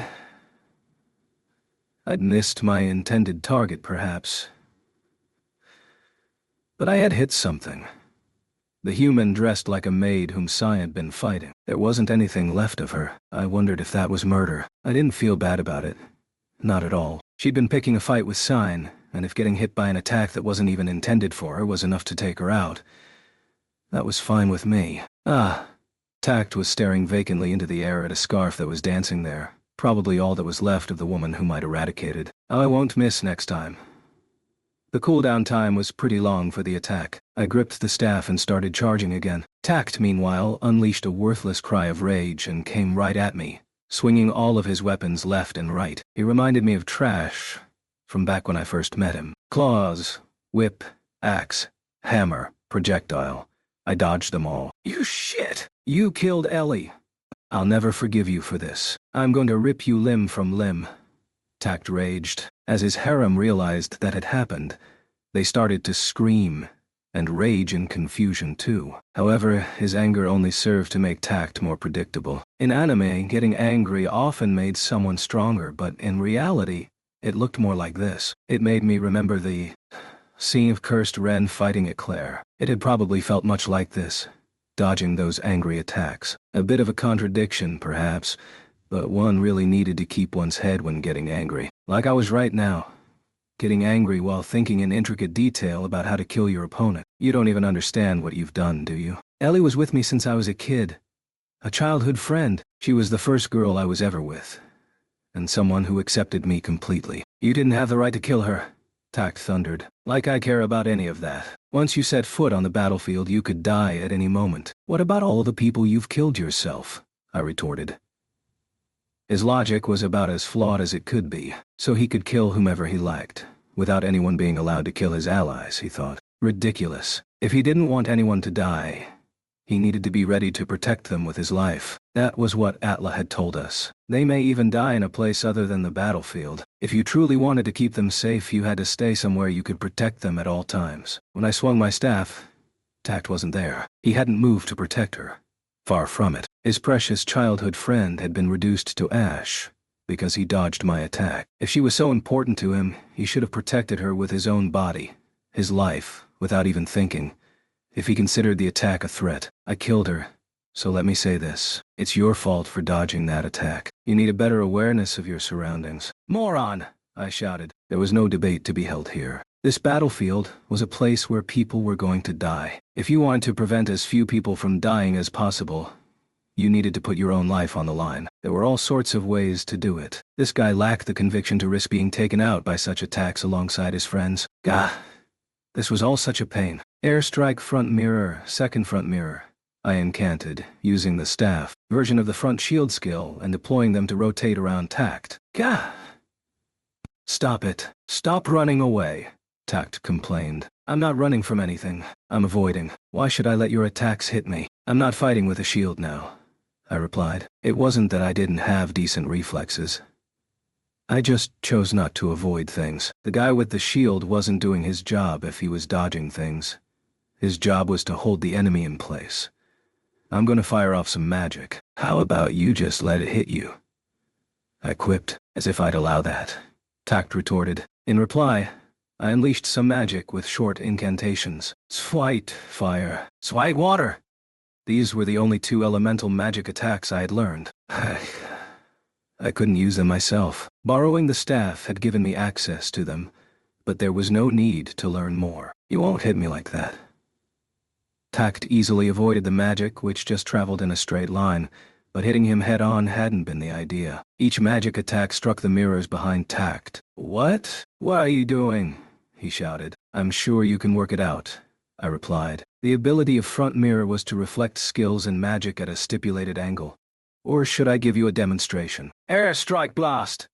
I gripped the staff I'd been charging and unleashed a skill. The magic was fired off like a beam. Tact tried to avoid it again, but I reflected the blast from the mirrors, over which I had complete control, and sent it flying around Tact. I had no plans to hit him. I was basically playing around. I'd created a cage using blast. It created a combo. It could even do that. The mirrors were just moving around on their own. This was all pretty convenient. I didn't know if Trash could control this. I bet he probably could. I could imagine that being pretty dangerous. Each weapon really did have different suitability depending on the user. I bet the recovered Trash could really pull off some crazy stuff with this technique. He'd told me he could use the advanced version of it. Unlike my mirrors, his could create objects with multiple surfaces, allowing skills and magic that hit them to be reflected in multiple directions to cover a wide area. It could even allow enemies hiding behind things to be hit, which sounded very convenient. It had sounded like it might also hit allies, but he'd said that could be covered with careful calculations. I wasn't going to be pulling moves like that off anytime soon. The best I could do was just move the mirrors around a bit, which came from my experience with Front Shield. Thinking of mirrors reminded me of that vassal weapon from Kidzuna's world. Blast prison! In the same moment I shouted it, the prison created from blast exploded apart. With a roar of pain and anger, Takt was sent flying by the blast. His retinue of women all screamed too. Some of them managed to recover from their confusion and raise their rifles at me. Not yet. This doesn't hurt. Doesn't even tickle. Nothing but a scratch. Takt blustered. Yeah, whatever you say, I retorted. Such hollow pride. And even as I thought that, his women started to cast healing magic on him. I wondered if his pride would allow that. I guess he was too angry to worry about it. You really don't want your women to die? Then if I aim for them, all you'll be able to do is defend, I suggested. Takt paled and turned to look at the women around him. The women in turn looked at me and started trembling. I really felt like a bad guy in that moment. It felt really good. I'd never known before how great revenge could feel. As my weapon had been the shield up until now, I hadn't been able to cause pain in my enemies directly. Who was it, I wondered, who said revenge didn't achieve anything? My current feelings would suggest that, if the target of the revenge didn't show any regret or intent to reform, it would be better to kill them. That was a dangerous path to tread, however. If I got too carried away, I was likely to get cursed again. So I decided to hold back. I don't mind doing that kind of evil, I continued, but I don't want to be a killjoy either. So I won't take any hostages today. You can thank me for that. It might make me feel a bit better, but that was for later. That thought still painted me as quite the bad guy. In the next moment, some of his retinue, women who obviously couldn't read the room, went and did something really stupid. Don't move! Twitch another muscle and this woman is dead. I looked in the direction of the voice to see some of the women, clearly out of their minds. Bring in a weakened Raphtalia, barely able to move, hands in cuffs.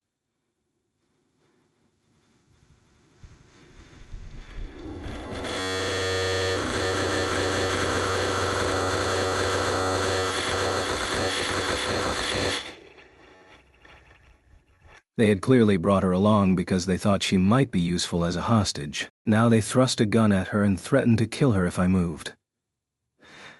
Raphtalia was gagged, making muffled noises but unable to speak. She was resisting, pinned down by some of the other women. Seriously, I just said I didn't want to be a killjoy and you go and pull this. Just how low can you get? I despaired, unable to find any other way to put it. I looked at the women keeping Raphtalia hostage with disgust in my eyes. And Takt gave a smile as though he'd just taken the head of a demon. Well done, women, he crowed. I gave a sigh. What do you mean, well done? I literally just said I wasn't going to be a killjoy and take hostages. And then you go and do it. What does that make you? I said. Then I raised my hands, pretending to obey what they said, and gave a signal for everyone else to stop attacking and focus on just parrying. Shut it. I don't have to play by your rules. The one with the better strategy is the winner, Takt retorted. I'm not sure I'd call this a strategy. I say it's a cowardly act, ignoring all propriety. Hardly the act of a hero, I replied. I believe that from the bottom of my heart. I knew that those in the right didn't take hostages and then still try to stand above others. She's cute, so I had planned on taking some time to make her see my appeal, but I've changed my mind, Takt exclaimed. He really seemed to believe he could have allured Raphtalia. If that kind of thing was going to work on her, I would have lost her during our troubles with Motoyasu. I owe you for Ellie. Now you'll feel the same pain, he raged. He was clearly going to kill the hostage, even if I did stop moving. What a total coward. I've already felt it, you scum. That's why I'm here taking revenge, I replied. This was the guy who killed Atla. His woman died, did she? I was going to feel the same pain? We're already even for dead women, you hero of the trash heap. You need to take some responsibility for your crimes. Sure, I just killed someone myself, but Takt was the one behind the death of Atla. I thought maybe we'd be able to understand each other, both being murderers. But that wasn't going to happen now. If we could come to an understanding and he took a step back, though, I would at least listen to what he had to say. Perhaps reduce the punishment levied upon him after this was all over. 10 times this woman of yours wouldn't be worth a single Ellie. You can't call us equal. Takt imbued power into his claws and unleashed a skill. Wanzin Claw. His target was the Raphtalia that the other women had all trussed up. And yet, I just quietly watched the slow progress of the skill. Raphtalia continued her muffled protests, even as Takt's flicker of light flew toward and passed right through her, sending her flying away. I did it. I did it! Takt cackled around his laughter. I've killed your woman. She was a feisty one, I'll give her that. This wouldn't have happened if you just did what Master Takt said. One of his retinue chimed in, laughing as well. That's right. It's your fault, said another. Poor thing. The only one she has to blame is you, said a third. All of them were standing around laughing and congratulating themselves at what Takt had done, even though we were still in the middle of the battle. Boy, you guys really are nasty, I said, shaking my head in amazement. Neither Takt nor any of his women had noticed that none of my allies looked the slightest bit panicked. Huh? One of the retinue, the fox woman, had been standing there to protect the other women. She finally seemed to notice something. What? The fox woman swung her claws at one of the other members of the retinue. Dafu! Came the cry. Impossible. We caught her. I'm sure of it. She can't possibly have escaped. With a metallic clang, the targeted woman caught the claws of the fox woman. And then that target changed form. The person who appeared wasn't who I'd been expecting. It can't be, the fox woman proclaimed. I remembered something, remembered a foolish little fox who was so focused on tricking others. She never considered that she was being tricked herself, As the now revealed newcomer spoke, Shildina looked over with a start. This was the woman who had possessed her body, after all. The past Heavenly Emperor was standing there, as casually as all the world. You continue to involve yourself in these feudal power struggles, I'm sad to see that your seal broke without you first repenting your deeds, the past Heavenly Emperor said to the fox woman. She just burst into laughter. I found you! I finally found you. You stinking raccoon. So this is where you've been hiding, she cackled. For my part, at the point I cast Liberation Aura X on my allies, I had known pretty much where she was. Raph, said Raphchan, who had been hidden up until that point. She now dashed toward the past Heavenly Emperor. The past Heavenly Emperor was really Raphchan II, surely. But I was unsure of whether I had the wrong end of the stick or not. I wouldn't call what I was doing hiding. Bringing an old warrior like me, someone long gone from this world, back to life, and pressing me into service again. I'm half amazed, half disappointed. That said, the past Heavenly Emperor raised her hammer. Last time I chose to just seal you away, hoping you would learn your lesson. But this time I'm going to be sure and take your life. Face my rage at sealing me away. You will pay for all you have done. Die! The fox woman headed straight for the past Heavenly Emperor. Right! Back to the fighting, everyone. Finish off your own targets. I made a slashing movement across my throat with my thumb. My party all nodded and started fighting again. What? What? So that woman I just killed. Takt, stunned, looked toward the body of the woman he had thought was Raphtalia. The smoke parted to reveal what looked like a young girl, dressed in white, clearly deceased. It looked like the woman Rat had been competing with in her research. So she had been the unlucky one. Tell me, how does it feel to have killed one of your own women? I taunted. Your cowardice. Sign started. We shall ensure that is the end of your cowardly interference. Her familiar translated for her, and then Sign pointed her scissors at the retinue of women. This can't be. Takt was really having a bad day. Come on, tell me, what does it feel like to have killed one of your own women? I asked again, really leaning into the role of the bad guy. After all, he'd taken a hostage and then tried to kill her. No, actually killed her, telling those he thought to be her companions just to sit and watch, fully intending to break any promises he made to them. You will pay. His cry degenerated into a gargle of rage. You killed her. How am I meant to pay for this? I'll say it again. You killed her. I shook my head in mock amazement. I wasn't going to let him push responsibility for this onto me.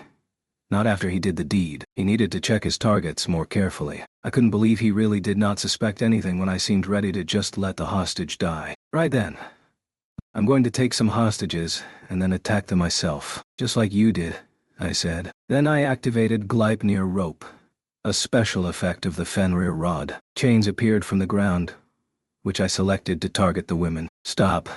Tact started. Ha. As if. I'm not like you, I said, dropping the act, capturing Tact. He was still suffering from all that earlier damage from the look of it, and I captured him easily. I can't move. He grunted. I should hope not. You won't get out of these chains easily, I told him. The length of the effect of Gleipnir rope was influenced by the magic of the user, chains that were famous for being wrapped around a god-killing wolf in my world. They weren't going to break easily.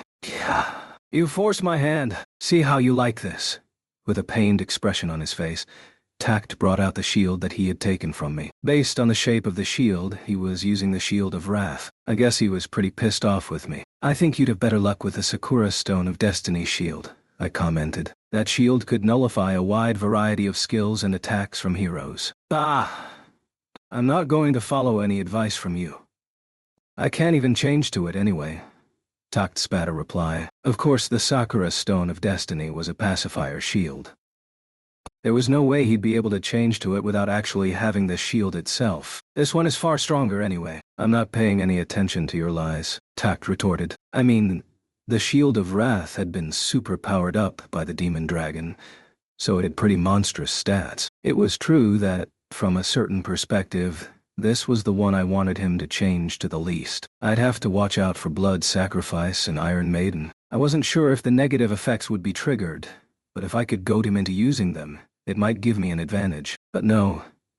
It seemed safer to just stay quiet and keep on attacking. Okay, I'm going to hold back on you. Be sure you block this, or it will go straight into the women behind you, I cautioned him. Tact glanced at the women behind him, all too scared to be able to move, and then glared at me with eyes burning with resolve to protect them. That was it. That was the face I'd been wanting to see. That face, belonging to the one who had taken so many from me, including Atla, the Queen, people from my village, from the Coalition, now twisted in hatred directed at me. Don't waste your best glares on me yet. I've got plenty more pain coming your way, I said. Having finished the charge, I unleashed the skill again. Fenrir Force V.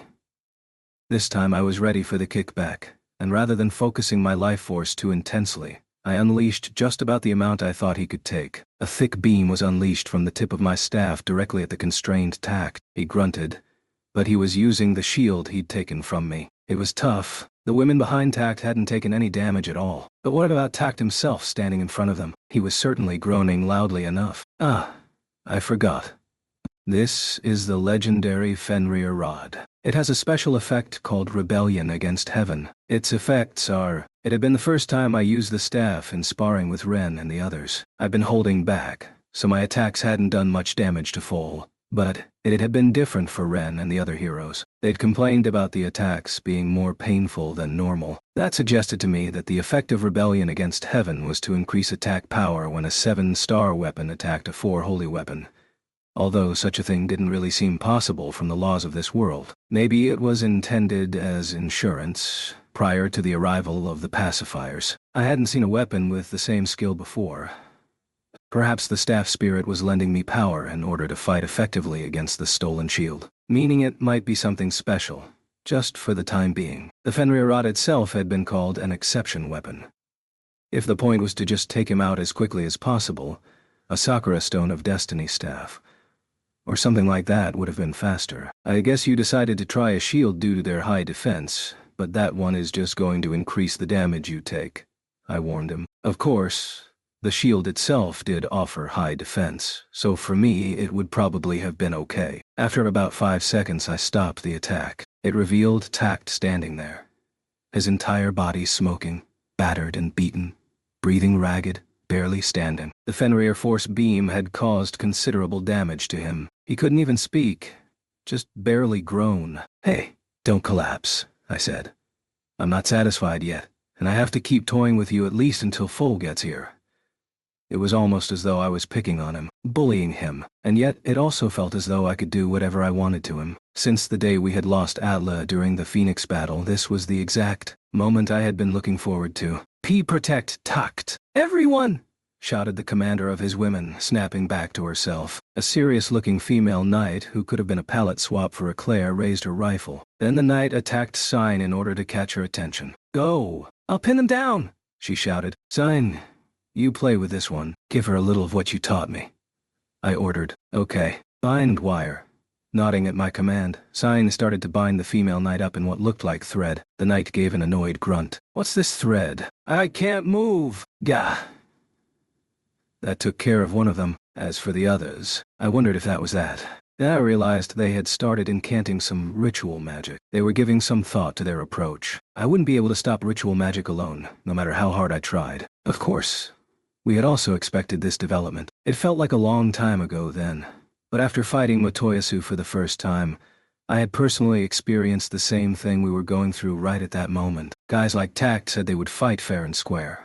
But as soon as they got into any kind of trouble, they would immediately employ every cowardly attack they could find, which meant we had naturally planned for my own party to provide attacks and support. Tact had just been dumb enough to rise to my taunts. Our entire strategy had been conceived around a small number of us fighting a larger number of them. Luckily, Foal and the others were fighting the more threatening among them, making things a lot easier for me. Sign didn't even have anything to do. Talk about the right people to have your back in a scrap. Fire! The women pointed their rifles at me and opened fire, gunshots ringing out. I quickly deployed the defensive strategy we had come up with. Lead shots flew toward me, traveling so fast they could almost be called instantaneous. These were rifle shots from enemies at level 250 after all. They were likely on par with the power of rifles from my own world. That said, it wasn't like I'd seen a real gun back in my world. The women would be confident of hitting me, and yet their faces showed only concern, only worry for saving their ally. I had to wonder how they could make such faces themselves, and yet not understand the feelings of others, but I also didn't really care. In fact, I was about to trample their feelings into the ground, all of the bullets coming for me hit Tact instead. He grunted in further pain, while his women dropped their weapons in shock. Whoa, what just happened? They exclaimed, all stunned. Seriously? You guys need to be nicer to each other, I mocked, a grin spreading across my face. Why did the bullets hit Tact? They didn't have a clue. In fact, I had used a technique Sign taught me to adjust the trajectory of the rifle shots and direct them all at Tact. How's that feel, Tact? How'd you like the taste of the lead fired by your own gaggle of level 250 women? I really put the boot in. How dare you? How dare you make us shoot Tact? They screamed. Incensed, the women started to hurl insults in my direction. Their nonsense just made me feel good. I really had changed. I found real enjoyment in moments like these. The old me, back at home, would have likely been pushed close to tears by this kind of treatment from a horde of women. I'd become stronger. Maybe hardened was a better word for it. But it was tough to tell if that was a good or bad thing. You're ones to talk, beating down your foes with sheer numbers, using every cowardly strategy in the book. You don't have a leg to stand on. I shot back, snapped back to reality by my retort. The women fell silent. They'd likely finally realized that logic wasn't on their side. I'm kind at heart, so let me use some magic on poor little Tact. Drifa heal. I wasn't going to waste a liberation on him. Bolstered by my healing, Tact glared at me with increased intensity and he started to chew his lip. I'm not done with you yet. See if you can withstand this. Even as I taunted him, lightning crashed down from the sky toward me. It was the ritual magic judgment. Once the casters hit level 250, they could use it even with numbers for cooperative magic. They had probably focused the power of the judgment to ensure it wasn't going to hit Tact. Still haven't learned your lesson, I chided. With a sigh, I deployed my mirrors into the sky above me. Stop. Ah, it sounded like at least one person had worked it out, but it was too late. Die. Just die. The overeager others dropped the judgment on me with a terrible rumble of thunder. I pushed my life energy into the mirrors and adjusted the angle of reflection. Just as I predicted, the reflection worked perfectly, and I was rewarded with a cry of pain from Tact. Tact! The women shouted. What are you doing? This guy. It looks like he's got the power to make all of our attacks hit Tact, one of the gaggle explained. The others all looked in stunned amazement at the battered Tact. Some of them were even trying to run to him, being held back by the others. How about that one? The taste of magic unleashed by your allies? I quizzed him. I'd thought I was fighting Tact, but at some point, that had changed to me fighting his retinue. Tact had been using the shield when the attack hit, so he hadn't taken much damage. but he still looked to be on his last leg. You guys are basically killing him for me. You understand that, right? How stupid can you get? I said. Then I glanced over at the past Heavenly Emperor. She and Raf Chan were caught up in an illusion battle with the Fox Woman. They were literally throwing everything they had at each other, unleashing fire, calling up water, twisting the very air around each other. The same things had happened during the fight in Siltveld. This was a rematch for Raf Chan. Raf! She called. Clone magic? You think I can't see through that? The Fox Woman said. Raf Chan had turned into an identical copy of the past Heavenly Emperor and was standing at her side. Raftalia and the past Heavenly Emperor looked a lot alike, meaning it was easy for Raf Chan to copy her. It also sounded like the past Heavenly Emperor had sealed the Fox Woman away in the past. Affinity really was important. Anyway, I needed to concentrate on my own battle. Damn, you made all their attacks hit me. Tact raged. You demon, his women said, continuing to call me unpleasant names. Demon, huh? It had been a while since I'd been called that one. I'm fine with being called that. I'm the shield demon. After all, what's so bad about making use of enemy attacks anyway? You're doing far worse than me, getting involved in what was meant to be a one-on-one battle. I still want to have my fun. I'll heal him again. I proceeded to cast healing magic on Tak. Both my magic and SP were getting pretty low. I took out a healing item, a Rukalu fruit, and prepared to... No, you don't. One of Tak's retinue suddenly appeared and made a grab for the fruit. She was dressed a bit like a ninja. I thought it might be a Fulbury shadow. She grabbed it so hard she squished it in her fingers. Those things weren't cheap. What a waste. Some of the juice splashed onto the face of the woman who had grabbed it. She gave a cry. I'd been told this was one of the raw ingredients for other alcoholic drinks. Melrith! One of the others shouted. This stinks of alcohol. The woman was already unsteady on her feet. This stuff was basically poison to anyone but me. On the Kalmyra Islands, Motoyasu ate one, threw up straight away, and then still just dropped off to sleep. Potent stuff. Don't interrupt my healing magic, I warned her, then kicked her in Sign's general direction. San was quick to wrap her up in threads. I proceeded to take out another Rukalu fruit and finally got to eat it. Takt looked at me with a thrill, as I see you, hatred blazing in his eyes. Shaking his head. You think I'm committing suicide, eating a Rukalu fruit like this, don't you? Sorry to say that's not the case, I told him. So, you've been given an ability, he said. What do you mean? Ability from who? I asked. Had he received an ability from someone? The white-clad child woman had been into homunculus research, and from what Rat had told me, she could make physical modifications too. Maybe Tact thought Rat had performed some kind of modifications on me then. The shield spirit had warned me that Tact was an assassin sent by the one behind the waves, however. I needed to try and get some details out of him concerning that side of our problems. I was born like this, I explained, hoping this could be a good opening. It sounds like someone gave you your ability, though. That's the difference between us. Now that my magic and SP were recovered, it was time to carry on. Huh?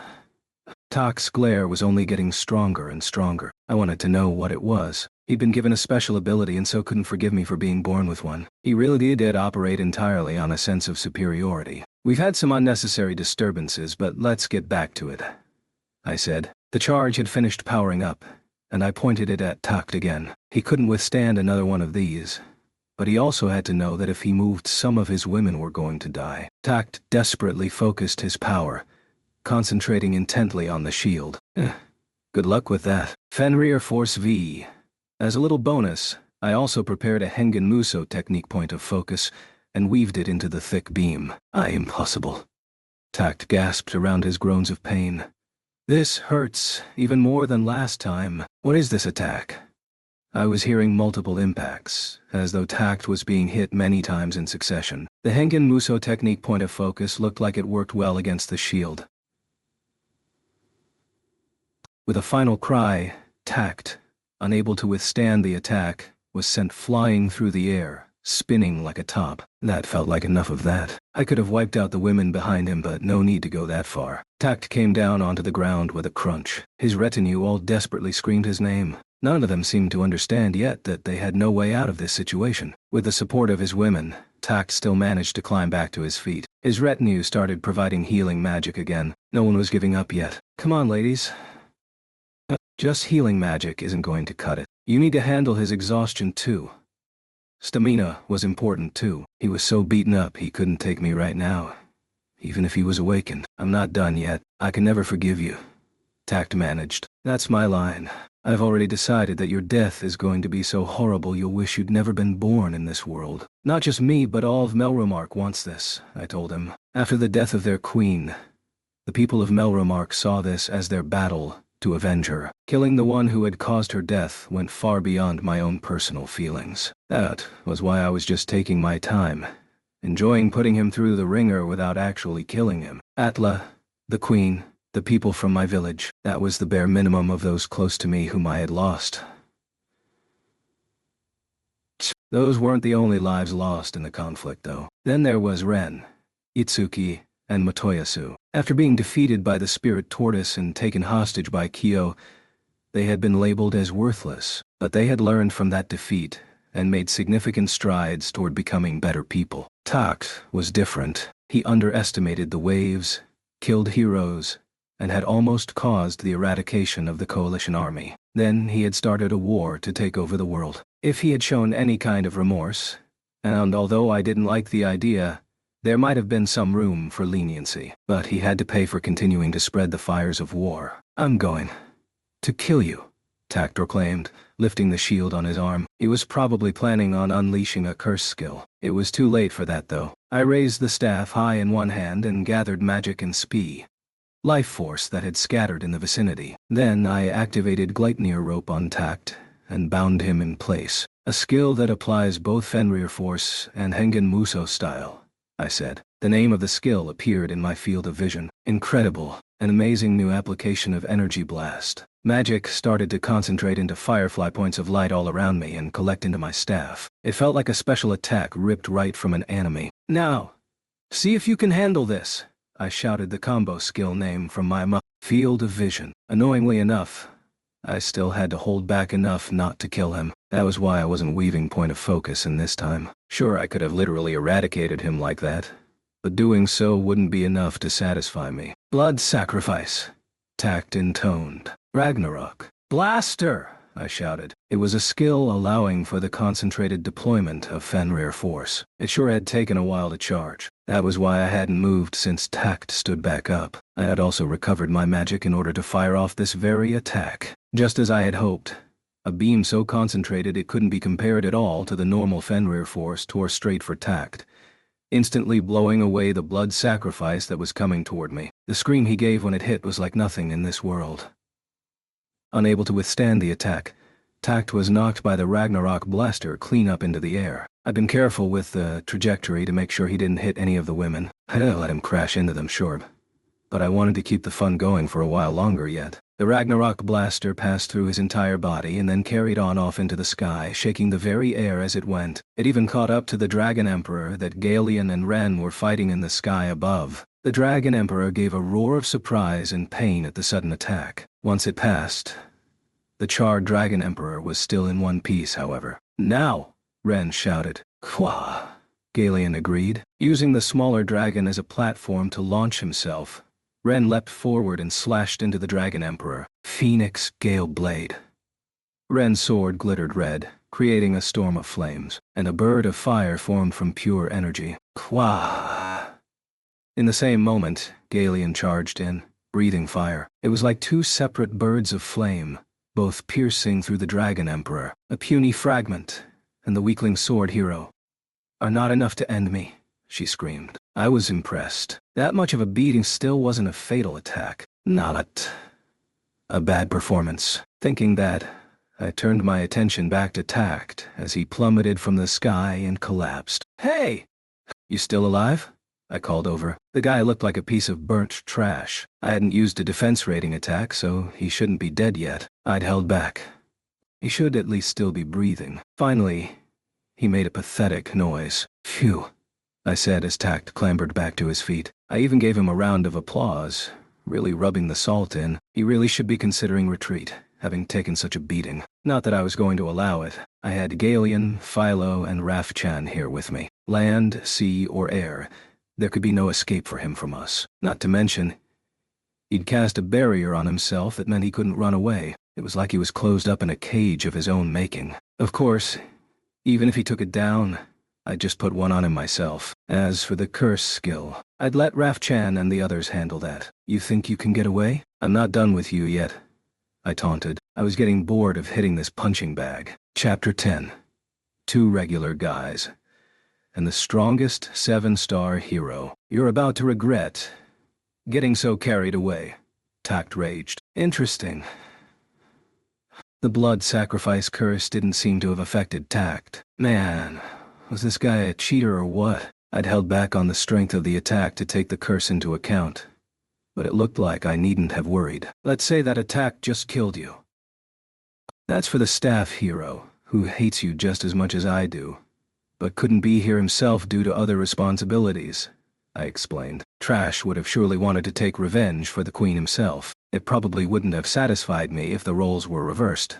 But as the temporary staff hero, I had now defeated Tact once. Next, it was time to avenge Atla, those from the coalition army who shouldn't have died in that battle, and those from the village. With an enraged cry, Tact gathered his remaining strength and lunged to attack me. Having changed to the weapon he favored the most, his claws, I chose to let him get in close. He was strong. I had to give him that. I couldn't last long in close combat. I knocked his attack aside and took some distance, and then Tact finally smiled. Got you! Your staff is mine, he cackled, still grinning and nodding happily to himself. Realizing what had happened, his retinue also quickly relaxed again. You toyed around with me too much. I win. I mean, there was a long history of the strong mocking the weak. Just to have the weak come back with an unexpected attack and strike the strong down. It was a common trope. I actually liked a lot of manga that used it, but this time, that definitely was not going to happen. You seem pretty pleased with yourself, so let me explain, I said. It was so easy to fight you using the staff I was getting bored, so I let you take it. Build him up again, then tear him down. Nothing hurt more than thinking you had a chance, and then still getting your ass kicked. Tact quickly activated his ability, and the staff sparked. Then it turned into pure light and flew over to Tact's hands. As he took the staff in his hands, his smile was transformed into a grin of certain victory. All of that smiling makes me want to punch you in the face. Are you really that happy to have obtained the staff? I asked. Sour grapes. That's all I hear from you. Now, prepare yourself for pain. By the time I'm finished, you'll be begging me to end your life, Tact crowed. That's my line, I said. Stop making me repeat myself. I looked up at Ren, sensing the situation below. Ren took a sword. Not his own holy sword, but another from his hip, and threw it down to me from the air. I raised my right hand and caught the sword. I'm here to destroy everything you possess, I menaced quietly. Your pride, your dignity, everything you treasure. I've already half destroyed your composure and your arrogance. Now it's time for the other half. False hero, possessing 6 of the 7-star weapons in the shield from the 4 holy weapons. Now face the reality of being defeated by a regular guy who holds none of the legendary weapons. Then I drew the sword from the scabbard. I had little experience in sword fighting myself, but I'd been hit by sword attacks plenty of times from Ren, Raphtalia, and Eclair. I could probably make a go of it. The sword itself had been created at top speed by the old guy, Himiya's uncle, and Motoyasu II from Phoenix Materials. Just like the Spirit Tortoise materials, they had been a bit tricky to work with, but the 3 of them had quickly adapted and created this weapon. It was called the Phoenix Sword. It had all sorts of effects applied to it, but just like the Spirit Tortoise katana, my half-assed appraisal abilities couldn't handle it. The Phoenix Gale Blade that Ren had just unleashed had been a skill from his copy of this sword. Apparently, its basic stats were almost identical to the base values for the Spirit Tortoise sword that Ren also had. It was a pretty impressive piece of gear, and due to it being a scissors sword, even Sign had been able to copy it. I pointed the sword at Tact and beckoned him to come get me. I'm going to show you that heroes' weapons are too much for you to handle. Come and get me, I taunted. I made this declaration in order to further tear down his pride. In that same moment, there was a crashing sound. I looked in the direction of the noise to see the exact moment in which the dragon, her head blown completely off, collapsed to the ground. Of course, Fol was the one who had landed the killing blow. Sorry to take so long, brother, he said. You did take a while, Fol, I replied. All that flying around made it hard to finish her off. he complained. It did make sense she was going to try and use that to her advantage. The Sakura Stone of Destiny gauntlets didn't have much of an effect on her either. She wasn't receiving any hero protection. Not like you provide us. No growth or status adjustment. Because the one protecting her isn't a real hero. That's why. The range it can nullify must be really narrow. That was one thing that did make Sakura Stone of Destiny gear hard to use. Whatever. Now that Foal was here, there was no need to hold back any longer. I've lost count of the times I've almost killed this guy. I complained to Foal, waiting for Tak to come to us. Tak gave a shout of disbelief at the scene before him. Nelson! The dragon was gone, however, and wouldn't be responding to Tak's shouts. You have to die too. As though weeping tears of blood, Tak unleashed magic toward Foal while running toward us. Foal skillfully dodged all of the attacks, all the incoming magic, and then immediately landed a kick right in Tak's face. The noise he made was most delightful.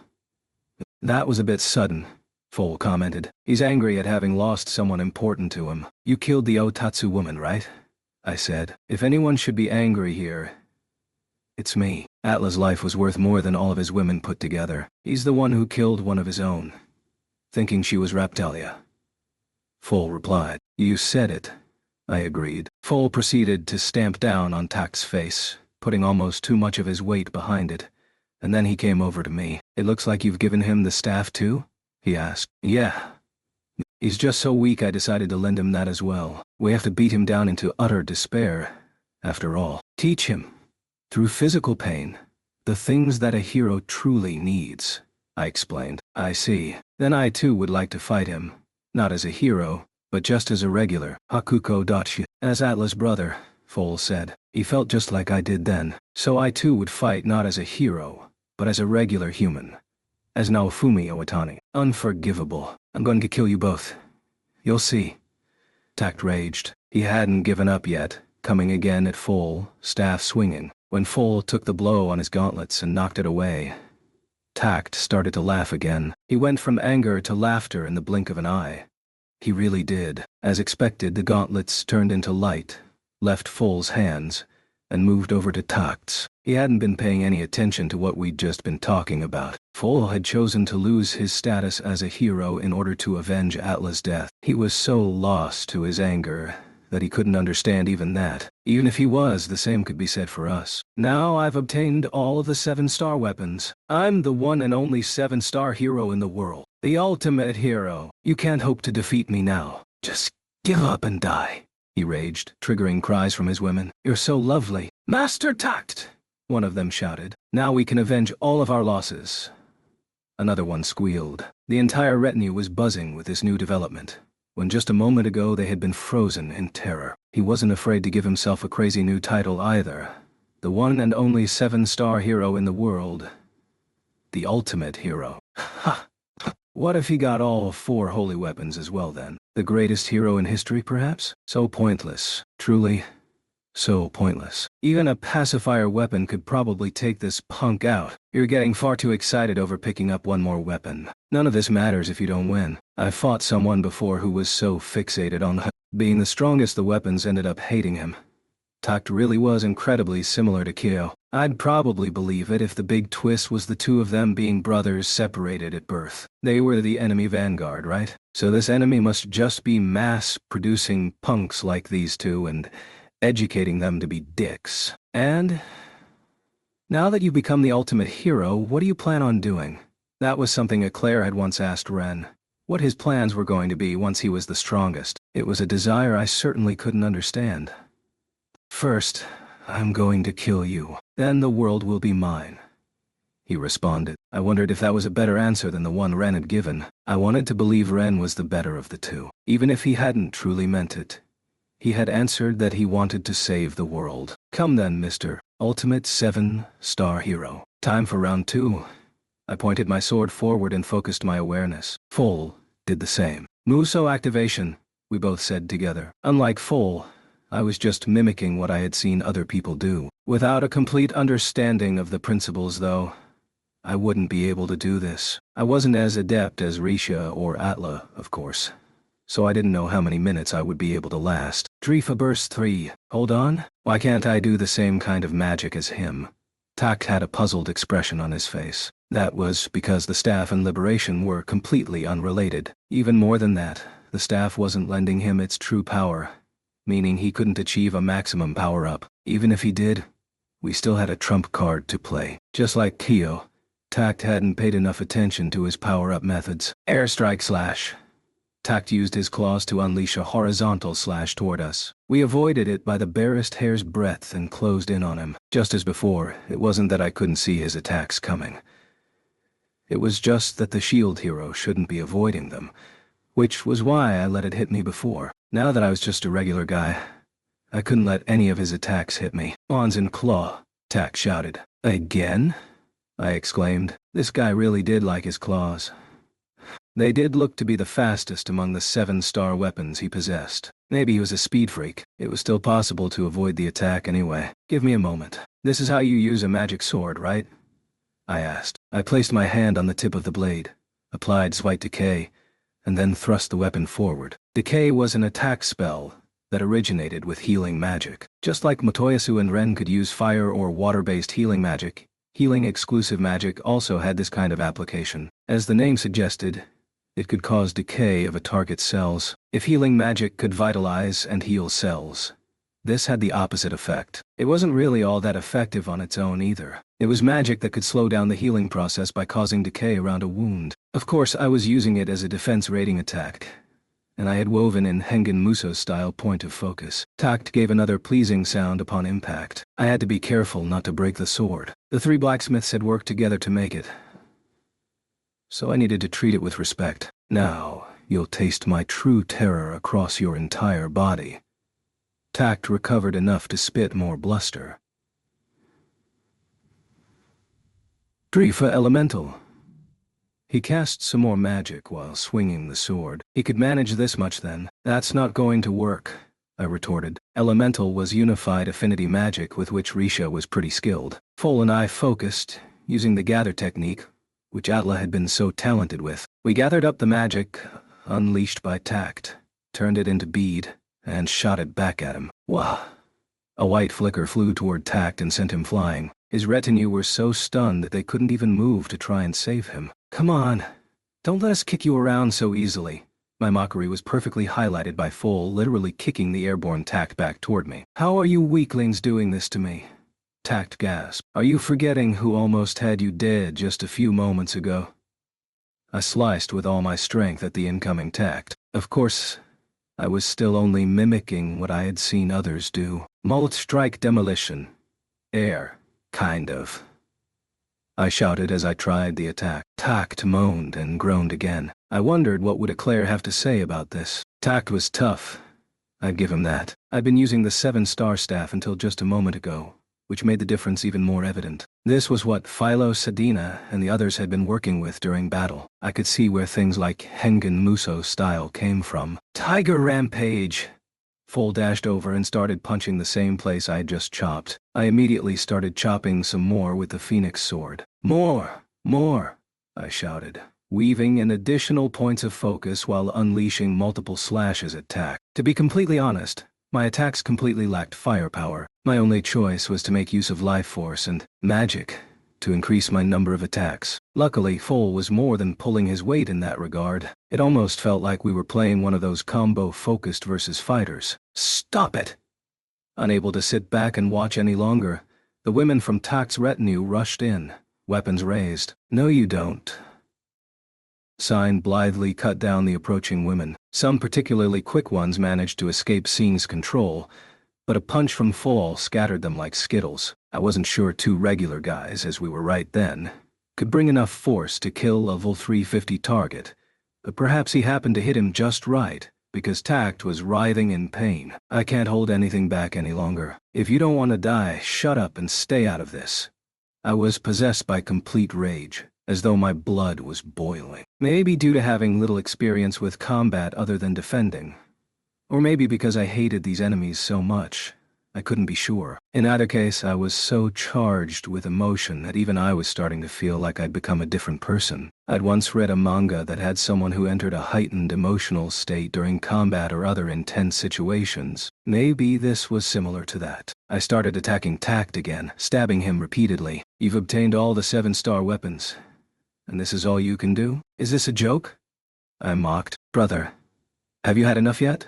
Foal asked. I'd quite like to finish him off. Sorry, Foal, I replied. He still needs to suffer. The world can't forgive him. No, even if the world did forgive him, I never could. He needs to suffer more horribly, before he dies. You understand what I mean? Yeah, Foal said. Tact was down on the ground now, and I stabbed him repeatedly with my sword, while Foal continued to kick the crap out of him. Come on, suffer more. The ones you killed felt far more pain than this. The pain of their bodies literally turning to ash. This guy had no idea of their suffering. Ah, it hurts. It hurts so badly. Stop. Spare me. I'm going to die, Tact moaned. I pressed on, determined to beat into him the despair of dying in the arms of a beloved partner, or the feelings of one choosing to sacrifice themselves to save others. Brother, if you want to keep him alive, we'd better stop, Foal cautioned. Yeah, okay. I was breathing hard. I'd stabbed the guy until I was out of breath. When using the staff, I'd been doing everything at long distance and had more raw firepower too. In this instance, I might have got a bit too carried away. I'd made a good account of myself too, even without a legendary weapon. I'd been able to see every move he was going to make. I was starting to have my suspicions about him really being level 350 and having 8 of the legendary weapons. Compared to Kyo, Tact was just a punk who had tried to let his level and gear do the talking. Such insolence. As we stopped attacking, Tact got to his feet again and shouted at us. What happened to pleading for your life? I asked him. Most pathetically, I might add. Shut your mouth, he roared back. Lightning whip. I guess maybe we had played around a little too much, giving Tact the opening to change to the whip and unleash a skill across a wide area. We dodged and weaved our way through his attacks, Foal proceeding to land another kick while I placed a hand on the pommel of the sword and thrust it deep into Tact's shoulder. He screamed. It was definitely harder work than using the staff, maybe because I wasn't using the shield, which was better suited to effectively activating point of focus. This is for the queen you killed, for the villagers you killed, for the coalition members you killed. With that, I released the catch on the handle. Just like the phoenix having turned out to be 2 birds, the phoenix sword was a scissors sword, allowing it to split into 2 blades like a large pair of scissors. So I wondered what happened if it was split into 2 while it was stabbed into someone. The blade was even sparkling red, burning Tact's flesh black. His terrible cry was music to my ears. That said, I'd never fought with 2 blades before, and had 0 confidence in my ability to do so now. So I crossed them like scissors and slashed at Tact as though cutting his chest from the inside. And this, I returned it to a single blade, is for Atla.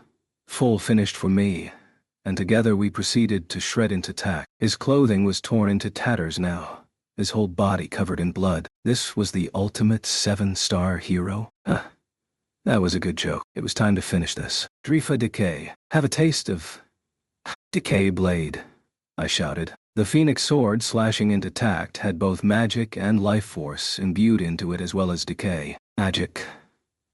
Dragon slaying conflagration fist. Foal backed me up with a series of blows faster than the eye could see. Then we both landed synchronized final attacks. Tact's screaming seemed well suited to the punishment. It was as though the wounds I was causing were festering on the spot. It was pretty gross, to be honest, but that also meant it was pretty strong. I had poured my entire mastery of Hengen Muzo style into it. An attack as close as possible to the limits of a regular guy and most suited to a true hero. The same could be said for Foal's attack, which was a recreation of one of his gauntlet skills. It was the same attack he'd used to kill the dragon. Tact groaned, defeated by the double attack from Foal and me. Phew. That really doesn't make me feel any better at all, I spat, kicking at the collapsed Tact. Me neither. I'm really feeling like just finishing him off, Foal said. Don't be like that. He's not getting off this lightly for killing Atla, the queen, and everyone from the village, I replied. I know, brother, Foal agreed. Then I took a moment to check in on everyone else. First, I looked in the direction that was still sparking with intermittent lightning and peals of thunder. Hey! I'm not feeling satisfied at all yet. Hello? Sadina was continuing to attack her target, who was being kept up in the air by lightning and looked like, well, a fried fish by now. I wasn't one to talk after everything I'd done to Tact, but she was probably taking things a bit far. Maybe she was channeling some of my own rage, but I still felt like I was getting a glimpse of the former Miko priestess to the water dragon and executioner. Her opponent looked like she was already dead, surely. I certainly wouldn't enjoy getting electrocuted to death. Little Naofumi, I've still got so much more rage to give, Sadina said. Enough. Change back, please, I told her. Just how much of my magic are you planning on using up? Oh dear, now I've made you all mad with me. At my command, Sadina ended her beast transformation and returned to her killer whale therianthrope form. She was messing about, striking a silly pose at being called out by me, but I knew what she was doing. I was feeling quite vexed, thinking about little Atla, and you, little Naofumi, but now I feel a bit better, just for good measure. She pointed her harpoon at Tact, and shocked him a bit too. From her words, it sounded like she was just letting off a bit of steam, relieving some stress, but I could tell how angry she really was. She was the type who kept things light and breezy on her face, but was raging deep inside. It made sense. She was one of the oldest in the village, making her like a big sister to everyone. She had to be livid at what had happened to Atla. Then Sadina turned her harpoon on the women that Sign was holding back. I don't like picking on the weak, Sign started. My proclivities do not extend to bringing harm to the weak, but I wish they would bring an end to their pointless resistance, her familiar said, filling in the blanks. Me too. How about I help you keep this gaggle under control, little Sign? Sadina gave a meaningful look at the woman she had just charred to a crisp, then looked at the other women. She'd gone overboard in order to set an example, I guess. Keep causing trouble and you'll end up just like her. So stop it. The women all cried out together at this command. Seeing what happened when you messed with Sadina was enough to shut them up. I mean, we had Tact looking like warmed-over crud on the floor, the Aotatsu getting her head blown off, and then another of their allies getting shocked to death. If I was in their shoes, I probably wouldn't be doing much moving around either. Just then I heard some loud shouts coming from Ren and Galeon. I looked up just in time to see the massive Dragon Emperor crashing down in front of the fortress. Galeon had his jaws lodged in the throat of the Dragon Emperor, while Ren had his sword in her forehead. The impact on the ground resonated all the way back up to us. Galeon gave a snarl through his mouthful of flesh. You are joking. Give you my Dragon Emperor fragment. How can a pathetic little fragment like you, who needed the help of a hero to defeat me, dare speak such words? The Dragon Emperor almost looked like she might start another rampage, but Ren pushed his sword in deeper, causing a mighty roar. The battle was over. That much was for sure. You can kill me. I still won't give it to you. Alien made a different sound, and I realized he had changed to Father. Alien.c. During the battle, he had likely switched between his two personalities multiple times while he cooperated with Ren. Now he had made a final declaration to the defeated Dragon Emperor. A snapping sound rang out, the sound of Galeon snapping the Dragon Emperor's neck. She gave a final gasp, twitched, and then died. Ren pulled his sword free and used the fortress walls to climb back up to where we were. You finished here? He asked. Pretty much, I replied. What was Galeon doing anyway? It looked like he was enjoying a hearty meal. Amid fountains of blood, Galeon was chomping his way through the corpse of the Dragon Emperor. I'd seen Philo eating wild monsters before, but this was even more grotesque. Ren looked over, and then covered his mouth. He was clearly holding in his vomit. What's he doing?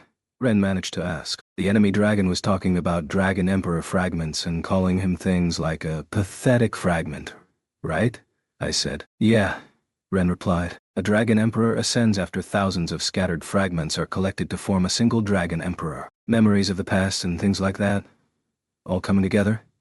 I explained. I'm not sure what you're getting at, but it sounds like Galeon has one of those fragments, and he's also trying to get some from that massive dragon, Ren said. Looks like it. The enemy wouldn't hand them over, so he killed the dragon to take them, I said. For all his talk about their base nature, trying to come together to face down the danger to the world, I'd been surprised when no dragons had shown up to fight Galeon. It was likely that Tox Dragon had been mopping them up first. Galeon was chewing his way around the heart of the Dragon Emperor. I wondered if that was where the fragments were concentrated. I'm guessing that he learned the level 100 cap-breaking technique from the Dragon Emperor. If things go well, Galeon should be able to provide the same service, I hypothesized. I see.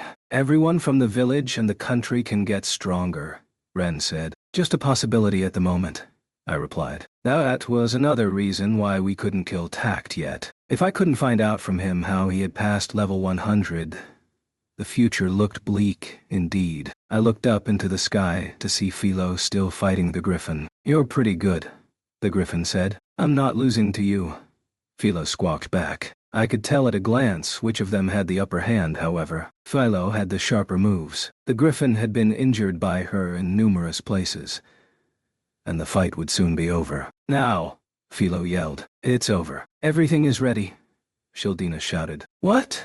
The Griffin exclaimed. Wah! Philo was blown back by a strong gust of wind and forced to take some distance. Then layers of wind appeared and surrounded the Griffin. It was a magic cage Shildina cast down on the ground. The wind appeared to be conducting electricity too. Oh my lightning, Sedina commented. Ah, stay out of this, the Griffin objected. I've always been in this, Shildina retorted. The bird god and I have been a pair from the start. You just lack the perception to see it. This cage of wind is no match for me. I'll escape in a second, the Griffin blustered. No, you won't. Goodbye.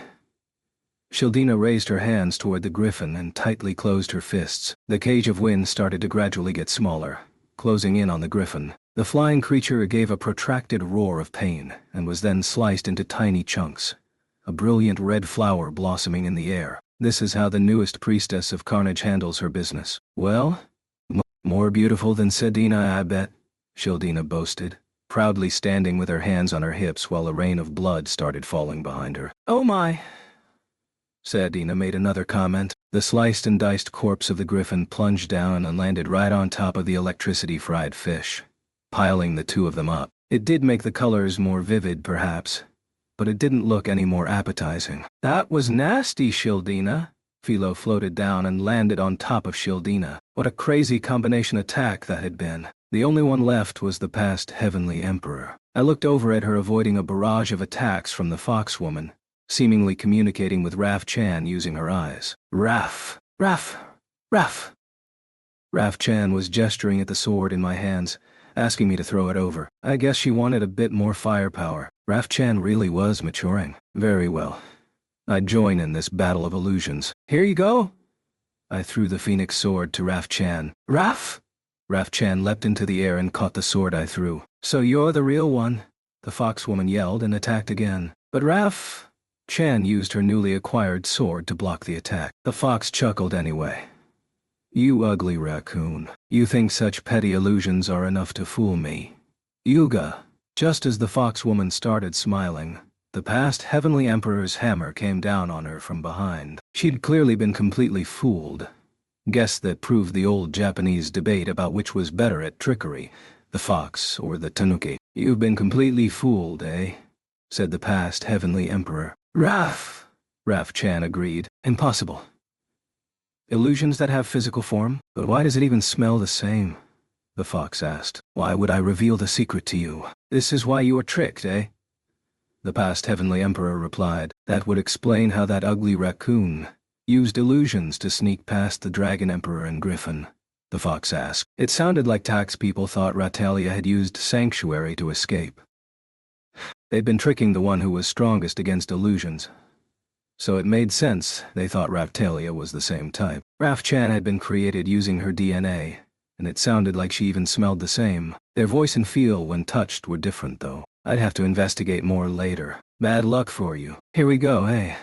The past Heavenly Emperor said. Raf, said Raf Chan. Then the pair of them pinned the Fox Woman between them and launched further attacks from each side. One acted as a decoy while the other exploited an opening. Do keep up, eh? Let's give her a proper beating, the past Heavenly Emperor said. Raf Chan agreed. The past Heavenly Emperor proceeded to deploy 5 balls.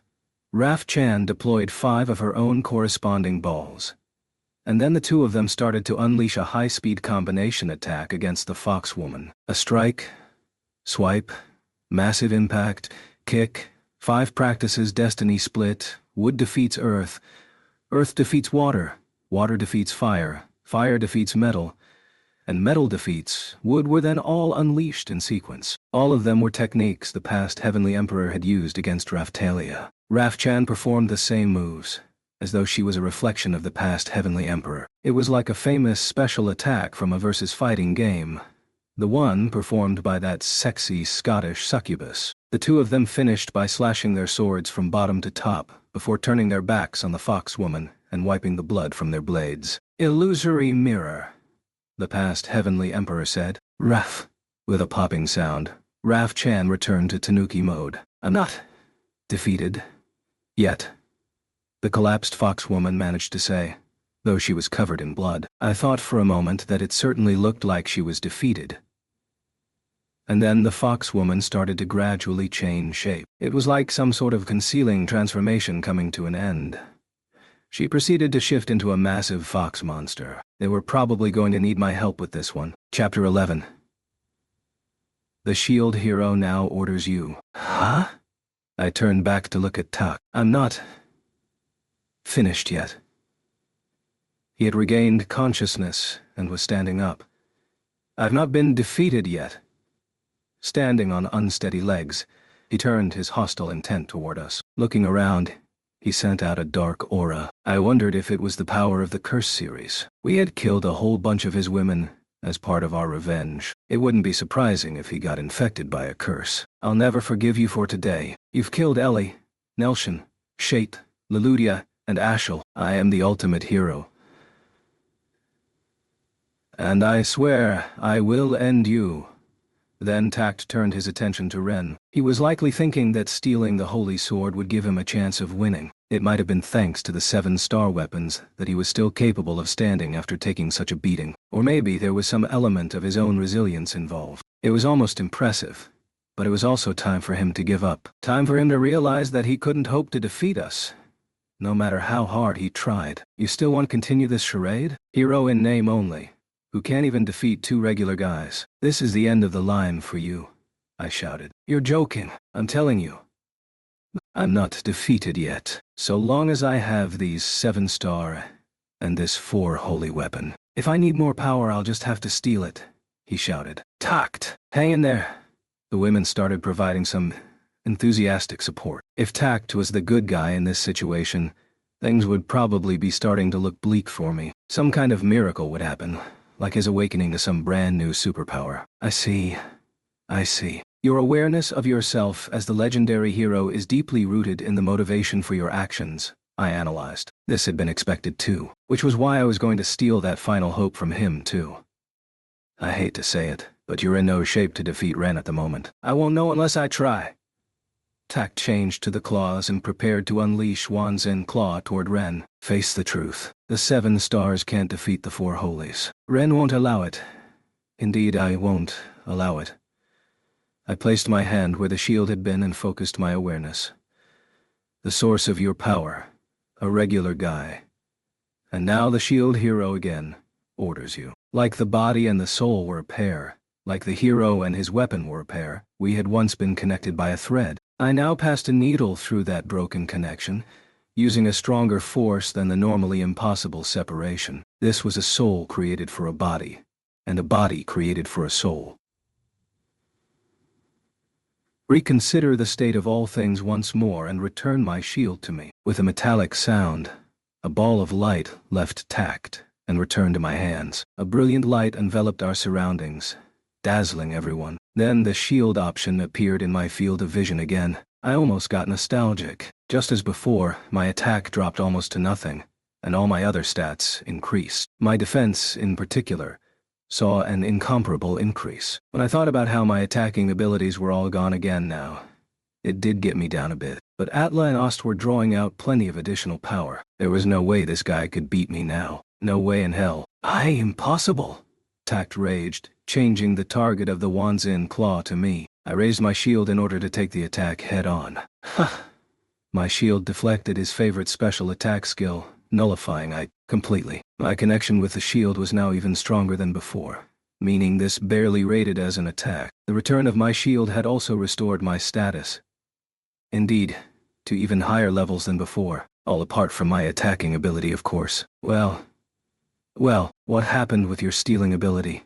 I mocked. Impossible, impossible, impossible! How can you steal the shield back from me? Tact raged. Like I already said, you can't defeat me. You've already hit a dead end, I explained. Tact's mouth opened and closed, like a fish. He was simply unable to believe what he was seeing, and yet, he still seemed to want to fight.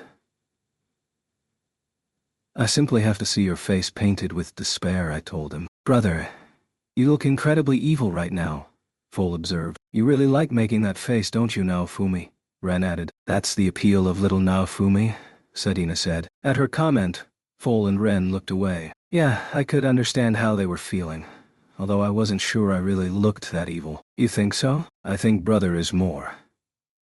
Foal struggled to find the words. I don't agree either. He's actually very caring. Look at the slaves. Naofumi has such a hard time looking after them, Ren said. He was still banging that drum, was he? Enough. You think? I like this little Naofumi. I really do. All this noise from the peanut gallery, my good points didn't matter at that moment. Now, the final hope left to you. I'm going to take that too.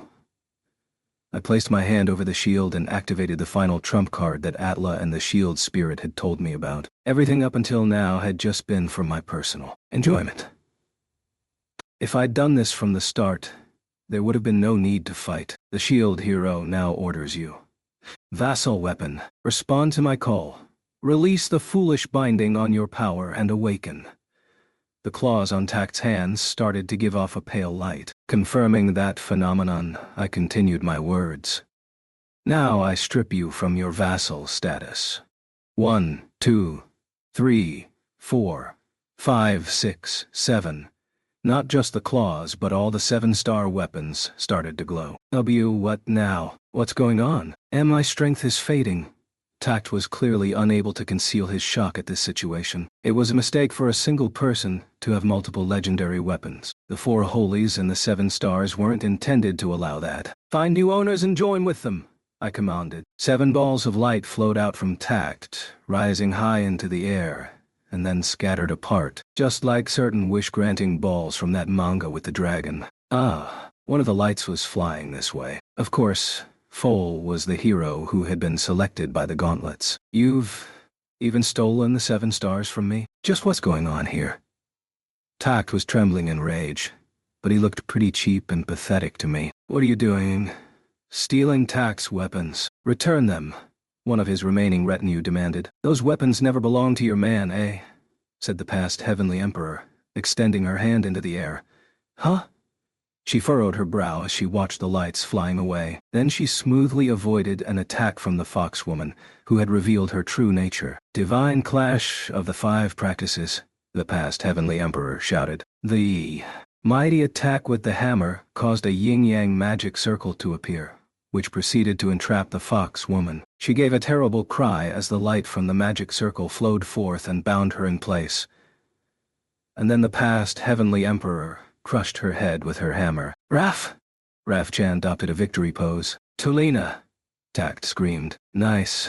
I wanted to hear more of just those kinds of screams. I knew I was being pretty malicious, but I was also sure I could be forgiven for all this. I've just been toying with you this entire time. What are you getting so worked up about now? You worthless punk. I spat. Die! He screamed. Still unable to accept reality, Tact came at me with his bare hands. A meaty sound rang out, but the attack didn't hurt at all. It just left Tact gasping for breath. You aren't a hero anymore. You aren't anything, I taunted him. Come on, if you can do it, turn this situation around. What this all meant was now Tact wasn't a hero anymore. It wouldn't have any effect on the world if he was executed. There were all sorts of remaining issues, of course, including his relationship with the heroes who had already been killed. Do you see now? I continued. This is the difference between a true hero and a false one. The age of you and your transient power is over. Now you'll pay with your body for your crimes of toying with this world. Shield prison. Chain shield. Attack. A cage made of shields appeared around Tact, and then shields with spikes on them from chain shields stabbed into him. He gasped, but he wasn't dead yet. I was still holding back, making sure not to kill him. I really wanted to, but there were still reasons to hold back. I also needed him to tell us about whoever was pulling his strings. Then there was my desire to catch Witch. Right, we're finished here. Send the flare magic, I commanded, just as Trash had planned. Sedina raised her harpoon into the air and unleashed the magic. The staff would have made its way to Trash already, so he probably had a good idea of what was going on. Oh man. I looked toward the battlefield and was stunned by what I saw. The smoke rising from the city didn't bother me, especially as the fires looked like they were already out. The issue was closer to the fort. There were mysterious scratches on the ground, big enough to divide the Fabri forces in two. Naofumi. Ren pointed beyond the battlefield. Trash's operation had already wiped the enemy out. The wisest king of wisdom was clearly not to be messed around with. It looked like those left alive were still putting up some resistance. It was likely Tact's women. That would be over soon too, from the look of it. Half of the Fabri forces were scattering like insects in this direction, while the others were surrendering. It looked like things were wrapping up. Maybe they could scrounge up a large enough force to take Tact back. But I had other things on my mind. Witch, you won't get away from me this time, I vowed. I needed to take Witch alive in Fabri, and then execute her. An evil smile rose on my face again. Huh? There was something odd going on with Galeon. He flew over to me in his baby dragon form. I shrank away a little, because he was still covered in blood and gore, although I had had quite a lot of Tact's blood on me already. Quah! Galeon cast some water magic and cleaned himself off, so he could use water magic. Then he landed on my shoulder and whispered in a small voice. I've obtained most of the fragments. It's no exaggeration to say I've remembered pretty much everything, he explained. I see. That includes breaking the cap?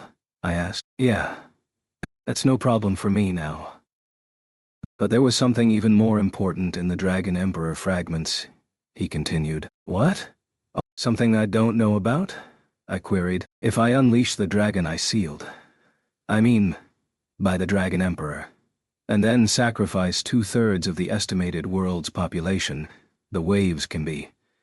Galeon started. No, it's not time for that yet. Keep it to yourself for now, I told him. It meant Galeon could now sacrifice himself, like Ost had. I wasn't going to let him do that. Anyway, this means the fighting has finally finished, I confirmed, looking around. That's right, brother. We can finally take revenge for Atla, Foal said. Although we need to get quite a lot of information out of him first, I added. Then I looked over at the past Heavenly Emperor, who was actually Rafchan II in disguise, in fact, who was standing there with a hammer in his hand.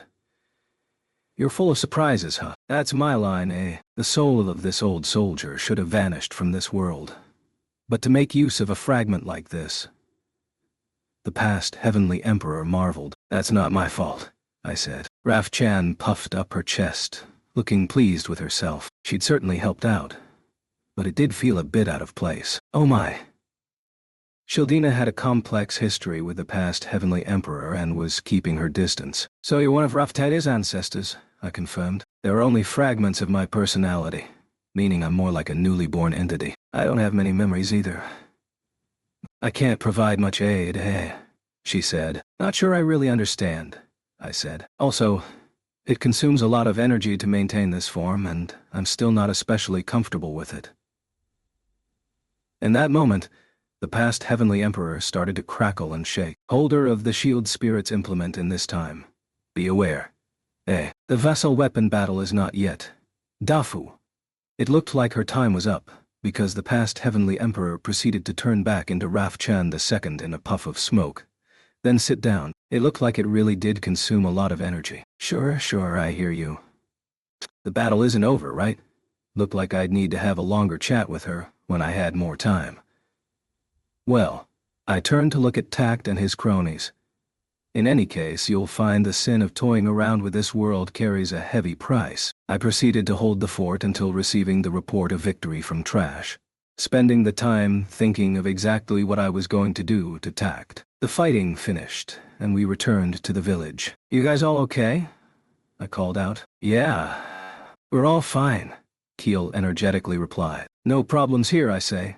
added Motoyasu. He was joined by an eager shout from his Philolials, so they were all in one piece. Then the raft species started rafing, and it seemed we had all of them too. Good. It looked like almost no one at all had died in the fighting this time. On our side, anyway. Fabre had been run almost into the ground. Rishia, congratulations on becoming an official 7-star hero, Itsuki said. Pfft. How many times have you congratulated me now, Master Itsuki? She asked. I thought I'd better say it in front of everyone, Itsuki replied. He had been praising her since we came back. She had officially been selected as the projectile hero. Her weapons had previously been transparent because the real one had been held by tact. Most likely, anyway. It seemed the 7-star weapons were indeed vassal weapons, and when officially recognized by the 4 holies, they could be summoned along the axis of the 4 holy weapons. The vassal weapon had perceived desired qualities in Rishia through the bow, but being unable to completely escape from tact's control, it had ended up bonding with Rishia in that incomplete form. Congratulations, Rishia, Ren also chimed in. Thank you all, she said. Now Rishia is a hero. Then, I have even more I must learn from this battle. I must dedicate myself harder, Eclair announced. Her rival having received a significant power boost, Eclair also sounded ready to buckle down and apply herself further. Rishia, sorry to rush you, but tell me the power-up method, I said. Oh, okay. The help for my weapon talks about enhanced customization via payment of money, she said, her voice trembling with excitement. She might have climbed her way up to become a vassal weapon hero, but she was just as excitable as ever. It did concern me a bit, having her be the one looking after Itsuki. At least he was pretty calm and laid back. Which means what? I asked. I'm not really sure myself, but it seemed you have to spend money to enhance yourself. It also only seems to work when combined with other power-up methods, she explained. So it's a unique and general-purpose means of enhancement? Itsuki confirmed. Like a jack-of-all-trades, I mused. Very much like Rishia herself. That made sense to me. That's right, Itsuki agreed. Why does that make sense to you all? She asked. Money. Huh. It was true. I'd never put any money into the shield. It had seemed like a waste. I gingerly tried putting a bronze coin in now. There was a jingling sound and Onaji appeared in my field of vision. Looks like bronze coins are Onaji, I said. Next, I put in a silver coin. The same sound played and the amount increased to 101 G. Then I searched around for what I could do. Power-up protector? It looks like it cancels out a failure at refinement. Another 4 holy power-up method, I reported. Sounds like something you'd see in an online game, Ren replied, seemingly breaking into a cold sweat. Yeah, this is a pretty messed up power-up method. Feels like a joke or something, I complained.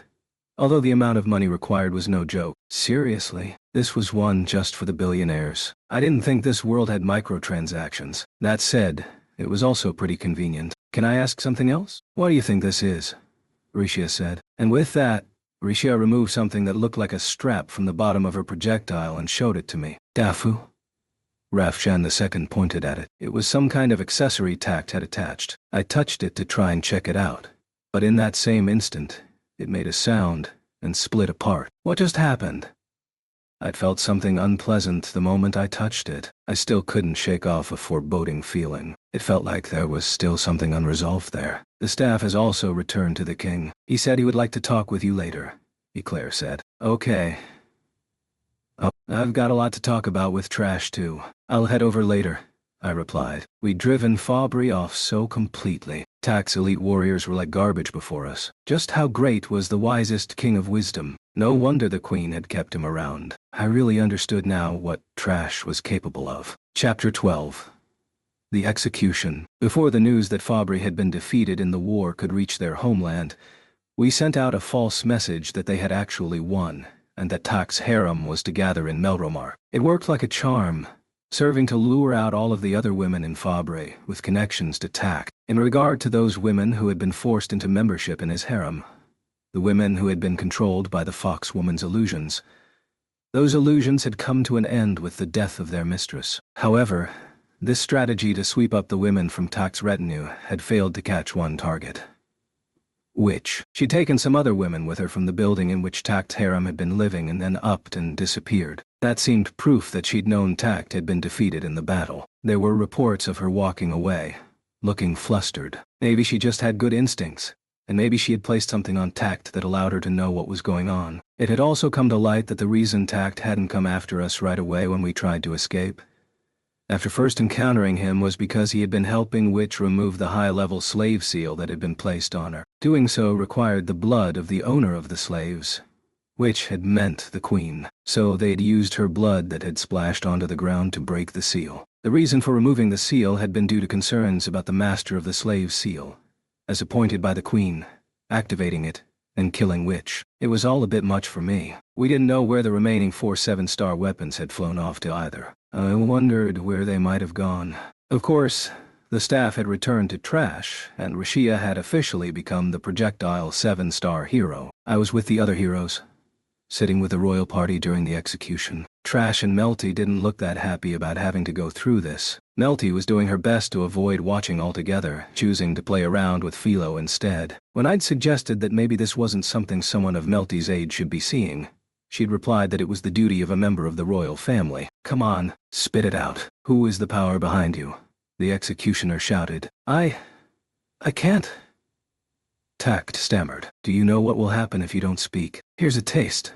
The executioner put the boot in. Stop it! Tact screamed. The false hero, the one who had planned to take the world for his own plaything and overthrow it completely, was now facing public execution along with all of his allies. In order to maintain the authority of the heroes, not only the 4 holies, but also those of the 7-star heroes that we had among us were all in attendance for the execution. We let the coalition army and each nation know that the Zeltobel Dark Guild would be holding the executions. It was an organization well known for putting on a good show. Zeltobel had proposed the execution methods, and with the approval of each nation, it led to this execution. I'd looked over the details myself, just to keep up to speed. The issue was how the executions were being performed. First, after I defeated Tact, an hourglass had been used to reset his level, prior to his even regaining awareness. It happened to not just him, but all the women in his retinue. As a result, a group that had been at their lowest level of 250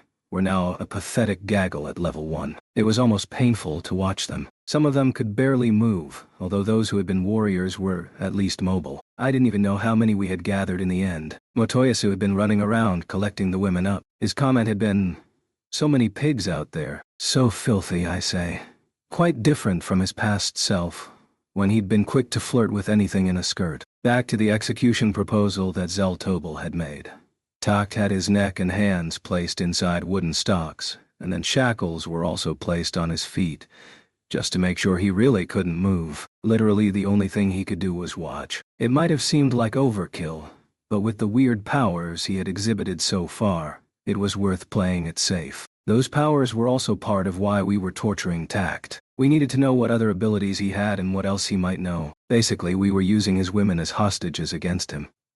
But Tact showed no sign of cracking. Perhaps his secrets were more important than the lives of his women. He'd started by claiming he didn't know anything, but Sedina and the Zeltobel torturer had quickly seen through those lies. He definitely had some kind of secret, but Tact also wasn't going to spit it up. He was watching a procession of his women dying in front of his eyes. There being a near infinite number of women in the world, maybe he thought he could just cast these off without a second thought. As it had turned out anyway, most of these women were serious criminals. Lifting the lid had revealed some real nasty stuff. They'd been using Tact's authority to give Witch a run for her money in terms of evil deeds. Unable to move, Tact screamed as he watched the women killed, one after the other. That had been a grisly parade of gore since morning.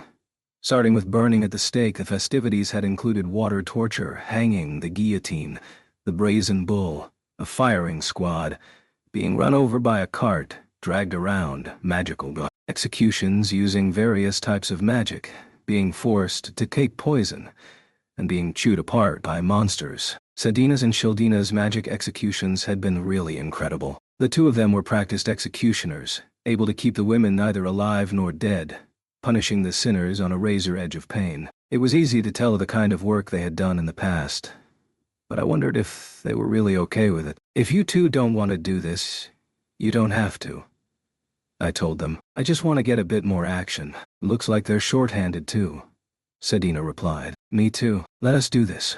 Childina added. Thus, the executioner sisters had both opted to join the fray. The two of them had used lightning magic to perform torture, keeping their victims neither alive nor dead, and wind magic to cause significant pain. The Zeltobel executioner had been quite taken with their skills. These were the killers of Atla and the Queen. When we started out, it had almost felt refreshing. As things proceeded, however, I'd started to have more complex feelings about the situation. Takt's sins were especially extreme. He'd smeared mud not only on the nation, but also the power of the church and the mythos of the heroes. Some of the people had thrown stones at Takt as he was brought in. I mean, he'd planned world domination, killed heroes, and then been proven a fake by the legendary weapons themselves. Finding out someone they had believed in was a fake was certainly going to collect some ire.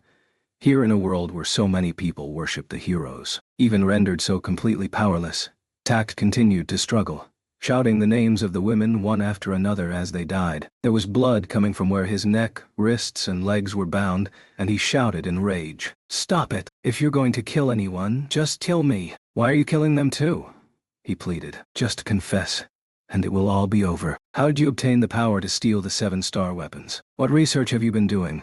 the executioner demanded. I already knew from Atla that Takt was somehow involved with the one behind the waves, but in order to confirm the situation, I really needed him to say that for himself. I can't tell you that," Takt moaned feebly. I gave another depressed sigh. Not my first one that day. The executioner, keeping Takt under control, made a further declaration. "Don't make me repeat myself. Your sins are too great to be simply forgiven with your death." Then he smashed Takt's face with a pole before casting healing magic on him. Torturing someone while using healing magic to keep them alive was a method unique to this kind of world. That was for sure. Really cruel and brutal. And that was coming from someone who had been using this tactic himself not so long before. Still, Atla's murderer, or no, watching someone else conducting such a brutal execution against them with a little distance from the action myself, did bring some clarity to the proceedings. If Takt had only had someone like Raftalia or Yomogi among his retinue, perhaps his rampage wouldn't have gone this far. No, that still seemed unlikely. This was easy to understand by looking at the case of Yomogi, someone we met in Kazuna's world. We'd heard talk of there being women like her among Takt's followers, people who tried to show him a better path to take.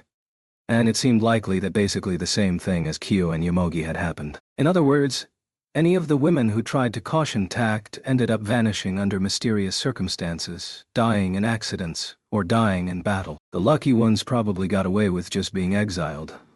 Like Risha. That wasn't enough to get them marked for execution. In any case, there was no saving him. I simply had no intention of listening to anything he had to say. In this case, Kyo and the women in his retinue had been better than this. He was the prime example of the endpoint of someone who had systematically eradicated anyone trying to stop his rampage.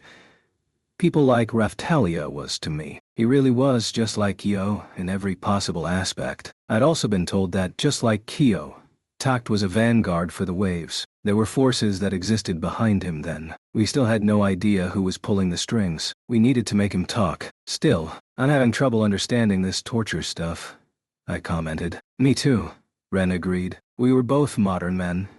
That was all. We didn't see executions as entertainment. And despite all we had been through, we also remained somewhat naïve. Still, we can't let him alone take responsibility for making the world into his plaything, I replied. Not only his parents, in this case his mother, but all of his relatives were also to be put to death. His father was apparently already dead. It had also come to light that Takt had killed almost all of the Fabri royal family. That many people meant his hands really were covered with blood. "Nana!" Takt suddenly shouted. "Brother!" came the reply. His sister, I supposed. She looked pretty tough too. "Don't let it go to your head just because you beat me." "Brother! Hurry up and kill these creeps. Then make the Melremark doll princess into my slave." She should have been reset to level 1 too, but the soldiers escorting her were struggling to keep her under control. I guess this sister didn't have any idea of what kind of situation she was in. Or maybe she mistakenly thought her brother had got captured on purpose, as part of a plan to save her. His little sister was pretty brutal in battle, Melty commented. Huh? You fought too, Melchan? Philo asked. Yes. I'm the one who captured her, Melty revealed. stroking Philo as she said it. Hold on. Oh, what? You captured her? I asked. Yes, I was fighting alongside my father when she suddenly came at me, going on about how she was level 130 and how she'd easily crush a weakling like me. As mocking, as always. Melty is the one who took Takt's sister alive. I'd expect no less from the daughter of Morelia and myself. She handled herself wonderfully, without leaving a single opening. My wife would have been thrilled, Trash said, singing Melty's praises. He always did dote on her. I knew Trash cared deeply for his family. That much was true. What's that doll princess stuff about? I asked. That's the nickname she called me by when she used to pick on me in Fabre. She didn't have much time to deal with other people and so gave them all her own strange little names, Melty explained. Lack of interest meant they probably went in one ear and out the other. And she wanted to make Melty her slave. That was pretty crazy too. Publicly, Melty had only ever done what the Queen had told her. She'd just been watching and learning. She just charged in at me, putting all of her faith into her high level. Pathetic, honestly, Melty opined. You've trained a lot with me, haven't you, Mel-chan? Philo said. I'm not on your level, Philo, but I've trained to be able to unleash magic whenever I need it. And I've honed specific techniques that don't rely on level, Melty explained. I did recall Fatoria say something about having increased Melty's potential, and Melty had then gone on to further raise her level with Philo. If her abilities were converted into an actual level, I could only guess just how strong she would be. Risha let out a surprised noise. She had been forced to come along as one of the heroes, and was watching the executions alongside Itsuki. Hey Risha, tell me, how strong was Melty on the battlefield? I asked her. Risha just made the same noise again. Does everything have to surprise you? Get used to it. Or just don't look, I said. Risha, you can't want to see this. You can go back to the room for a bit if you want. Itsuki soothed her. With that, Risha finally snapped back to herself. The strength of Princess Melty? Well, I'd say she's probably stronger than Eclair. On the battlefield, I heard her muttering to herself about how the princess was doing better than her, after all. Hey, don't say things like that, Melty said. Wow, I said. If Melty was superior in terms of both technique and strength, it might raise the question of what Eclair was even stationed with her for. That's Hengen Muso style, is it? Melty continued. I haven't learned that technique. I'm just circulating magic through my system to enhance my abilities. I mean, that sounded close enough to me. She was basically doing the same thing. I could teach you it later, Philo offered. I can kind of do it. No need for that, Melty replied. I'm not meant to be fighting on the front lines. Still, it sounded like I could now consider Melty to be pretty strong. When I thought about it, Trash and Melty were both royalty. Important people. So it was a big help if they could look after themselves. Not that I was looking to transfer responsibility for failing to defend the Queen. You can do whatever you like. I'm glad to hear how strong you are, Melty, I said. Naofumi?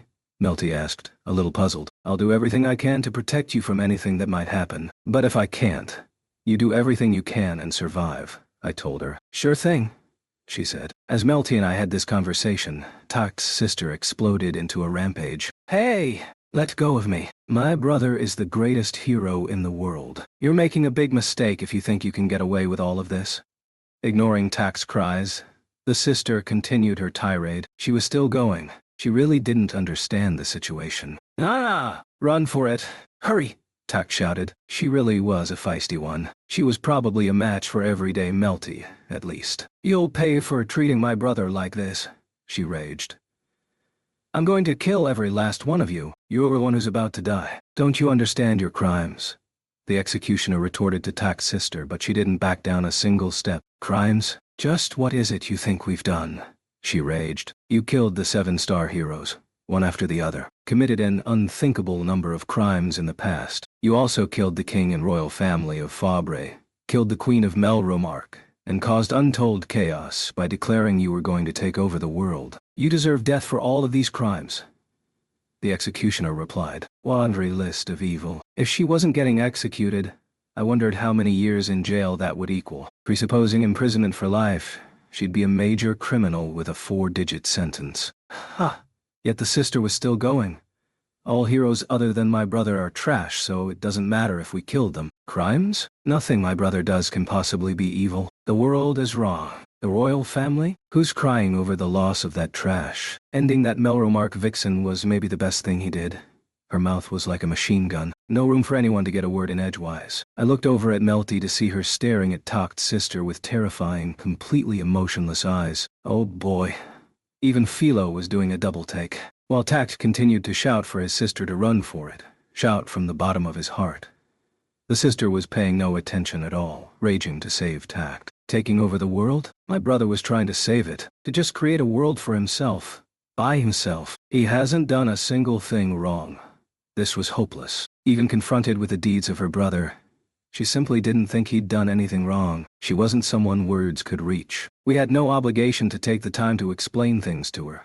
And according to the materials prepared for me, she'd killed countless soldiers on the battlefield. There was no reason to protect her. It was plain to see she was just going to keep fighting back. Hey, what are you doing? Brother, please. The executioner, understanding words weren't going to get through to her, strapped Takt down. Nana! Takt shouted. Save me, Roth. And then, she was skewered alive. I couldn't watch. Just her final scream made me feel nasty. I couldn't understand why they would make a show of something like this, but there was a time in my own world where this kind of thing had gone on. So I also couldn't be too hard on them. More than anything else, quite aside from having no obligation to save them, we were on the opposing side to them. With a moan, Takt stared over at me for perhaps the 100th time that day. Such hatred burning in his eyes. I stood up and moved over to him. Did you think we would handle our prisoners with more care than this? I asked him. Of course. No hero would allow this. You're a weapon-stealing fake, he raged. That's what you choose to come out with? Let me remind you of something. Among all of those you killed, the Queen of Melromark was the most important person. That means this war was all about revenge for Melromark, I explained. What are you talking about? He really didn't seem to get it, tilting his head as though I was making fun of him. I wondered if I should choose my words carefully, but then just carried on. You and your cronies are hated enemies of Melromark. Isn't it normal for hated enemies to get horribly executed? All this hero stuff doesn't matter. They aren't going to treat you like a normal prisoner, I told him. Melromark wasn't a republic. It was a kingdom. An organization shaped like a pyramid, and they'd killed the one at the top. Defeat in a war with such a nation meant the loser was clearly going to get their representatives and all their attendants killed. Have you seriously forgotten everything you did on the way to Melromark, to the people of the nations you defeated? As he marched on Melromark, Takt had done pretty much the same as this, killing those who wouldn't obey and bringing those who would into his forces. There might have been some nations willing to turn a blind eye, solely for the purposes of getting rid of Melromark, but in the end any such people had kept their mouths shut. Shieldfrieden had perhaps been the most suspicious, their representative actually belonging to Takt's harem. But that nation was also currently in the middle of a power struggle, and Takt and the former representative had been branded state criminals. It was easy to imagine what became of such individuals. You truly believed you would be the one to liberate the world? And how much blood has that selfish idea spilled? You've been running around thinking you can do whatever you like if it satisfies you. And now it's finally time to settle up. This is your punishment for so casually deciding to try and take over the world, I told him. I'll kill you, even if I'm reduced to just a head, even if I'm reduced to just a soul. I will curse and kill you. Takt ranted. Let me tell you something a fictional detective said in my world. If you're shooting at people, you should be prepared to get shot. Just how many people have you killed with your own 2 hands? How many have the guns that you've made killed? What are you talking about? If you aren't ready to accept the burden of the lives you've taken, I accused. If I'd lost this battle, then I would have surely lost everything.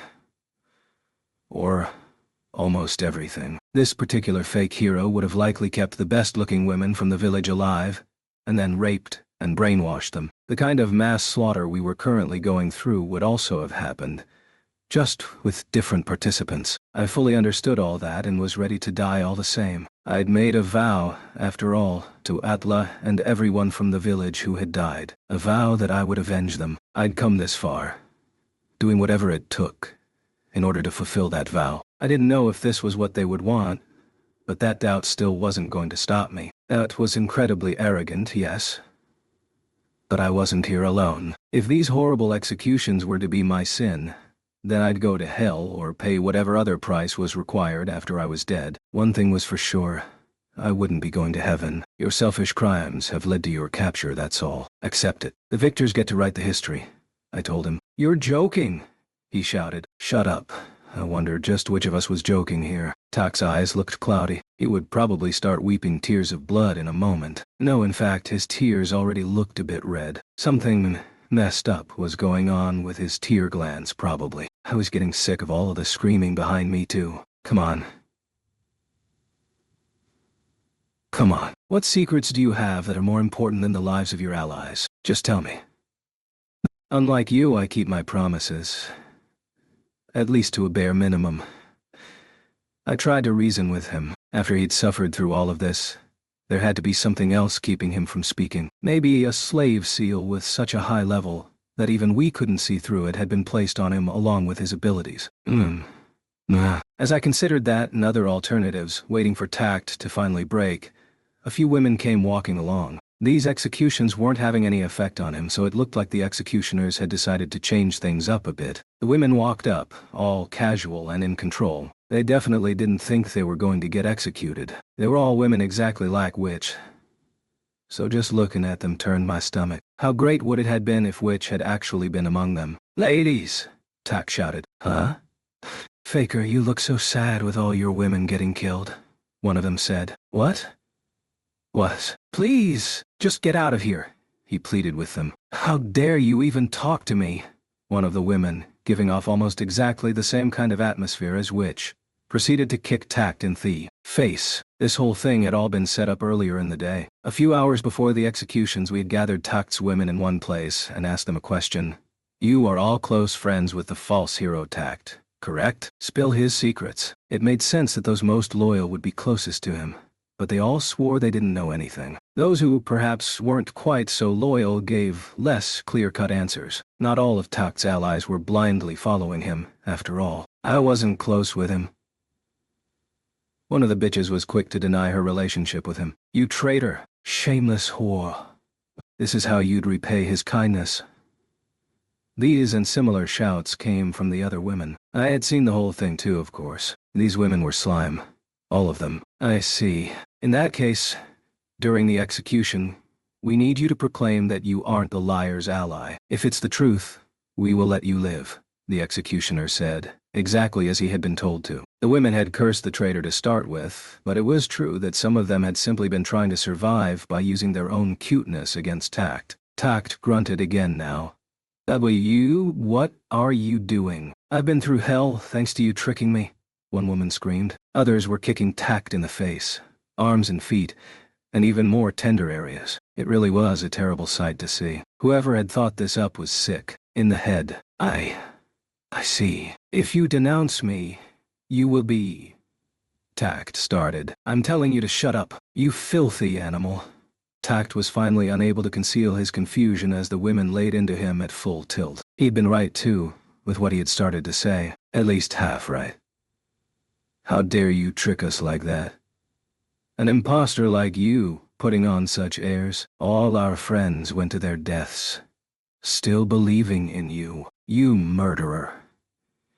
You pretended to be thinking about the world, but you were just thinking about yourself. You cold-hearted monster, pervert, scumbag.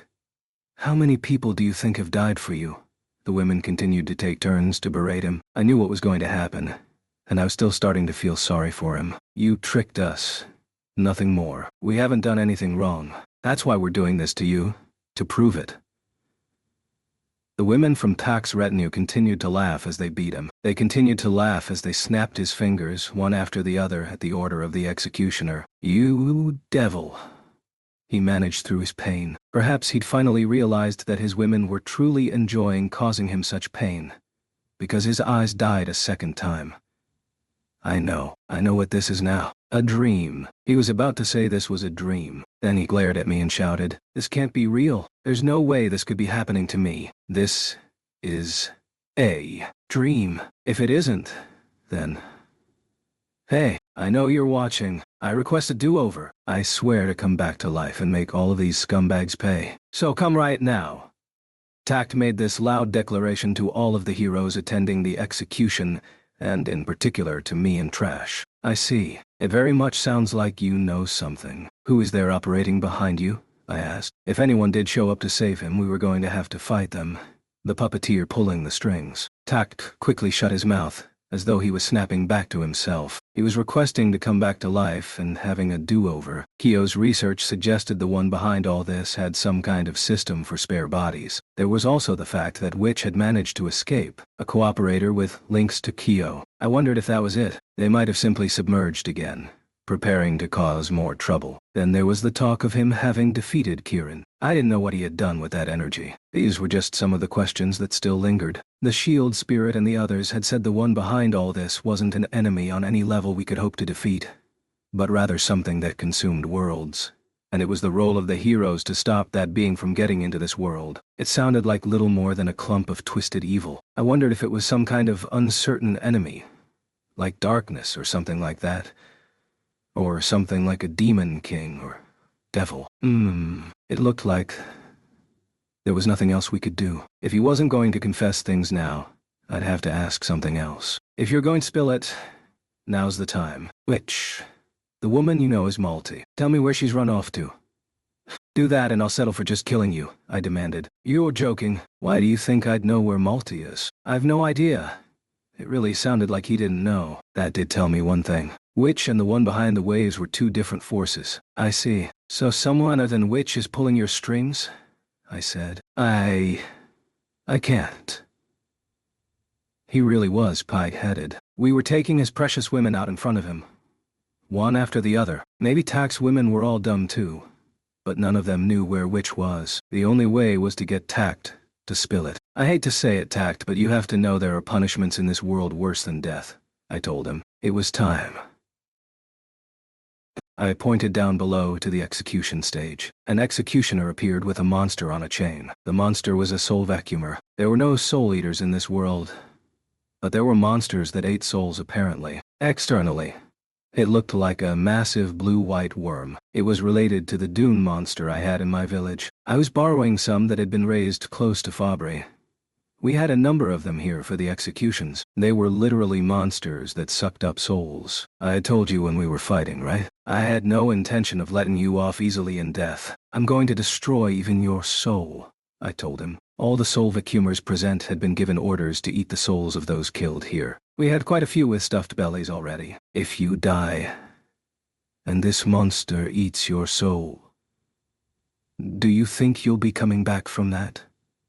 I asked him. Tact's expression paled visibly. Of course it did. He'd still been possessed of such naïve ideas of this all being a dream. That he could have a do-over, or that someone was going to come and carry his soul away and bring him back to life. I considered what would happen then, when he learned that a monster was going to eat that soul. He hadn't been taking this seriously because he'd thought he was going to get another chance. He'd been thinking that if he was executed and the women survived, he'd have a chance to come and save them. That was why he'd been able to say all those stupid things. Well then, I said. Stop it! Tact shouted. It was his turn. Finally, it was here. If you really want me to stop, this is your chance. Confess. Tell me everything, I said. Very well, Tact said through his moans. Just don't hurt them anymore. Are you giving me orders now? I asked. The one who gave me this power was... And then he suddenly started to scream, his head literally starting to change shape. What the hell is going on? I shouted. It was like some powerful seal just activated in order to shut Tact up. A moment later, there was a nasty sound. Tact's head exploded apart and his soul. His soul shredded into pieces and scattered too. Bye-bye. Treating people like objects, being so condescending, and having all those fawning sicko women around you is what finished you off. One of the women snarled. It was like having Witch there with us. That wasn't what I was concerned with in that moment, however. It was Tact's sudden death, and the scattering of his soul. I just didn't know who could set something like that up, or just how powerful the one behind the waves was. Master Tact. The women who were left and did still believe in him from the bottom of their hearts gave some pleading screams. If only that loyalty had taken a slightly different vector, one of them might have become a second Yomogi. That said, this whole execution left me with a nasty feeling in the back of my mind. There We helped you dispose of the impostor. Now set us free. Numerous women made the same prompt demand, their work here seemingly finished. Yes, it is time for your reward. Do it. As the executioner gave this order, I quietly slipped away. Behind me, the witch-like bitches got bombarded by a storm of magic and arrows. Their screams filled my ears. What's the meaning of this? You're breaking your promise? I didn't know anything about that. My business here was finished. It was so mentally draining I decided to leave all of this to the experts and move on to the next thing. We have to just continue the investigation into the mysteries surrounding Tact. Epilogue. Vanguard of the Waves. We're facing a wave soon. It's important to be ready for battle. But we also really need to somehow bring Raphtalia back to this world, I said. Tact's execution was complete, and we were holding a discussion about what to do next in one of the resting rooms. The heroes, Rishia, Trash, Melty, and Eclair as a guard were all present. It was a clear fact that likely in order to save Raphtalia from torture, her Katana Vassal weapon had summoned her away to Kazuna's world. We can hope that we are matched with Kazuna's world in the upcoming wave, I continued. Although I understand that it couldn't be helped, this is still a bit of an issue, isn't it? Hiro Iwatani? Trash interjected. Yeah. It's not the best news I've ever had. With the wave about to happen, if we get lucky she may be able to reach us of her own accord, I replied. Perhaps a little too hopefully. Glass and Lark should be keeping Kizuna on the straight and narrow anyway, and they had promised we would have a full discussion prior to any potential fighting. The scarier option was getting matched with a completely different world. Eventually, I suspected we were going to have to fight the force with whom Sign was opposed, but that likely wasn't going to happen anytime soon. We also had to collect the remaining 7-star weapons that had been scattered across this world. We still had plenty of issues left to resolve. There was some good news. Having defeated Fabry, we'd managed to bring most of the nations of the world under our umbrella. That was something, even if we hadn't been exactly aiming for that result. But we hadn't caught Witch yet. Itsuki's former underlings were still in the wind. And then there were Sign's enemies lurking around too. It was all starting to make my head hurt. To top it all off, Raphtalia was in a different world. In that moment, I felt a familiar presence at my back. Master Naofumi, this is where you dig in and fight back harder. Well said. Even though I couldn't see them, I had people watching over me at all times, lending me their strength. Thinking that made me feel I could make it through this after all. The longest journey starts with a single step. Let's tread carefully and carry on, I said. Then I shall succeed, my dear wife, and do all I can for the sake of this world, Trash said. Then he started to read from a document left behind by the Queen. With Trash and Risha around, maybe we'd finally be able to read all the encrypted materials relating to the waves. Risha, you picked up a book in Kazuna's world, right? Have you made any progress reading it? I asked. Well, I'm making some headway, but everything I've discovered so far is pretty much things you already know, Naofumi. I've got about half left to read. However, I've learned that our enemy is related to the vanishing materials and interference with the spirits, she continued. I see, I said. It seemed highly likely that folk like Makina were connected to the waves. The actions of the past Heavenly Emperor seemed to back that up a bit. 2. Trash, can I ask you to work with Risha to read the writings from this world? I requested. If you order it, Hiro Iwatani, then I shall do all I can to aid you. Daughter of the House of Ivyard and Projectile Hero, please lend me your aid, Trash asked formally. That put Trash and Rishia onto focusing on the decryption of the ancient texts. At that point, a soldier came into the resting room. Shield Hero, I have a message for you from the village you command, the man said. Huh? What is it? I asked. A strange Uasapple with the ability to turn into a humanoid form has been discovered badly injured in your lands, the man relayed. What? A strange Uasapple with the ability to turn into a humanoid form? Among the people I knew, there was Ethnobolt, a rabbit-like monster who could turn into a humanoid form. That was about the only person who came to mind. When we traveled to a different world, Philo had transformed into a different type of monster. If Ethnobolt had come to our world, then maybe he would turn into a Uasapple. Ethnobolt was one of Kizuna's companions, Someone from a different world who we'd met there when we went to defeat Kyo. I wondered why he would be here. He should be in Kizuna's world. The fact that he was badly injured was also a cause for concern. It might all have had something to do with the shaking of the anchor accessory I experienced prior to meeting Tak. "No, Fumi, do you have any idea who it might be?" Ren asked. "Yeah, let's hurry back there," I replied. We proceeded to the clinic in the village. Arriving at the village clinic, Ethnobalt was lying on one of the beds. He was tall for an Usipil. I checked later and discovered he was a type called a Leshuan. He was so badly injured he couldn't even maintain his human form. "I thought it was you, Ethnobalt. What's going on?" I asked. On the way here I'd explained to my companions about who I thought it might have been. Now they all looked a little guarded, but also worried about Ethnobalt. "No, Fumi. I managed to find you," he said. His body was wrapped in bandages. He wasn't as far gone as Atla had been. If healing magic was applied thoroughly to his wounds, he should recover. I supported him as he struggled to sit up. This seemed like some kind of curse to delay the healing of his wounds. He'd got some nasty wounds and a curse too. Holy water had already been applied as an emergency measure. His life wasn't in any danger, but he wouldn't be running around anytime soon. I concentrated on my shield and cast some healing magic. "That feels better." Ethnobalt breathed. A little at a time the curse was melting away. With my awakening as a hero again, and as a side effect of the various new power-up methods, I could now remove curses faster than before. "Ethnobalt, what happened? Why are you here in our world?" I asked. "I managed to make it here." "Thanks to the accessory I gave you, Naofumi," he explained. "So long as someone has that accessory, the ship vassal weapon can cross to the world where the holder is, even without a wave." "I see," I said. "I had originally been hoping to use it to come here to aid you, Naofumi." He trailed off. There was a barrier that completely closed us off from other worlds. There was no way to get to this world without a wave. If that was the case, though, he should have turned up when Tact first kicked our asses. Maybe some issue had occurred that was keeping Kizuna and the others from coming to save us. "The ship Vassal Weapon sent me here to seek aid from you in my time of crisis, Naofumi," Ethnobalt continued. "Of course," I exclaimed. "What about Raftalia?"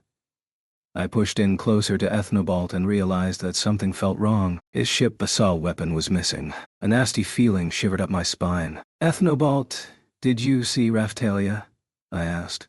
"She should have been summoned across to your world." "I don't know anything about that. It seems highly likely we crossed over around the same time. After I was sent here, I've been searching for you in my injured state for a while now," he explained. "I see," I said, disappointed. "Has something happened?" he asked. I proceeded to give him a quick rundown of the tax situation. "We were lucky enough to defeat him anyway, without losing any of the heroes," I finished. That news seemed to put him at ease momentarily, but then he gave another tense breath and continued. "We're in a similar situation, if not a worse one, honestly," he said. "Considering the example set by Kyo, there was plenty of potential for someone else causing trouble relating to the vassal weapons. Kyo and the holder of the mirror vassal weapon had done nothing but cause issues since their selection, even if that had ultimately led to the weapons turning against them, preventing them from drawing out their powers. Tact in our world had been the same, though, stealing the 7-star weapons, and eventually my shield. We had also already determined